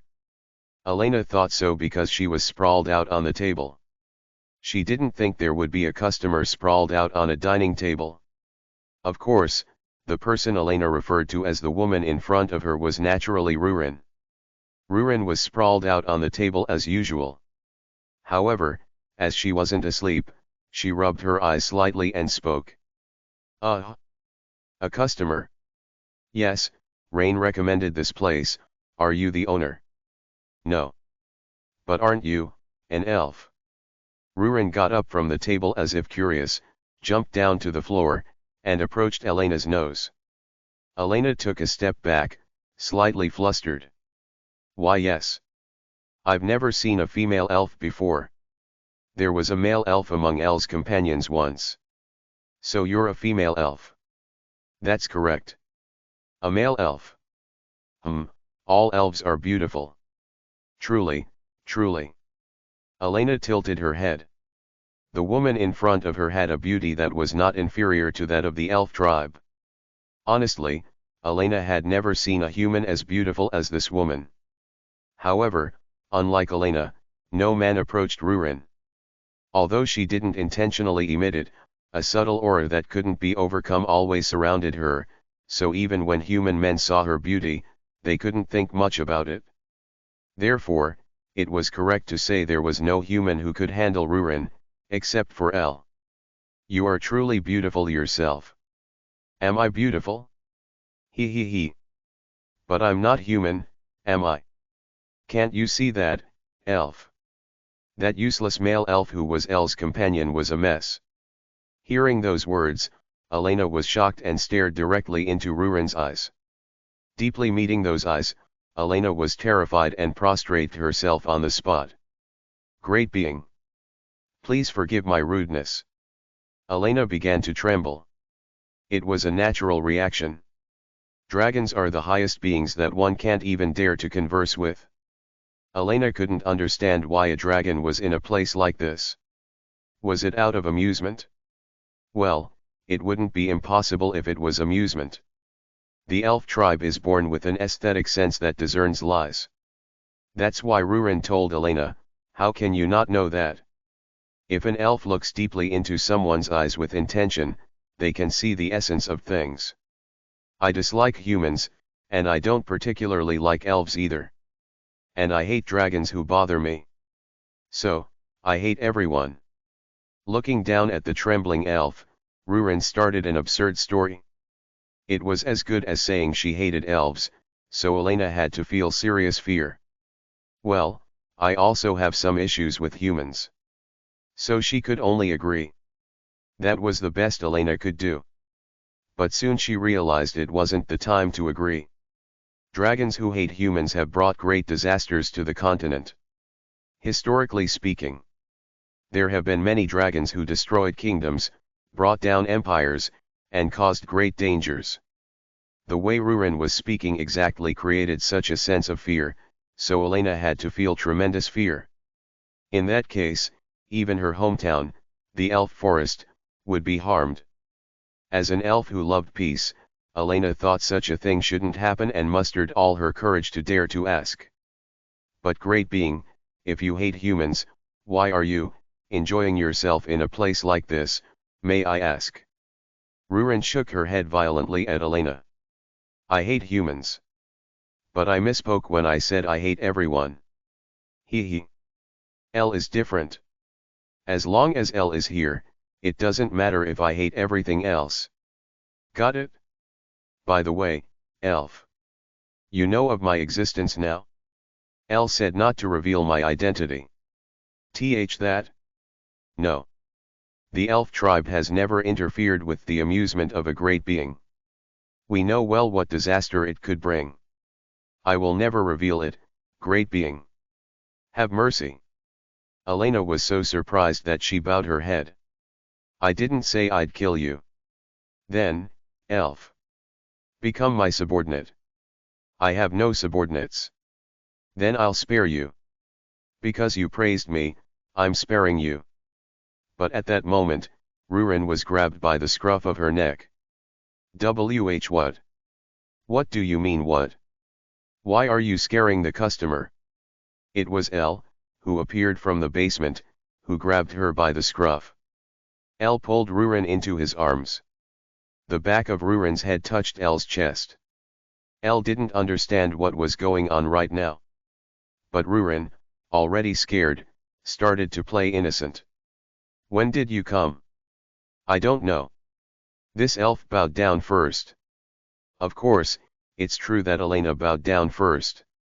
That much was true. Elf. Yes. Rurin flailed her arms and jumped up and down. Hearing the word elf, L looked at Elena and nodded when he saw her ears. If she was an elf, her identity must have already been revealed. Stop joking around and switch with me. Go dig up some earth. I wish you'd realize you're struggling to build your house right now. Go down quickly. Is it my turn already? It doesn't seem like it's been long since you went down. When Elle glared at her, Rurin shrugged and slowly walked to the back of the restaurant, muttering. Ugh, I get it. I'll do it. Elena raised her head slightly and watched the scene. The man in front of her was not a dragon. No matter how she looked, he was human. There was no trace of polymorph. A human treating a dragon like that? Elena, facing an incomprehensible reality, spiraled into confusion. Grabbing a dragon by the scruff was a huge cultural shock for Elena, and a dragon moving according to a human's words was beyond cultural shock. It felt like a destruction of values. Episode 19, Doctor's Dinner, 2. Would you like to get up? The woman lying down had long ears, she was an elf. To think that there was an elf in Greek city. Come to think of it, I might have heard of this before. Anyway, if she was an elf, the situation was clear. Rurin's identity would have been exposed because of the elf's eyes that could see through lies. Who are you? How can you treat the great being like that? Perhaps. No, I'm very well aware that she's a dragon. Our relationship is a bit special, so it's hard to explain. A special relationship. The elf blinked with a face that showed disbelief. Fear was still evident in her eyes. More importantly, Ms. Elf, you know that it's a secret that there is a dragon in Greek city, right? Yes, yes. I have no intention of destroying my clan. What kind of bold elf would go around spreading tales about a dragon's play? This is obvious. If you blabber about a dragon's secret, you will only face thorough retribution. Then get up. Anyway, it's better not to think too deeply about my relationship with the dragon. Is that also a secret of the great being? That's right. You are human, right? No, you are definitely human. I am. Human. Definitely human. Don't be so scared. But I used to be a somewhat famous wizard, but now I'm a retired restaurant owner. I chose to retire because I was tired of fighting, so in a way, you could say I have something in common with the elves. A famous wizard. They called me a great wizard. Would you understand if I said I was a companion of your elf hero, Bidin? Is that really true? The elf stared at me with a very surprised face. Her face showed that everything was so amazing that she could hardly believe it. But noble elves cannot lie and have the ability to detect others' lies, so she would realize the truth if she looked into my eyes. It seems to be true. With Bidin. Yes, so I'm not a bad person. But beyond that, it's a secret related to the dragon, so could you just let it go? This might sound like a threat, but rest assured, the dragon will not rampage or anything. This is also true. I stared into the elf's eyes. She must have realized that I wasn't lying. The elf, then cautiously, very cautiously, got up. Everything you said seems to be true. Then I will pretend not to know. I don't want to be too deeply involved with a dragon. It's also an unspoken rule. That's right. Then, forget about the dragon, and more importantly, what's your name, Ms. Elf? I'm Elena. We share the same first two letters. I'm El. Ah, yes, yes. I heard from Mrs. Rain. The elf who introduced herself as Elena nodded. Then she looked around and her expression became ambiguous. Her face showed that she was scared to keep stepping into a place where a dragon lived, but it would be impolite to just leave after entering the restaurant. She was the type whose thoughts showed on her face. She probably couldn't lie at all. Don't be so nervous. This is just an ordinary restaurant. The dragon's name is Rurin, and she's not that bad.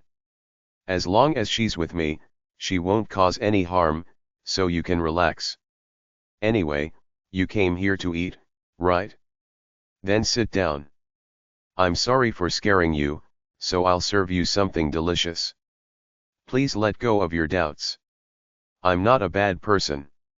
That seems to be true, but Elena still seemed hesitant, but eventually, she sat down at the table I pointed to. Asterisk boom. Bang. Asterisk.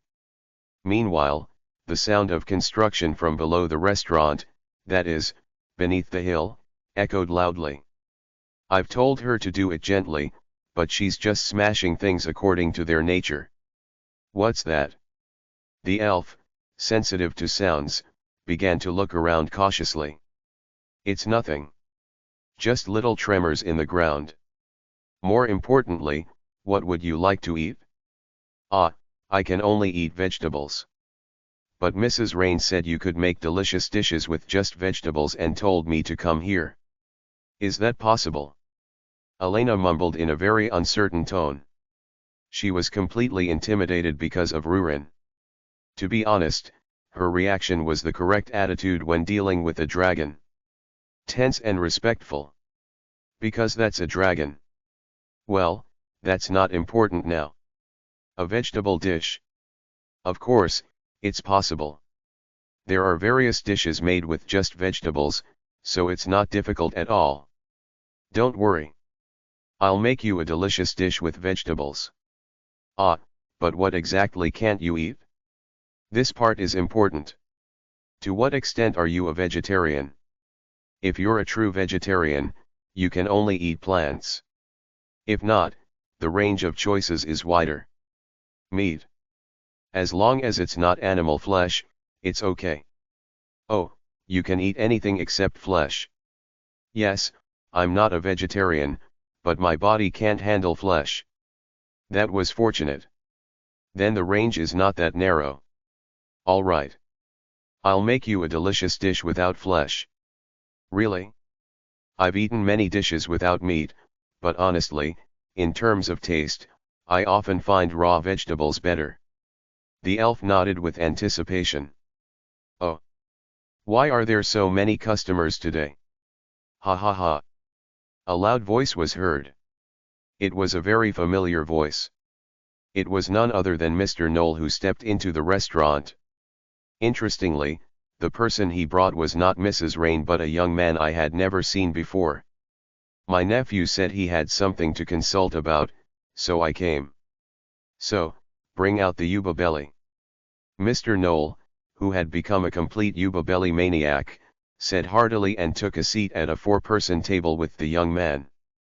Elena seemed not to know that Mr. Knoll was Mrs. Rain's husband. She looked at the two for a moment and then soon lost interest. All right, wait a moment. I headed straight to the ingredients storage. I planned to make Elena's dish first. She ordered first, so it's only natural. When it comes to vegetable dishes, various things come to mind, but if only flesh is excluded, pasta seems just right. Strictly speaking, pasta is a noodle dish. Anyway, it's delicious even without meat. As long as the tomato itself is tasty, everything else will be okay. If you fully bring out the flavor of the tomato, you can create a deep taste without adding meat. There are tomatoes in this world, too. Moreover, they are quite delicious. Perhaps because the climate here resembles that in the Andes, the origin of tomatoes, you can even feel a refreshing apple-like sweetness from the tomatoes themselves. I first drizzled olive oil into the pan. The world's best vegetable oil, olive oil. It's perfect for someone who can't eat meat. The olive oil I use is the highest grade, called extra virgin. It is the finest oil with pieces of olive pulp floating in it. Then I finely chop and fry onions and garlic. The key is to chop quickly and finely. Sizzle. When you put the chopped onions and garlic in the olive oil heated pan and fry them, an indescribable smell spreads. Especially when you fry the onions until they turn brown, the really delicious smell stimulates your appetite. When you add the garlic aroma to that, it feels like you could be full just from the smell. Then tomatoes. Crush insanely fresh tomatoes and boil them, season with pepper, then cook the pasta. The important thing here is that you must cook the pasta in hard water. Even in modern times, especially for broth-based Asian dishes, soft water is used, while hard water is typically used for Western dishes.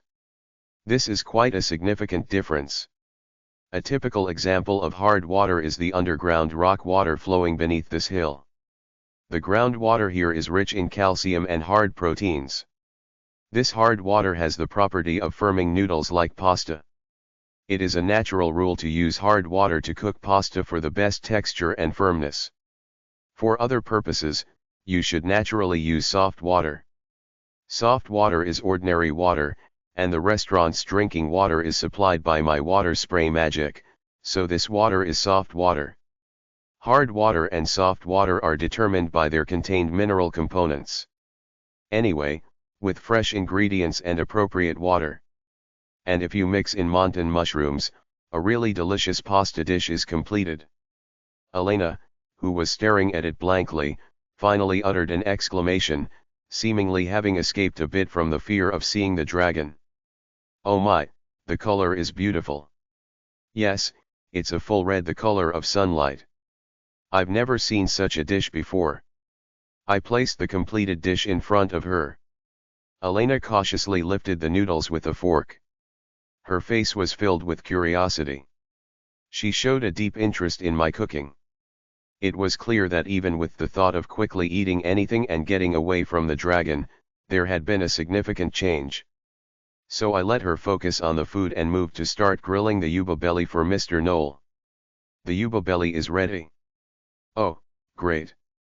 Nellen, try this. It's really delicious. Mr. Knoll looked at the yuba belly and gestured for soju. Elena, surprisingly, was slurping the pasta. The sound was crisp. She gripped the fork tightly and immediately slurped the noodles. Each time, her hair fell, which must have been inconvenient, but she didn't care that the tomato sauce splashed on her blonde hair and continued to use the fork frantically. She was seeing pasta for the first time, so she wouldn't even think of the skill of twirling it with a fork. How is it? When I asked, Elena, who had her nose buried in the plate, looked up and smiled. She was pretty when she smiled. I was used to Rurin, so it didn't make much of an impression. It's delicious. This is the first time in my life that I've eaten a dish made so deliciously with just vegetables. So this is what cooking is. I've always only eaten raw vegetables. Her enthusiastic response was very rewarding. Elves have no concept of cooking. My elf companion, Bidin, had the same reaction. Satisfied with the reaction, I heard the conversation between Mr. Knoll and his nephew. Anyway, their voices were loud. Even considering the small size of the restaurant. Is your arm okay? Yes, but I think I need to take a break from the mine work until the wound heals. There's night work today, but I had to leave early. But going home feels uncomfortable. This kid, home feels uncomfortable? What does that even mean? Uncle, you knew that my mom isn't my biological mother, right? What? How did you find out? I know everything. I found everything out. So don't try to lie. I thought she was my real mother for 20 years, and she wasn't. Everything is so confusing that I don't know what to do. So, what did you do? How did you treat Mrs. May? I don't know. I was deceived for 20 years, so what was I supposed to do? I just called her aunt. What, kid? Given the content of the conversation, I glanced at Mr. Knoll, and he had a very embarrassed expression. It was understandable. Indeed. Elena, who also seemed to have heard, wiped her mouth with a napkin and muttered something. The plate was clean. Pardon. Humans seem to lack affection. If she raised him for 20 years, wouldn't there already be a love beyond that of a mother? I run a clinic in the city and take care of people, but I keep getting disappointed by humans. I guess you could say I don't really understand. As a result, I don't have any close friends. Elena whispered very quietly, shaking her head. Then she slowly started to get up, so I stopped her. Wait a moment, Elena. Yes. There's sauce in your hair. What? The elf was very embarrassed and hurriedly took the towel I handed her. Meanwhile, the conversation between Mr. Knoll and the young man continued. Episode 20, Doctor's Dinner, 3. Do you not know how Mrs. May raised you? In difficult circumstances, she only fed and clothed you well, sacrificing everything for herself. Besides, your father died early, and she's been raising you, a complete stranger. I know that. But. The young man bowed his head deeply. Uncle, I'm so confused. To think that my mother wasn't my real mother. How can you say she's not your mother? She's raised you for over 20 years. You idiot. Mr. Knoll began to get angry. The young man flinched in fear. That's. He couldn't say anything more. Instead, he picked up the yuba belly I had served. This is delicious. I skipped breakfast and lunch because of this injury. If you're injured, you should go home quickly. Forget counseling, eat that and go back to Mrs. May right now. But the atmosphere at home is a mess. It's so uncomfortable. You rascal, I still vividly remember Mrs. May getting frostbite searching for a doctor because you were sick. It seemed that this young man's mother was quite a warm person, if what Mr. Knoll said was true. Even I felt frustrated with the young man. Honey. Just then, Mrs. Rain rushed into the restaurant looking for her husband, her forehead covered in sweat. "Honey, something terrible has happened." "You're with Nellen, right?" "Yes, he's here." "Hello, ma'am." Nellen stood up and bowed when he saw Mrs. Rain. But she seemed too urgent to care about greetings, not even noticing Elena's presence. You. This is not the time. Mrs. May got seriously injured at the mine." "What? Mrs. May didn't know you got off early because you were hurt?" "There was a landslide at the mine, and it seems she got caught in it." "What? Why? She must have gone to bring you a lunchbox for your night shift." "And, no, Mom." The young man looked bewildered and at a loss for what to do. "Come down quickly." "You too." "Okay." Mr. Knoll gave me a nod. I nodded back, indicating it wasn't the time to eat and that I would settle the bill later. The three of them hurriedly ran down the hill. The restaurant fell silent. I looked at the elf. She was staring blankly at the three who had just left. "You mentioned running a clinic? As an elf, you should also be able to use healing magic." "Yes. Yes, that's right. Earlier you said you didn't understand humans and that they only disappointed you." Elena nodded quietly. The sauce that had been in her hair was now wiped off. "Think about it differently. That young man's mother raised a child she didn't give birth to for decades alone. His father died early, so they're complete strangers, but she got frostbite searching for medicine for him. What do you think about such a human heart? Not even her own child, yet. That's..." Elena blinked her large eyes. Blink. Blink. The blinking continued for quite a while. "Maybe you were disappointed because you were only looking at the surface. So why not come down with me?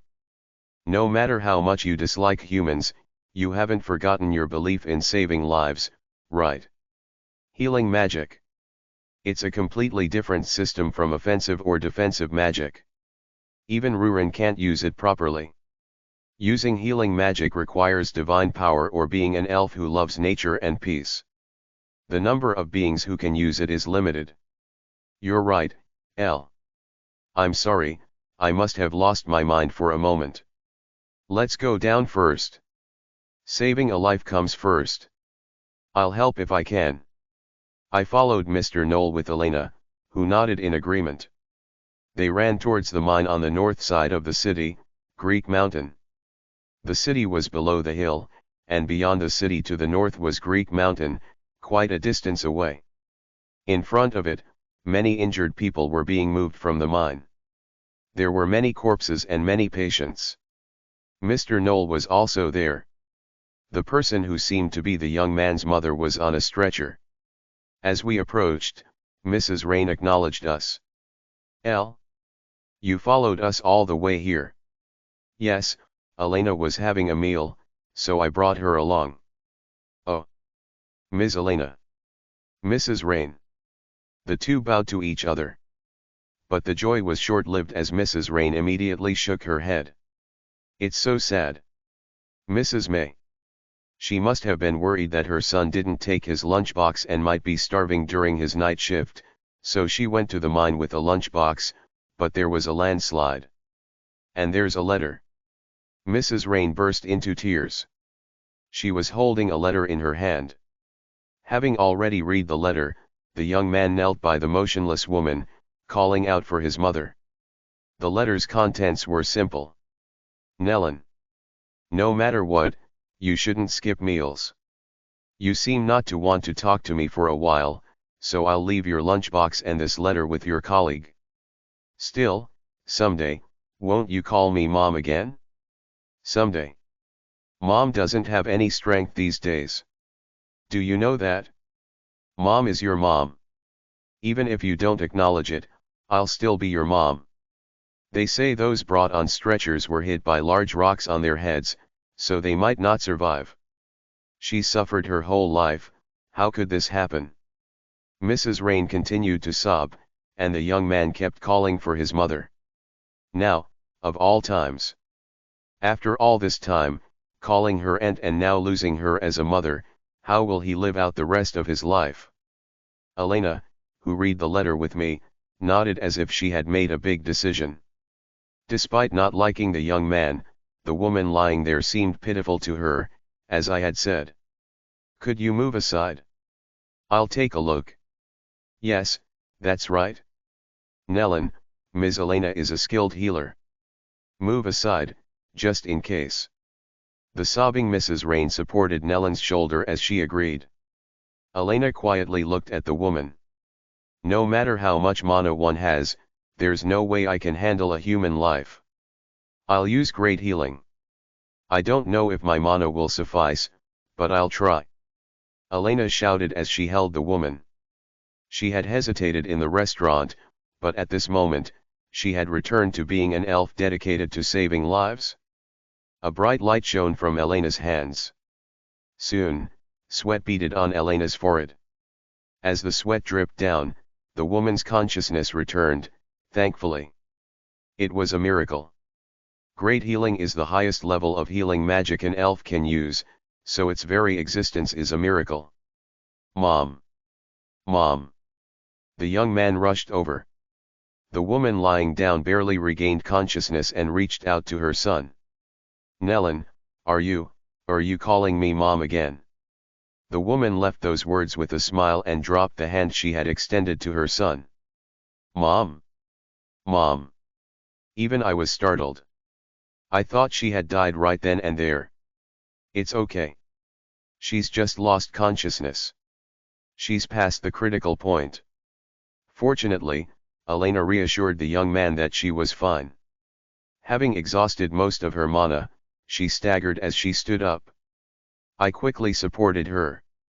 Mrs. Rain, with a joyful face, held the woman and wept with the young man. Mr. Knoll patted Mrs. Rain's back from the side. Are you okay? Yes, I'm fine. Elena also nodded. She didn't look that fine, but instinctively, she glanced at the other injured people around. If I could just use heal, there are many humans I could help stop the bleeding for, but I've used up all my mana. She furrowed her eyebrows with a regretful expression. But I think I was wrong about something. As you said, Elle, maybe I was just looking at the surface. I'd like to stay here a bit longer.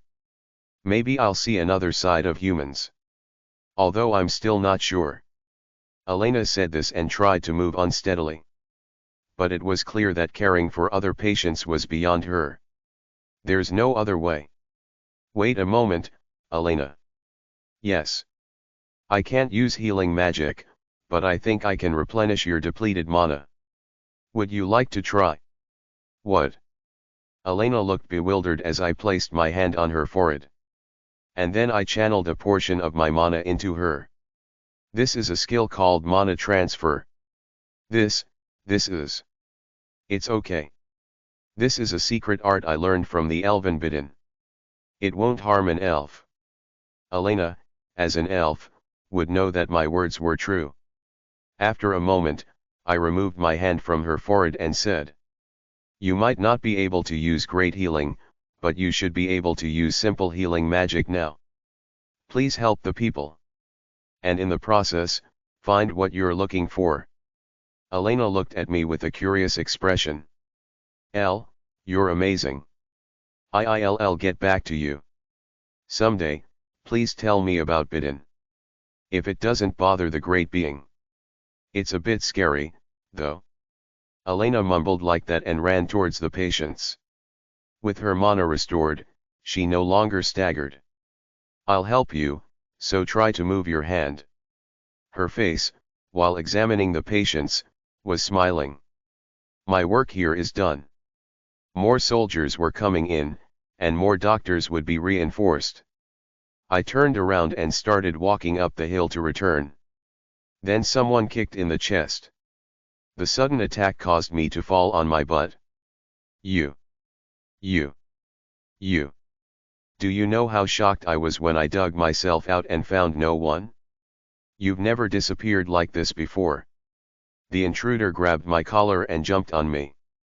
Needless to say, it's our house dragon. The dragon, covered in dirt from digging, must have used teleportation when she found no one in the restaurant. It's a pitiful sight. That beautiful face covered in dirt. Sigh. Oh, sorry. I forgot to tell you.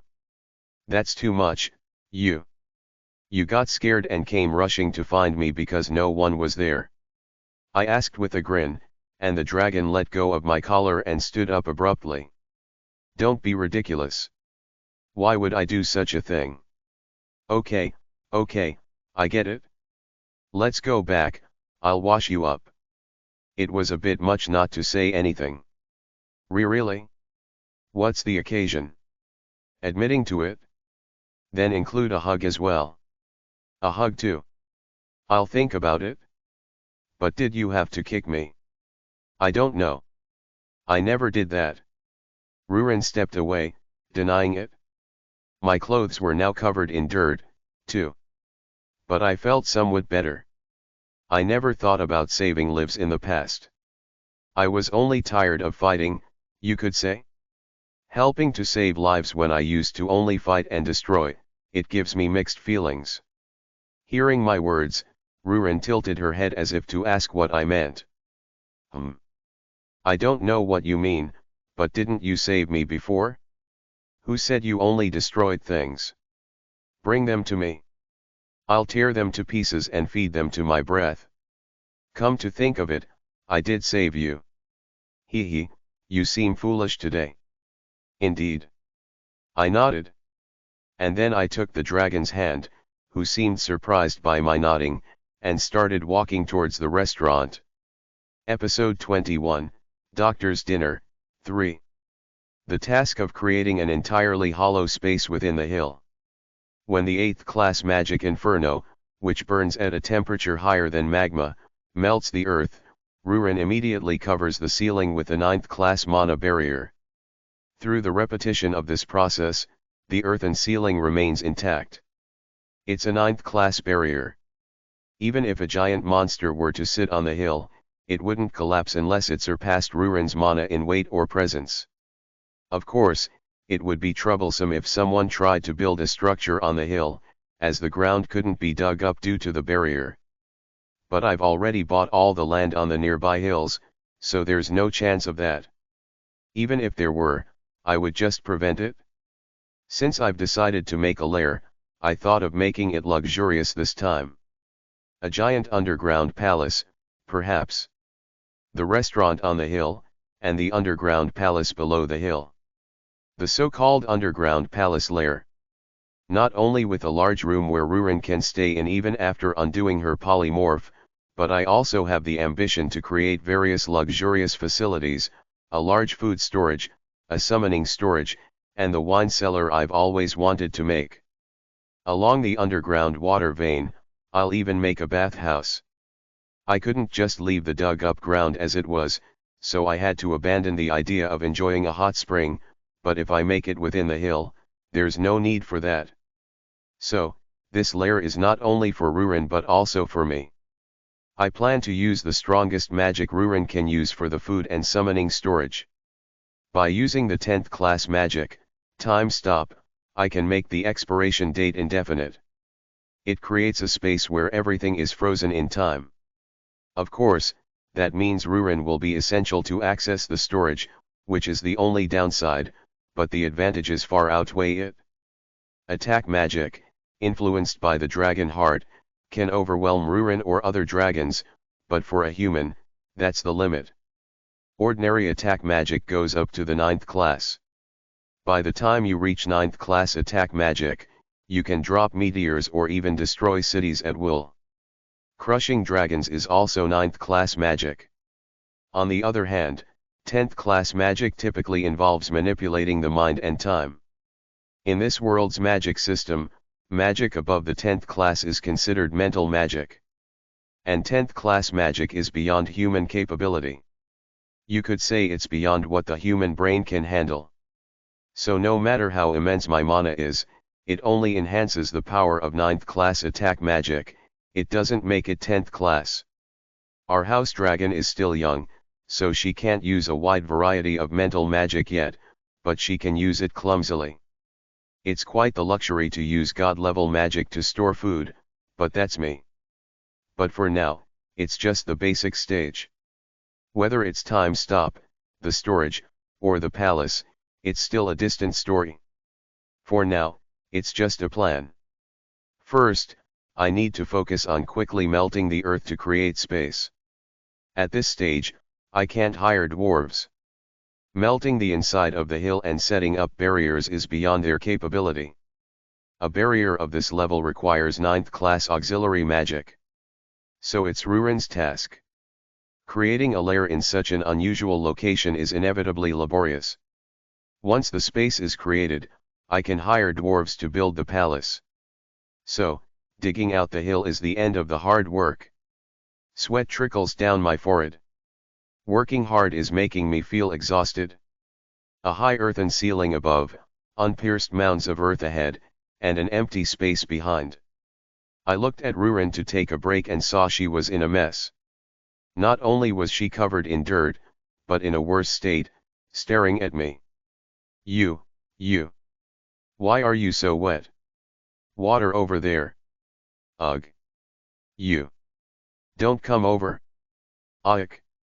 You fool. Where are you going all covered in mud? Thud. Oh. The mud-covered dragon ran over and knocked me down.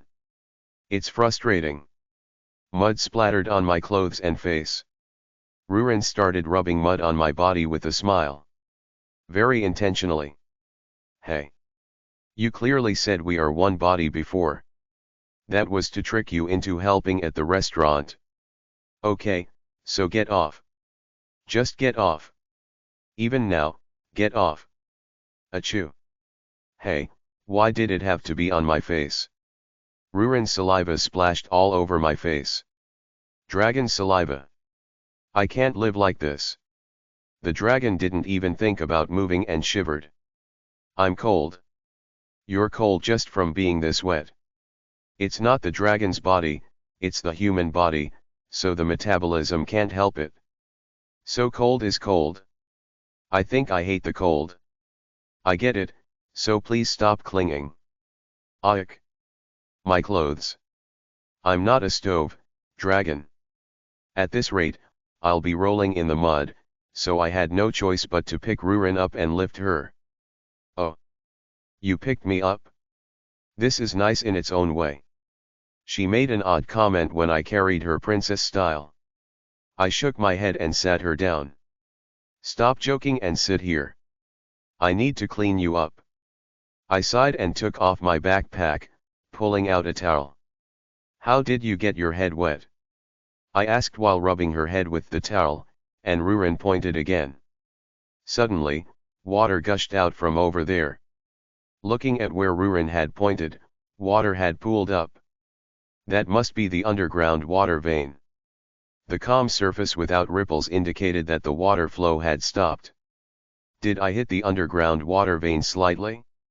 If so, this could be the site for the bathhouse. Since water is gushing out, it would be perfect for a bathhouse if we build it. Of course, not now, so let's skip it. Lately, every time I come to dig through the hill, the dragon gets dirty. But there's no other choice. I undressed her, cleaned her up, and changed her clothes. More importantly, I'm hungry. Feed me before making me work. Rurin looked at me as if she was ready to teleport at any moment. Her eyes filled with hunger. At that moment, I couldn't tell if the creature in my arms was a cat or a dragon. Huh? Make you work? I'm making this place for you. Shouldn't you, the dragon, be the one feeding me? Really? That's true. But I have no food to give. I can't cook. You're so confident. So confident. I messed up the dragon's long black hair. Eek. Stop that. I ignored the screaming dragon. But it's true that I'm hungry, so I need to eat. It can't be helped.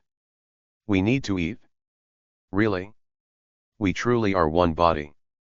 He. I want something delicious. Really? I left the confident dragon and rummaged through my backpack again. It contained emergency rations. Emergency food I had packed just in case. And a cooking set called a koppel, which refers to portable cooking utensils designed for hiking or camping. A pot and ramen packets spread out before me. Emergency food is prepared for times like this. Teleporting back is an option, but ramen enjoyed while taking a break from work is special, isn't it? I used a fireball like a campfire on the ground, then took the pot and poured in some fresh water. Splash! The pot filled with water for the ramen. I placed the pot over the blazing fireball. The flames licked the bottom of the pot. Without anything to rest the pot on, my arm suffered for a moment. What is that? It's warm food. To warm up our dragon who feels cold. Warm food? That sounds good. Rurin nodded. As the water began to boil, I handed her the pot's handle. Using a fireball directly in the water would boil it quickly but cause more evaporation. Boiling it this way is the most stable method for cooking. Hold this. It'll only take a moment. Hold this. Like this. Rurin grasped the pot handles with both hands and teetered. Yes, just stay like that. I added the noodles and the soup packet to the pot. Of course, the flakes too. But Rurin, seeing the noodles, almost dropped the pot in fright. I quickly grabbed it, averting a major disaster. A disaster that would have forced us back to the restaurant. Isn't that the painful food? I hate that. It hurts too much. I'd rather face Red's breath. Rurin stood up and tried to run away. It seemed the fear of Buldak Bukyumayun had overwhelmed her. Dear dragon slayers. If you want to capture a dragon, bring Buldak Bukyumayun. It surely seems effective. That thought suddenly occurred to me. A dragon running away from spicy food is too unique, isn't it? Moreover, the taste of the buldak she ate back then was so shocking that Rurin even teared up as she huffed. I don't want to eat that. No, this is different from back then. Different? Yes, this isn't spicy. That's a lie. Hey, have you ever seen me lie? I clearly warned you not to eat it back then, but you did. Really? This doesn't hurt. Not only does it not hurt, it's delicious. Don't ask for more, though. You'll gain weight. As I spoke firmly, Rurin hesitantly approached me again. Soon, the smell of ramen began to spread. The aroma of ramen naturally stimulates the appetite. The dragon, too, seemed attracted by the smell and sat down beside me, hugging her knees. The smell is different. The ingredients seem similar, but there was no broth back then. Right. Here. Fork. Handing her the fork, Rurin's eyes lit up as she picked the noodles up. She glanced at me before eating, and when I nodded, she started slurping the noodles. This is really different. It doesn't hurt. It's delicious. Right? Try the broth too. Broth. We're eating 2 packets of ramen in the pot. It's hard to eat with our faces close together, so I coaxed Rurin with a spoon. Slurp. Then I heard the sound of her drinking the broth. Taking advantage of the moment, I picked the noodles up and ate. Rurin looked touched as she drank the broth. A dragon enchanted by ramen. Seeing that, the ramen somehow tasted even better. We quickly finished the pot. Soon, it would be time to return for the evening business. Snore. Phew. But I couldn't move. Rurin had fallen asleep on my lap, holding a fork in one hand. I could hear the dragon's breathing. Falling asleep right after eating. Truly a creature true to its instincts. No wonder she never gains weight. I shook my head. I thought about shaking her awake, but she looked too content in her sleep for me to do it. No choice but to rest a little longer. Seeing her sleep so peacefully with a satisfied face made me sleepy too. So let's rest. Let's rest for now. Episode 22, Cheese, 1. It's been a while. A familiar figure entered the sunset-lit restaurant. It was Miltane, the mercenary who had gifted Buldak Bukumayun to Mr. Mant. It's been a while. I greeted him warmly, but he looked exhausted.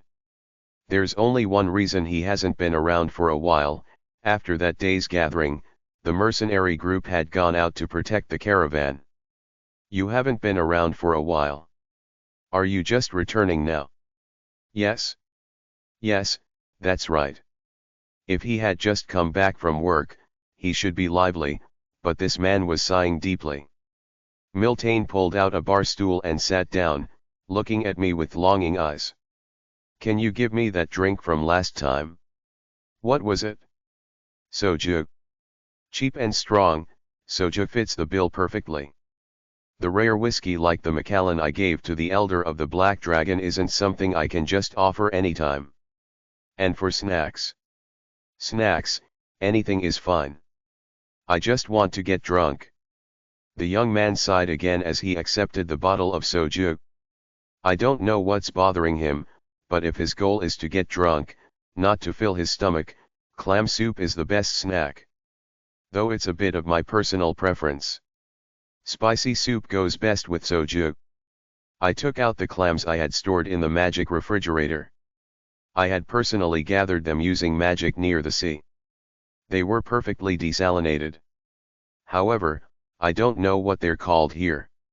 Since freezing technology isn't developed, they might not even have a name in inland areas. Judging by appearance, they are lily family clams. Very similar to Vongole clams. The broth tastes similar too, so I think they might be the same kind. I added some stock vegetables that provide a refreshing taste to the clam soup. And vegetables from the bean sprout family are essential too. As it boiled, the aroma made even me crave soju. Clam soup really shows its true value when eaten with soju. Here, don't just drink plain soju, try it with this dish. I don't know his story, but when someone wants to get drunk, it's probably best to let them. I'm all for it. Thank you. Do I just eat it as it is? Yes, mercenary. As I nodded, the young man slowly started eating the clam soup with a spoon. Soon, his face brightened, and he spoke. Wow! This is good. It's spicy but not hot. It goes perfectly with this drink. This is exactly the feeling I wanted while drinking. Beer just doesn't cut it. Miltane downed the soju shot as he gulped the broth. It was like a scene from a street food stall. Nostalgic memories came to mind. Did you get into some trouble? The earth seems to be collapsing. The reason I made the bar table was to interact with customers. If he didn't want to be bothered, he would have sat at a 4-person table. Psychologically speaking.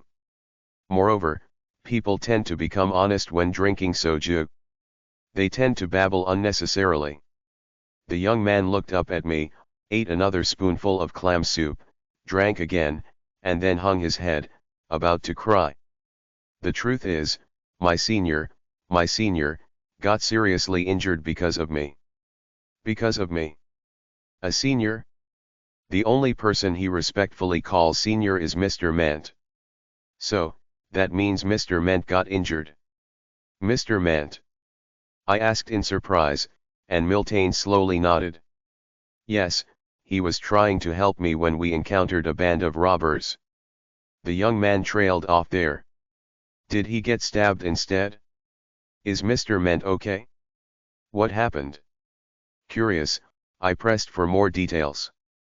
Miltane shook his head and began to speak. No, he fell off a cliff and got seriously injured all over his body. All over his body. That's no ordinary matter. Serious injuries all over the body mean life-threatening wounds. The doctor said that even if he recovers, he'll probably limp and will have to retire from mercenary work. But my senior told me not to worry, that it wasn't my fault. I am truly, a pathetic guy. Why did I obstruct his view? Idiot. Just die, die. Miltain slapped his cheeks, blaming himself. It was indeed surprising. I didn't know that. Mr. Knoll didn't say anything either. That's because I just got back today. Of course, considering Mr. Ment's character, it's not surprising that he got hurt protecting a beloved junior. It's unfortunate that the injury is severe enough to force retirement, but there's nothing that can be done now. If he had received help from an elf's high-level healing magic like Great Healing right after the injury, it might have been different, but it's too late now. Healing magic is useless for after effects. Healing magic is mainly effective for external injuries like bleeding and torn flesh. It doesn't have much effect on internal injuries. I see. I should visit him in the hospital. We're not strangers, after all. Yes. By tomorrow, the news will spread, and people will come from all over. My senior is that kind of person. If only I had fallen instead. One more bottle. Please, one more bottle. Miltain started opening another bottle of soju. He needed to drink. At least to lessen his guilt tonight. Yes, drink. Drink. I think it's best for you to drink. I brought him a few more bottles of soju. But after finishing 2 bottles, Miltain passed out. It seemed his tolerance couldn't keep up. It's not a usual service, but I had no choice but to let him sleep on the bed under my room on the 2nd floor. The smell of soju filled the air. And the next day, the young man woke up looking like he'd been through hell. It was much later than I usually woke up. He grabbed his head, expressing his hangover with his whole body. Where am I? This is the 2nd floor of the restaurant. You got drunk and quietly fell asleep. If your habit is just sleeping when drunk, that's fortunate. If your habit was clinging like our house dragon, it would be very troublesome. What is this human guy doing here? It's already noon. I woke Rurin up to feed her. Rurin looked quite displeased seeing Miltain. Why is she annoyed though? He drank and fell asleep at the restaurant, so I let him sleep here. Normally, I would have kicked him out before he got drunk, but given the circumstances. A guest? Why is a guest sleeping in my territory? He must have a death wish. And your room is exclusively mine. I pressed my hands against Rurin's temples and said. Why is my room yours? There's such a thing. Rurin grabbed my hands with her own, sending a protesting look. When we move to the lair, this place won't matter anyway, right? So let your territory be downstairs, downstairs. I whispered clearly into the dragon's ear and then turned to speak to Miltain. Anyway, it's already noon, so why don't you pull yourself together? Miltain nodded, frowning deeply, as if his head hurt. There were 2 Rurins. When we move to the lair, you and I should share the same room. Rurin lost interest in Miltain immediately and started prancing around, shouting about the future. Ignoring Rurin, I hurried to prepare for Mr. Ment's hospital visit. Since he's a regular customer, I should visit him. Rurin, come here, hold this. I can't go empty-handed, so I prepared something special all morning. What is this? It's stretching. Right. Oh. Hey, how far does it go? I wanted to surprise her, but Rurin acted silly. She pulled the heated mozzarella cheese all the way to the restaurant entrance.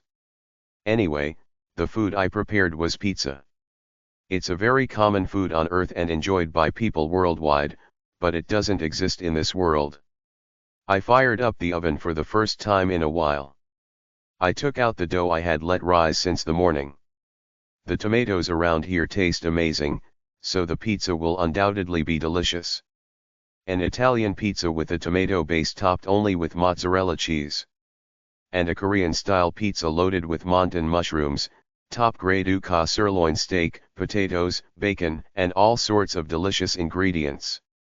Ruren lay on the table, playing with the stretchy mozzarella cheese, while I focused on making the pizza. By the way, why hasn't Mr. Ment gotten married? I asked Miltane, who was guiding me, and he shook his head.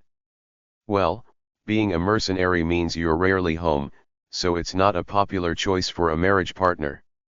My senior doesn't seem to have any special thoughts on it either. I've been dumped by women for the same reason more than once. Really? The sorrow of a mercenary. Indeed, a job that keeps you away from home is not popular for marriage. Mr. Knoll and Mrs. Rain were both mercenaries, though. When I visited Mr. Ment's house, Mr. Knoll and Mrs. Rain were already there. And for some reason, even the elf Elena was there. Ruren was busy with construction. Perhaps because it was her lair, she was working hard despite grumbling. The area under the hill was almost fully excavated. Only the finishing touches remained. Hello. How did you all end up gathering here? Mr. Ment had bandages on his leg. He was sitting up in bed. Oh, Elle, you're here. Mr. Knoll, who was sticking close to Mr. Ment, glanced at me and greeted me in passing. Mr. L, you're here. Mrs. Rain clasped her hands and approached me with a delighted expression. Ah, Mr. L. Elena stammered with a peculiar reaction. To such a humble place. Finally, Mr. Ment nodded his head. Different reactions. Senior. Miltane, about to cry, ran to Mr. Ment and almost hugged him. Get off, you fool. I told you not to worry about me and just do your job. The two started bickering. Mrs. Rain was the one who approached me. Thinking it was a good opportunity, I whispered cautiously so Mr. Ment wouldn't hear. Is it true that he might limp for the rest of his life? Yes, unfortunately.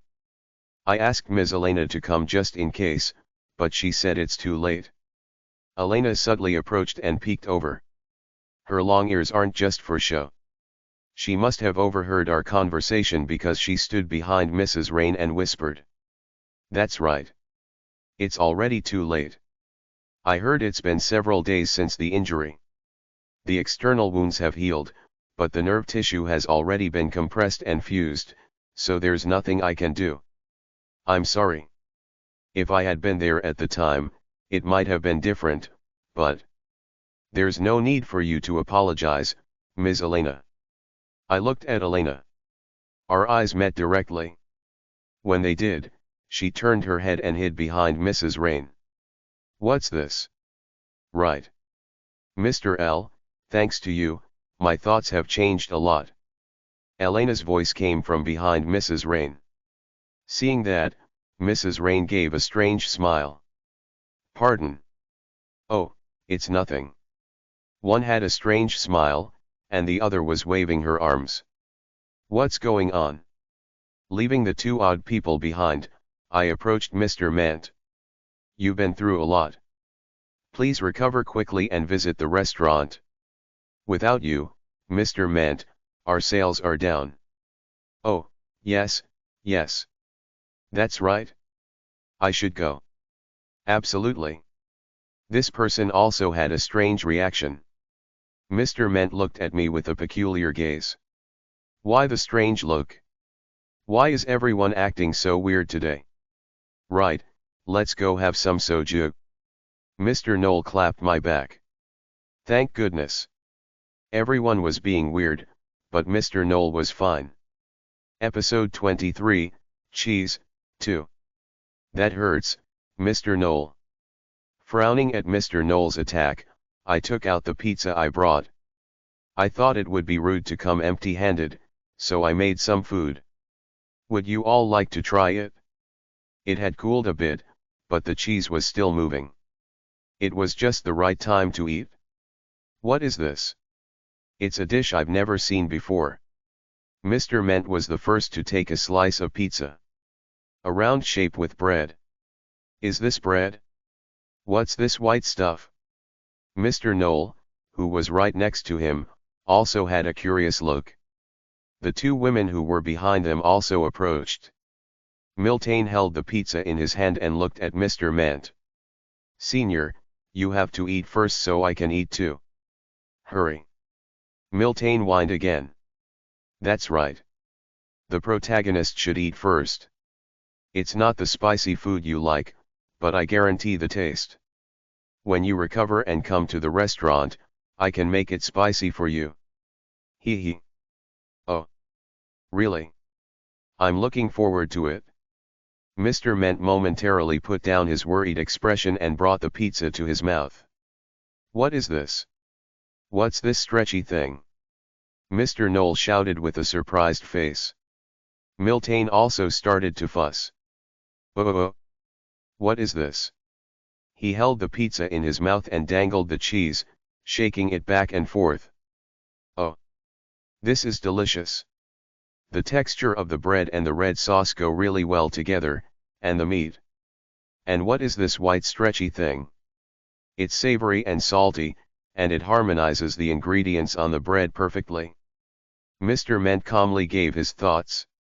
Mr. Ment was the only one who was calm. People were eating my pizza as if they were entranced. Of course, it was a pleasant reaction. But there was one woman who couldn't enjoy it. There was definitely meat in that pizza. But the other type was similar to pasta. A pizza made with just dough, cheese, and tomato sauce. If she was okay with pasta, this should be okay too. She said she couldn't eat meat. "Ms. Elena, try this one." I offered the Italian-style wood-fired pizza to Ms. Elena. She had been watching everyone eat it deliciously, and she seemed a little interested, so Ms. Elena brought the pizza to her mouth. With her pale face, she hesitated and then took a tiny bite of the pizza's edge. The cheese stretched out. The blonde elf and the cheese somehow looked good together. The elf's cheeks soon turned red. "It's delicious.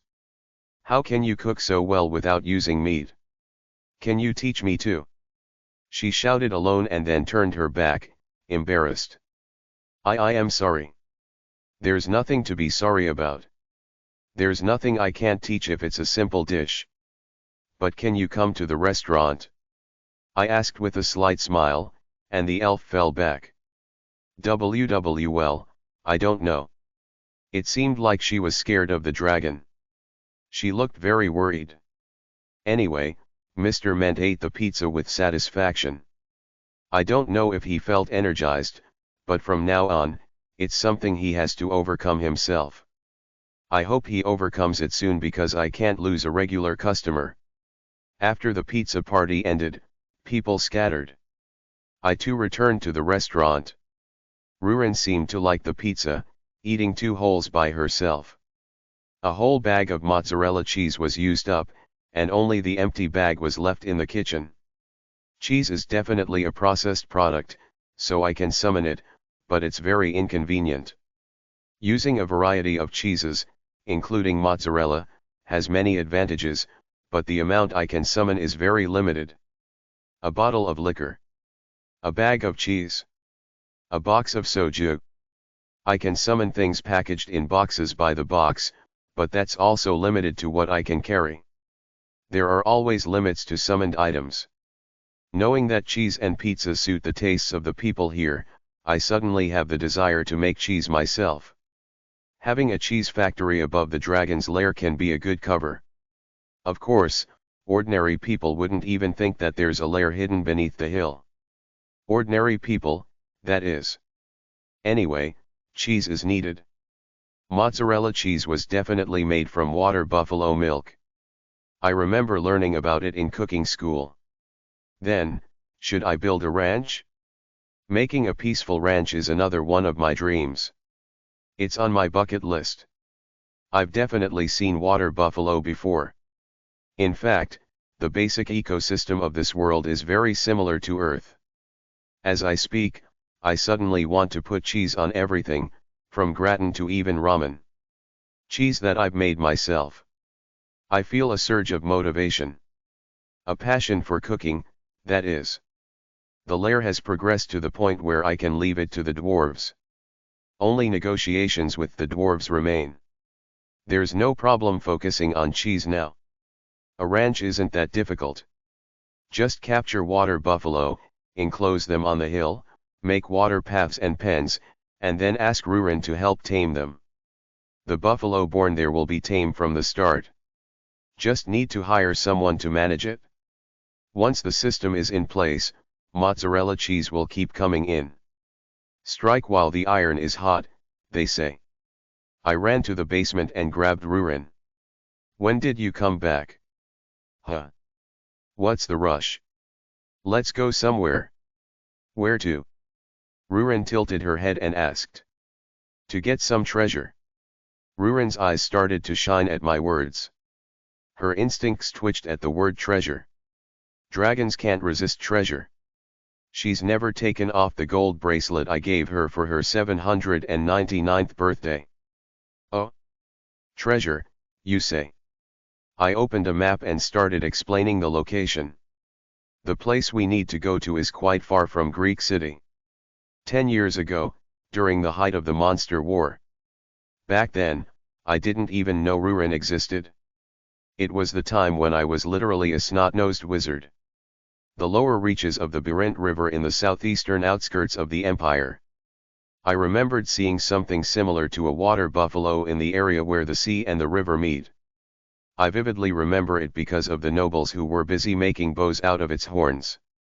The water buffalo, called Baroneric, had tasteless meat, but its horns were very popular among the nobles. Making a bow out of water buffalo horns, even if not used, became a symbol of strength. Greek City is in the southwest of the empire, so it's a very long way. Of course, with teleportation, it's a one-shot. Otherwise, capturing a water buffalo would take over a year. But with a dragon, it's quick. Restaurant and ranch. A restaurant with a ranch. I held off on a simple Ukar ranch because there are many on Greek Mountain, but water buffalo are unique and profitable. My own ranch. What a nice ring to it. We arrived at the lower reaches of the Birint River, in front of the empire's vast sea. The blue stream of the Birint River flows right into the sea. If we go up the Birint River, we'll find the water buffalo's habitat. We couldn't go directly to the habitat because of teleportation limits. Rurin can't teleport to places she hasn't seen or been to. So we had to find the magic of a dragon's lair in the southeast and teleport there.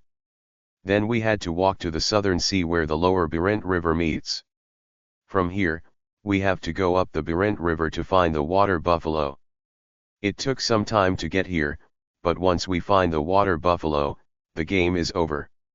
Going back will be simple. Of course, Rurin was exhausted and limp. Still, seeing the sea after a long time made me feel refreshed. The horizon towards the river. The horizon towards the sea. I led Rurin to stand on the shore. Then I took in the view of the sea. The smell of the sea hit my nose. This place where the wide sky looks even bluer. Why is this river so big? Is it a lake? What? What did you say, dragon? Why? Rurin looked bewildered. She had a face that didn't know what was wrong with what she said. No way, does the so-called most intelligent creature, a dragon, not know the sea? No. I know the sea. I've heard of it. Idiot. So this is the sea. 800 years. The central part of the continent. The sacred place of the black dragons. She spent time near there. Proving the years spent sleeping and getting involved in the monster war, she had never flown to the sea. A dragon who had never even had fun. Wow. Is this really the sea? I thought it was a river. No wonder it was too big for a river. Hee hee. Her bright smile as she accepted it looked almost radiant. The sky is radiant. The sea is radiant. The dragon in front of me is radiant. The weather is good too. Swoosh. The sound of waves pleasantly hit my ears. I suddenly had the urge to play, forgetting about the ranch and everything. The emerald sea so bright it was almost blinding. The transparent coral reefs in the sea. The deserted beach. My life, which has never had a vacation, and Rurin's. Rurin, who was seeing the sea for the first time, too. It's too sad to just pass by. So I picked Rurin up. It was a Princess Carrie. Even though she wasn't a princess, but a dragon. Wah wah what? I sprinted and ran into the sea water. Then I threw Rurin into the water. Splash!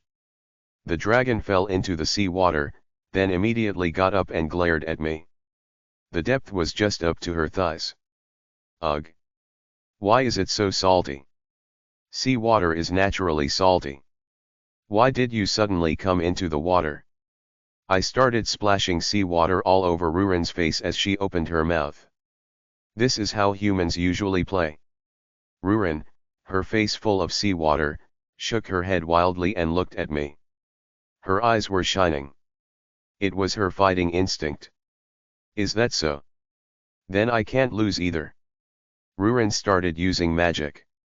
A tidal wave rose behind her. Something that can't happen naturally. Hey, what are you doing? Ha ha ha ha ha.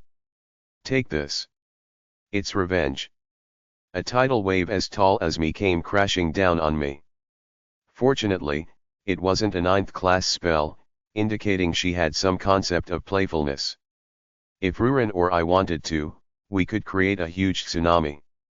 I dived into the small tidal wave and hid my body. Then I swam outer into the sea. Did you get swept away by just this? You can't be that weak. I couldn't kill you even when I tried. When is she talking about? I swam far away underwater, then surfaced and summoned falling rocks in front of Rurin. It's a counterattack. Splash. When the rocks fell, a storm of seawater hit Rurin's body. Seawater splashed all over Rurin's face again. Ah! It's salty. It's cold. Rurin sensed my mana and started swimming towards me. Episode 24, Cheese, 3. You know how to swim. Of course. Rurin floated in the sea with only her head above water, smiling triumphantly. You, stay still. It's my turn next. I'll give you a water spray attack. Hey. Rurin, extremely excited, started creating a whirlpool in the water, laughing gleefully. She seemed like a dragon who didn't know moderation. Hey, wait. You foolish dragon. Take it easy. A fierce vortex appeared in the water. Rurin and I got caught in it, spinning wildly in a huge circle.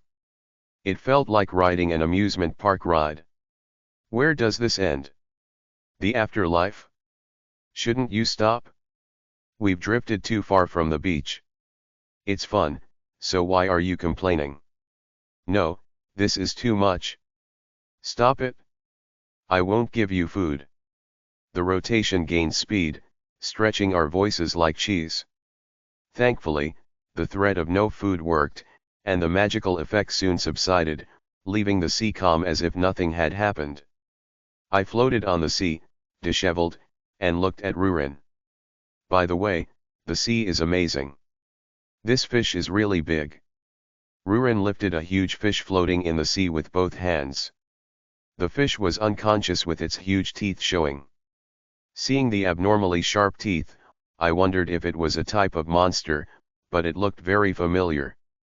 Only the teeth were unfamiliar. It looked very much like a bluefin tuna. No, it wasn't just similar, it was definitely tuna. What is a tuna doing in these coastal waters? It's an incomprehensible current.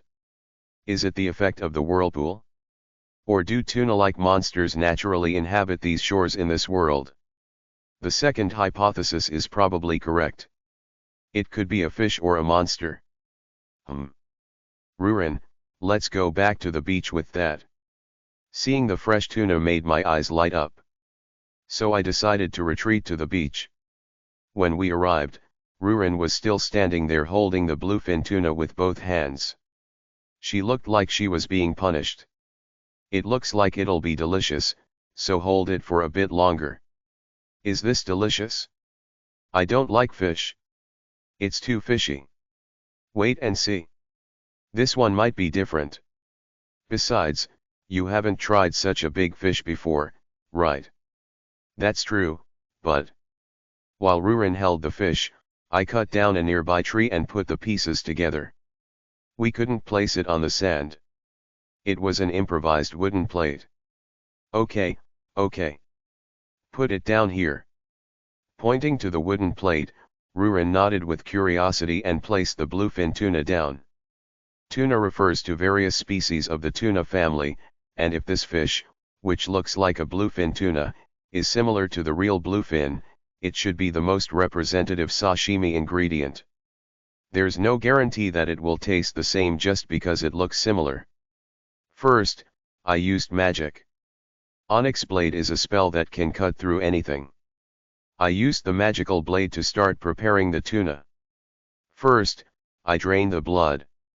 Then, I used a second-class water spray spell to rinse it.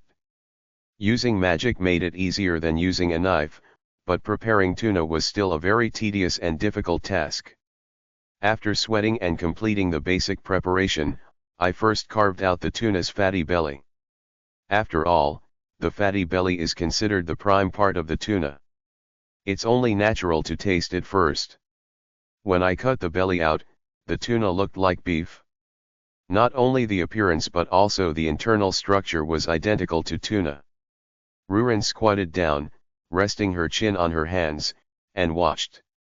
Seeing the fine red belly, she asked with a puzzled expression. Is this meat? Fish are supposed to be white. Right. Yes. It looks like uncooked meat. It's meat. Ignoring Ruren for a moment, I started slicing the belly near the gills for sashimi.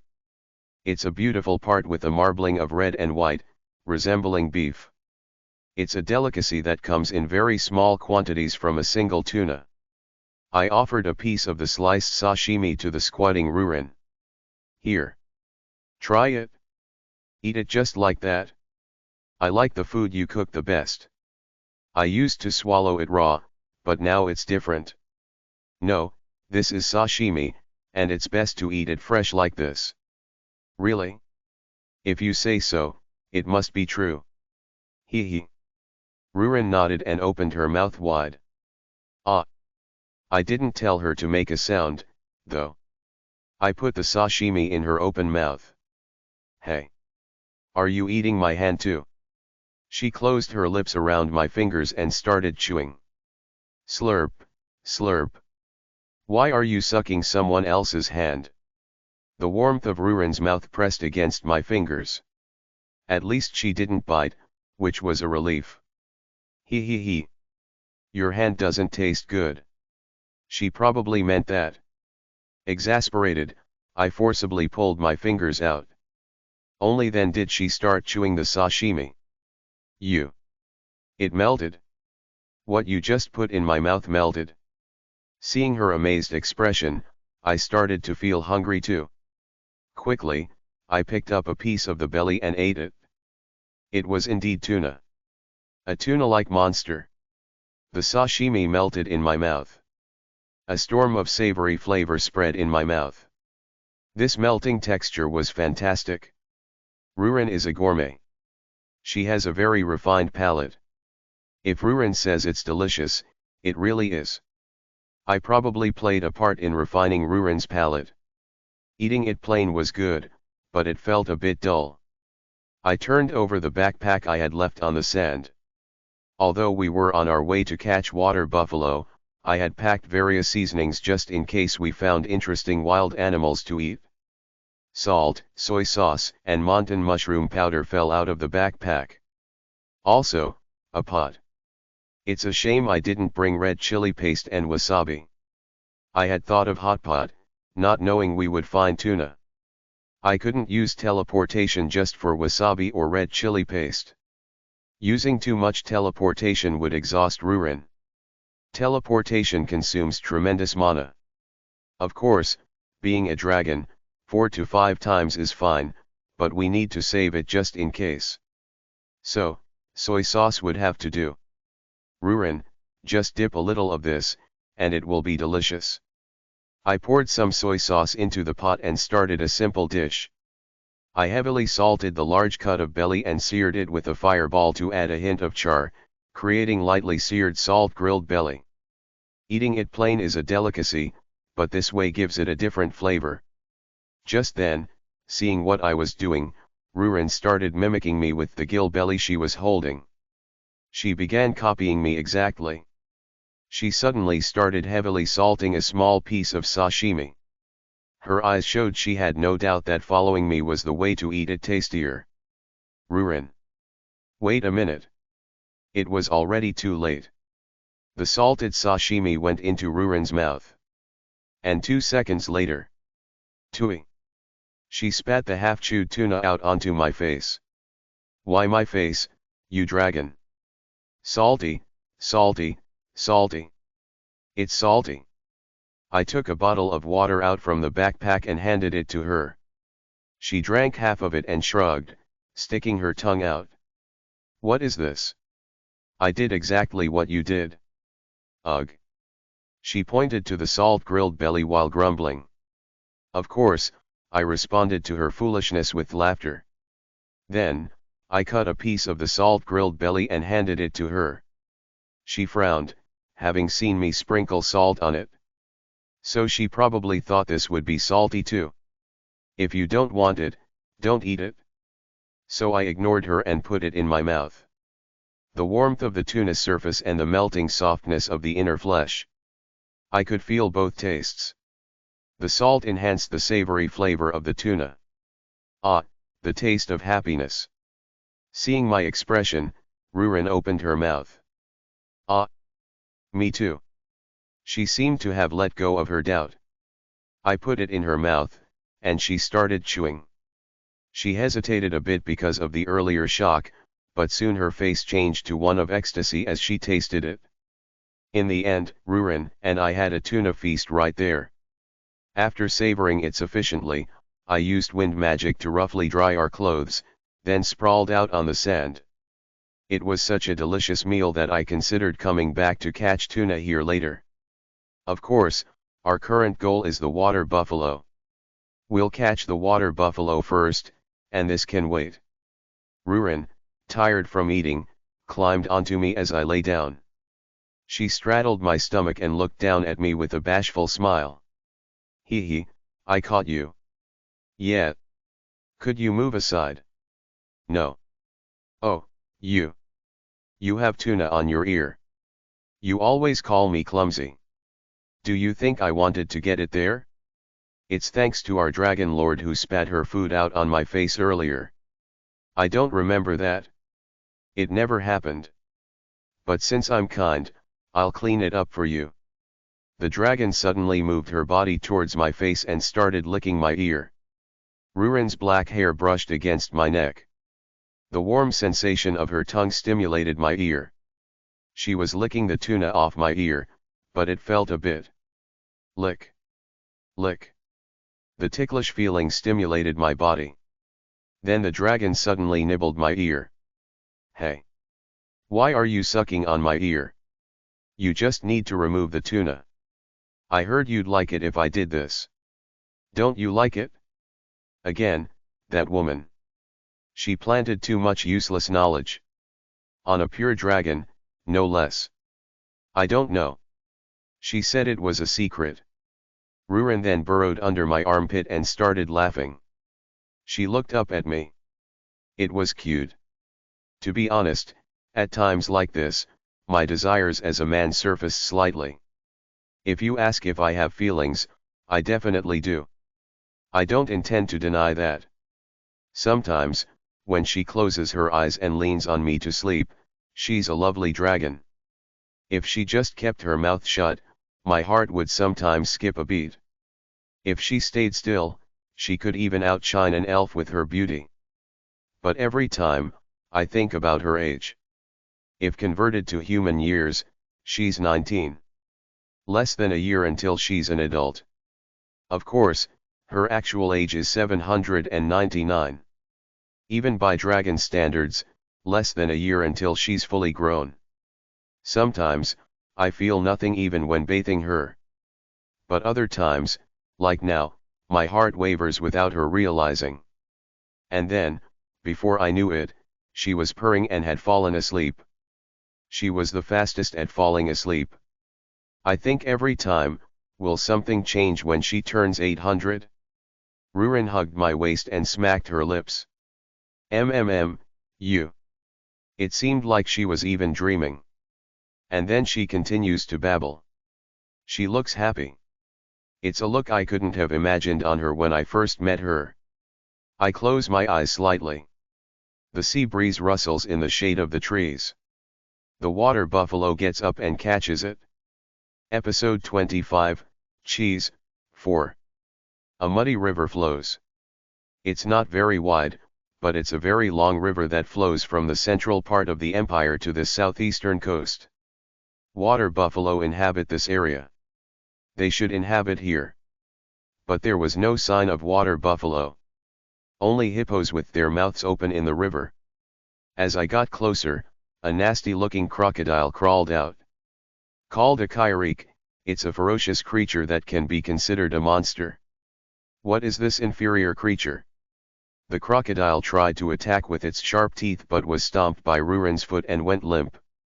Rurin started poking and tormenting the unconscious crocodile. Water buffalo need water, so they'll show up eventually. This must be their habitat. I dragged Rurin along and entered the forest upstream. Bright red fruits hung on the trees in the forest. I didn't know their name. They boasted a red color like a ruby apple, but they were definitely not apples.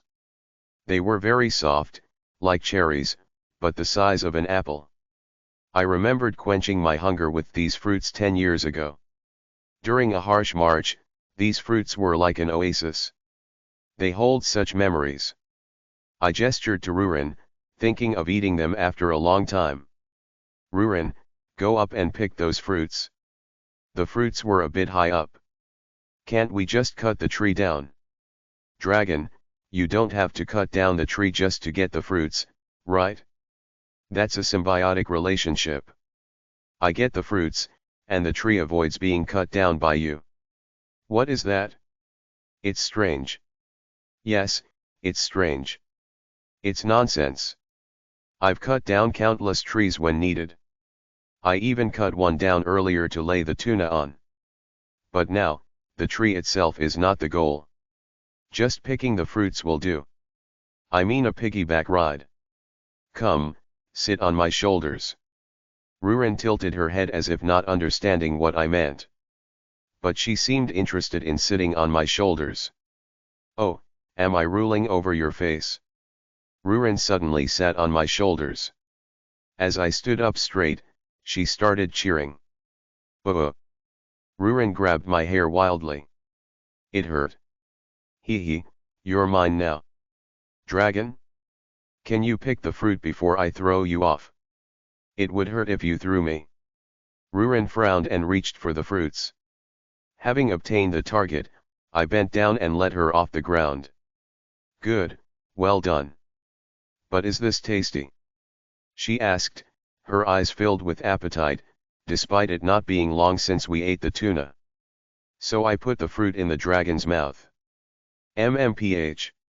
She pouted for a moment, but as the sweet juice went down her throat, she calmed down. Soon, she was engrossed in the fruit. I also took a bite of the fruit. It felt like a mix of strawberries and bananas with a lot of water. A charming fruit with a rich sweetness and tanginess. Oh. Rurin parroted my words. I was surprised because the water buffalo finally appeared. Muddy water buffalo heading towards the river. 1, 2, 3, 4, 5, 6, 7, 8. A herd of water buffalo began drinking from the river. Found them. My voice rose involuntarily. Water buffalo. My mozzarella cheese has appeared. Moo. What is it? Rurin asked with her mouth full of fruit. It's treasure. It's also called a baroneric. Rurin looked at me and the water buffalo alternately, as if questioning how that was treasure. I asked Rurin to knock out the water buffalo.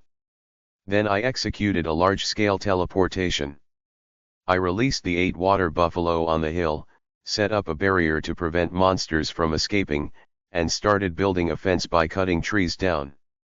Since it was too much to do alone, I also hired laborers. I used dragon fear to prevent the water buffalo from behaving wildly. Rurin was still too young to use magic to manipulate human minds. But she could control the minds of small-brained animals. That's the specialty of dragons, the 10th class mental magic. Once fully grown and her power matures, she might eventually use 10th class magic to manipulate human minds, but it won't work on me. As long as the dragon heart is alive inside me. Anyway, I used that magic to modify their temperament to be as docile as domesticated cattle. Then I created an artificial lake.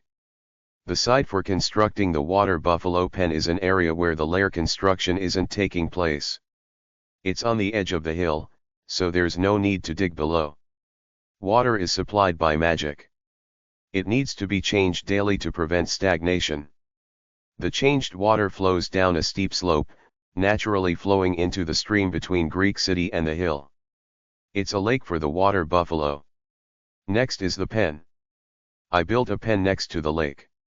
I also employed laborers for this.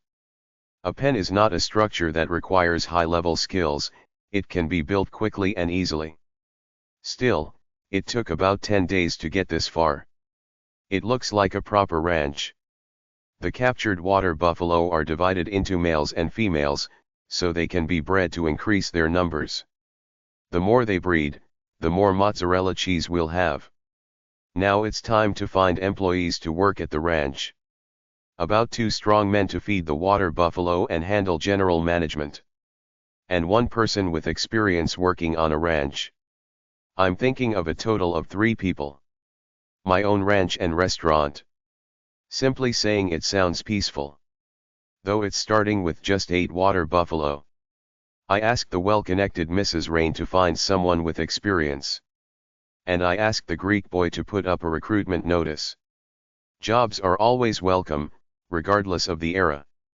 Especially if they offer quite a high wage. Today is the day of the interview. I told Rurin not to say a single word to the people coming today. All sorts of riffraff will come, and it would be a problem if they upset her. As usual, Rurin sprawled on the table taking a nap, and I turned the 2nd floor into an interview room. Interviews are on the 2nd floor. Please line up and proceed in order. I erected a sign, and someone entered the restaurant. Already. There was still quite some time before the interview. My question was answered when I saw that it was Mr. Knoll, who had nothing to do with the interviews. Hey, you're making a ranch? Business must be good. The restaurant doesn't have many people though. I just have a lot of savings. I saved a lot before retiring. Unlike someone who got scammed. Hee. What did you say? Damn it. Mr. Knoll, at a loss for words, stomped his feet. Then he changed the subject. Well, anyway. How can you interview alone? I've met all sorts of people while doing mercenary work, so I'll help you out. I'm not like the revered wizard. Ha ha ha. Mr. Knoll laughed loudly, went down to the 1st floor, picked up a chair, and sat next to me. He's a stubborn man. Well, it might be better than doing it alone. That's true. Just then, another person hesitantly came up to the 2nd floor. It was someone I knew again. Ms. Elena. Yes, yes. Hello. The elf greeted me with a bright smile. She was beautiful as always. But what brings her here? She's not quitting being a doctor to work at the ranch, is she? What brings you here, Ms. Elena? Well, you see. The great John. I quickly put my finger to my lips, glancing at Mr. Knoll. Fortunately, he seemed to think nothing of it. He was giggling, excited about being an interviewer. Oh. Sorry. Anyway, he's sleeping. I thought it would be a big deal if I woke him up, and there was no one in the kitchen, so I was about to leave when I saw the sign and came up quietly. A very funny scene flashed through my mind. The elf entered the restaurant. She looked for me but couldn't find me. Then, seeing the dragon sprawled on the table purring, she knelt down in shock. Confirming that the dragon was asleep, she hurriedly crawled out of the restaurant, discovering the sign at the last moment, a slapstick comedy. Well, anyway, did you come for a meal? No. I decided to come and learn the cooking you mentioned before. Ah, I did say that when I visited Mr. Ment in the hospital. Has her passion for vegetable cooking surpassed her fear of the dragon? Today is a bit difficult. I need to hire people for the ranch. That makes sense, right? Sorry for interrupting. I'll be going then. The elf bowed repeatedly, looking apologetic. I looked at Mr. Knoll and had a good idea. Ms. Elena is 100 times more useful than Mr. Knoll. She's an elf who can see through lies. There's no better talent for an interviewer. Wait a minute, Ms. Elena. Could you spare some time? Yes. Character is important when hiring people, right? If someone is lying, could you let me know? Lies. Sure. I'll help as much as I can. Ms. Elena clasped her hands and nodded vigorously. I'll do my best, so please trust me. She's surprisingly proactive. I brought a chair and made a place for her, and she sat down. Now, there were 3 interviewers. Soon, the actual interview candidates started appearing one by one, forming a line. That's how the interviews began. No, that guy came to the shop and caused trouble last time. Mr. Knoll said that and declared him disqualified. Bang. That person had lustful thoughts about me.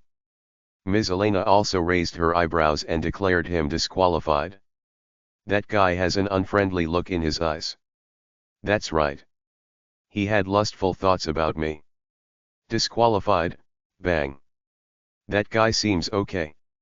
No, he lied. Oh dear. These people? It was a series of disqualifications. I couldn't say anything. They just disqualified everyone as soon as they came in. Ms. Elena was extremely proactive, burning with a sudden sense of duty. Where did her timid personality go? She was almost aggressive. When I asked Ms. Elena, she said it's fine if people are just kind to her. But having lewd thoughts about her is mentally exhausting. Ms. Elena described such people as having lustful thoughts. Of course, it's their freedom to imagine whatever they want in their minds. But if someone comes for a job interview and has thoughts about rolling around with Ms. Elena, that's obviously a disqualification. But at this rate, we're getting nowhere. I decided to at least ask some questions and spoke gently to the 2. I'll pass the judgment this time, so please stay quiet.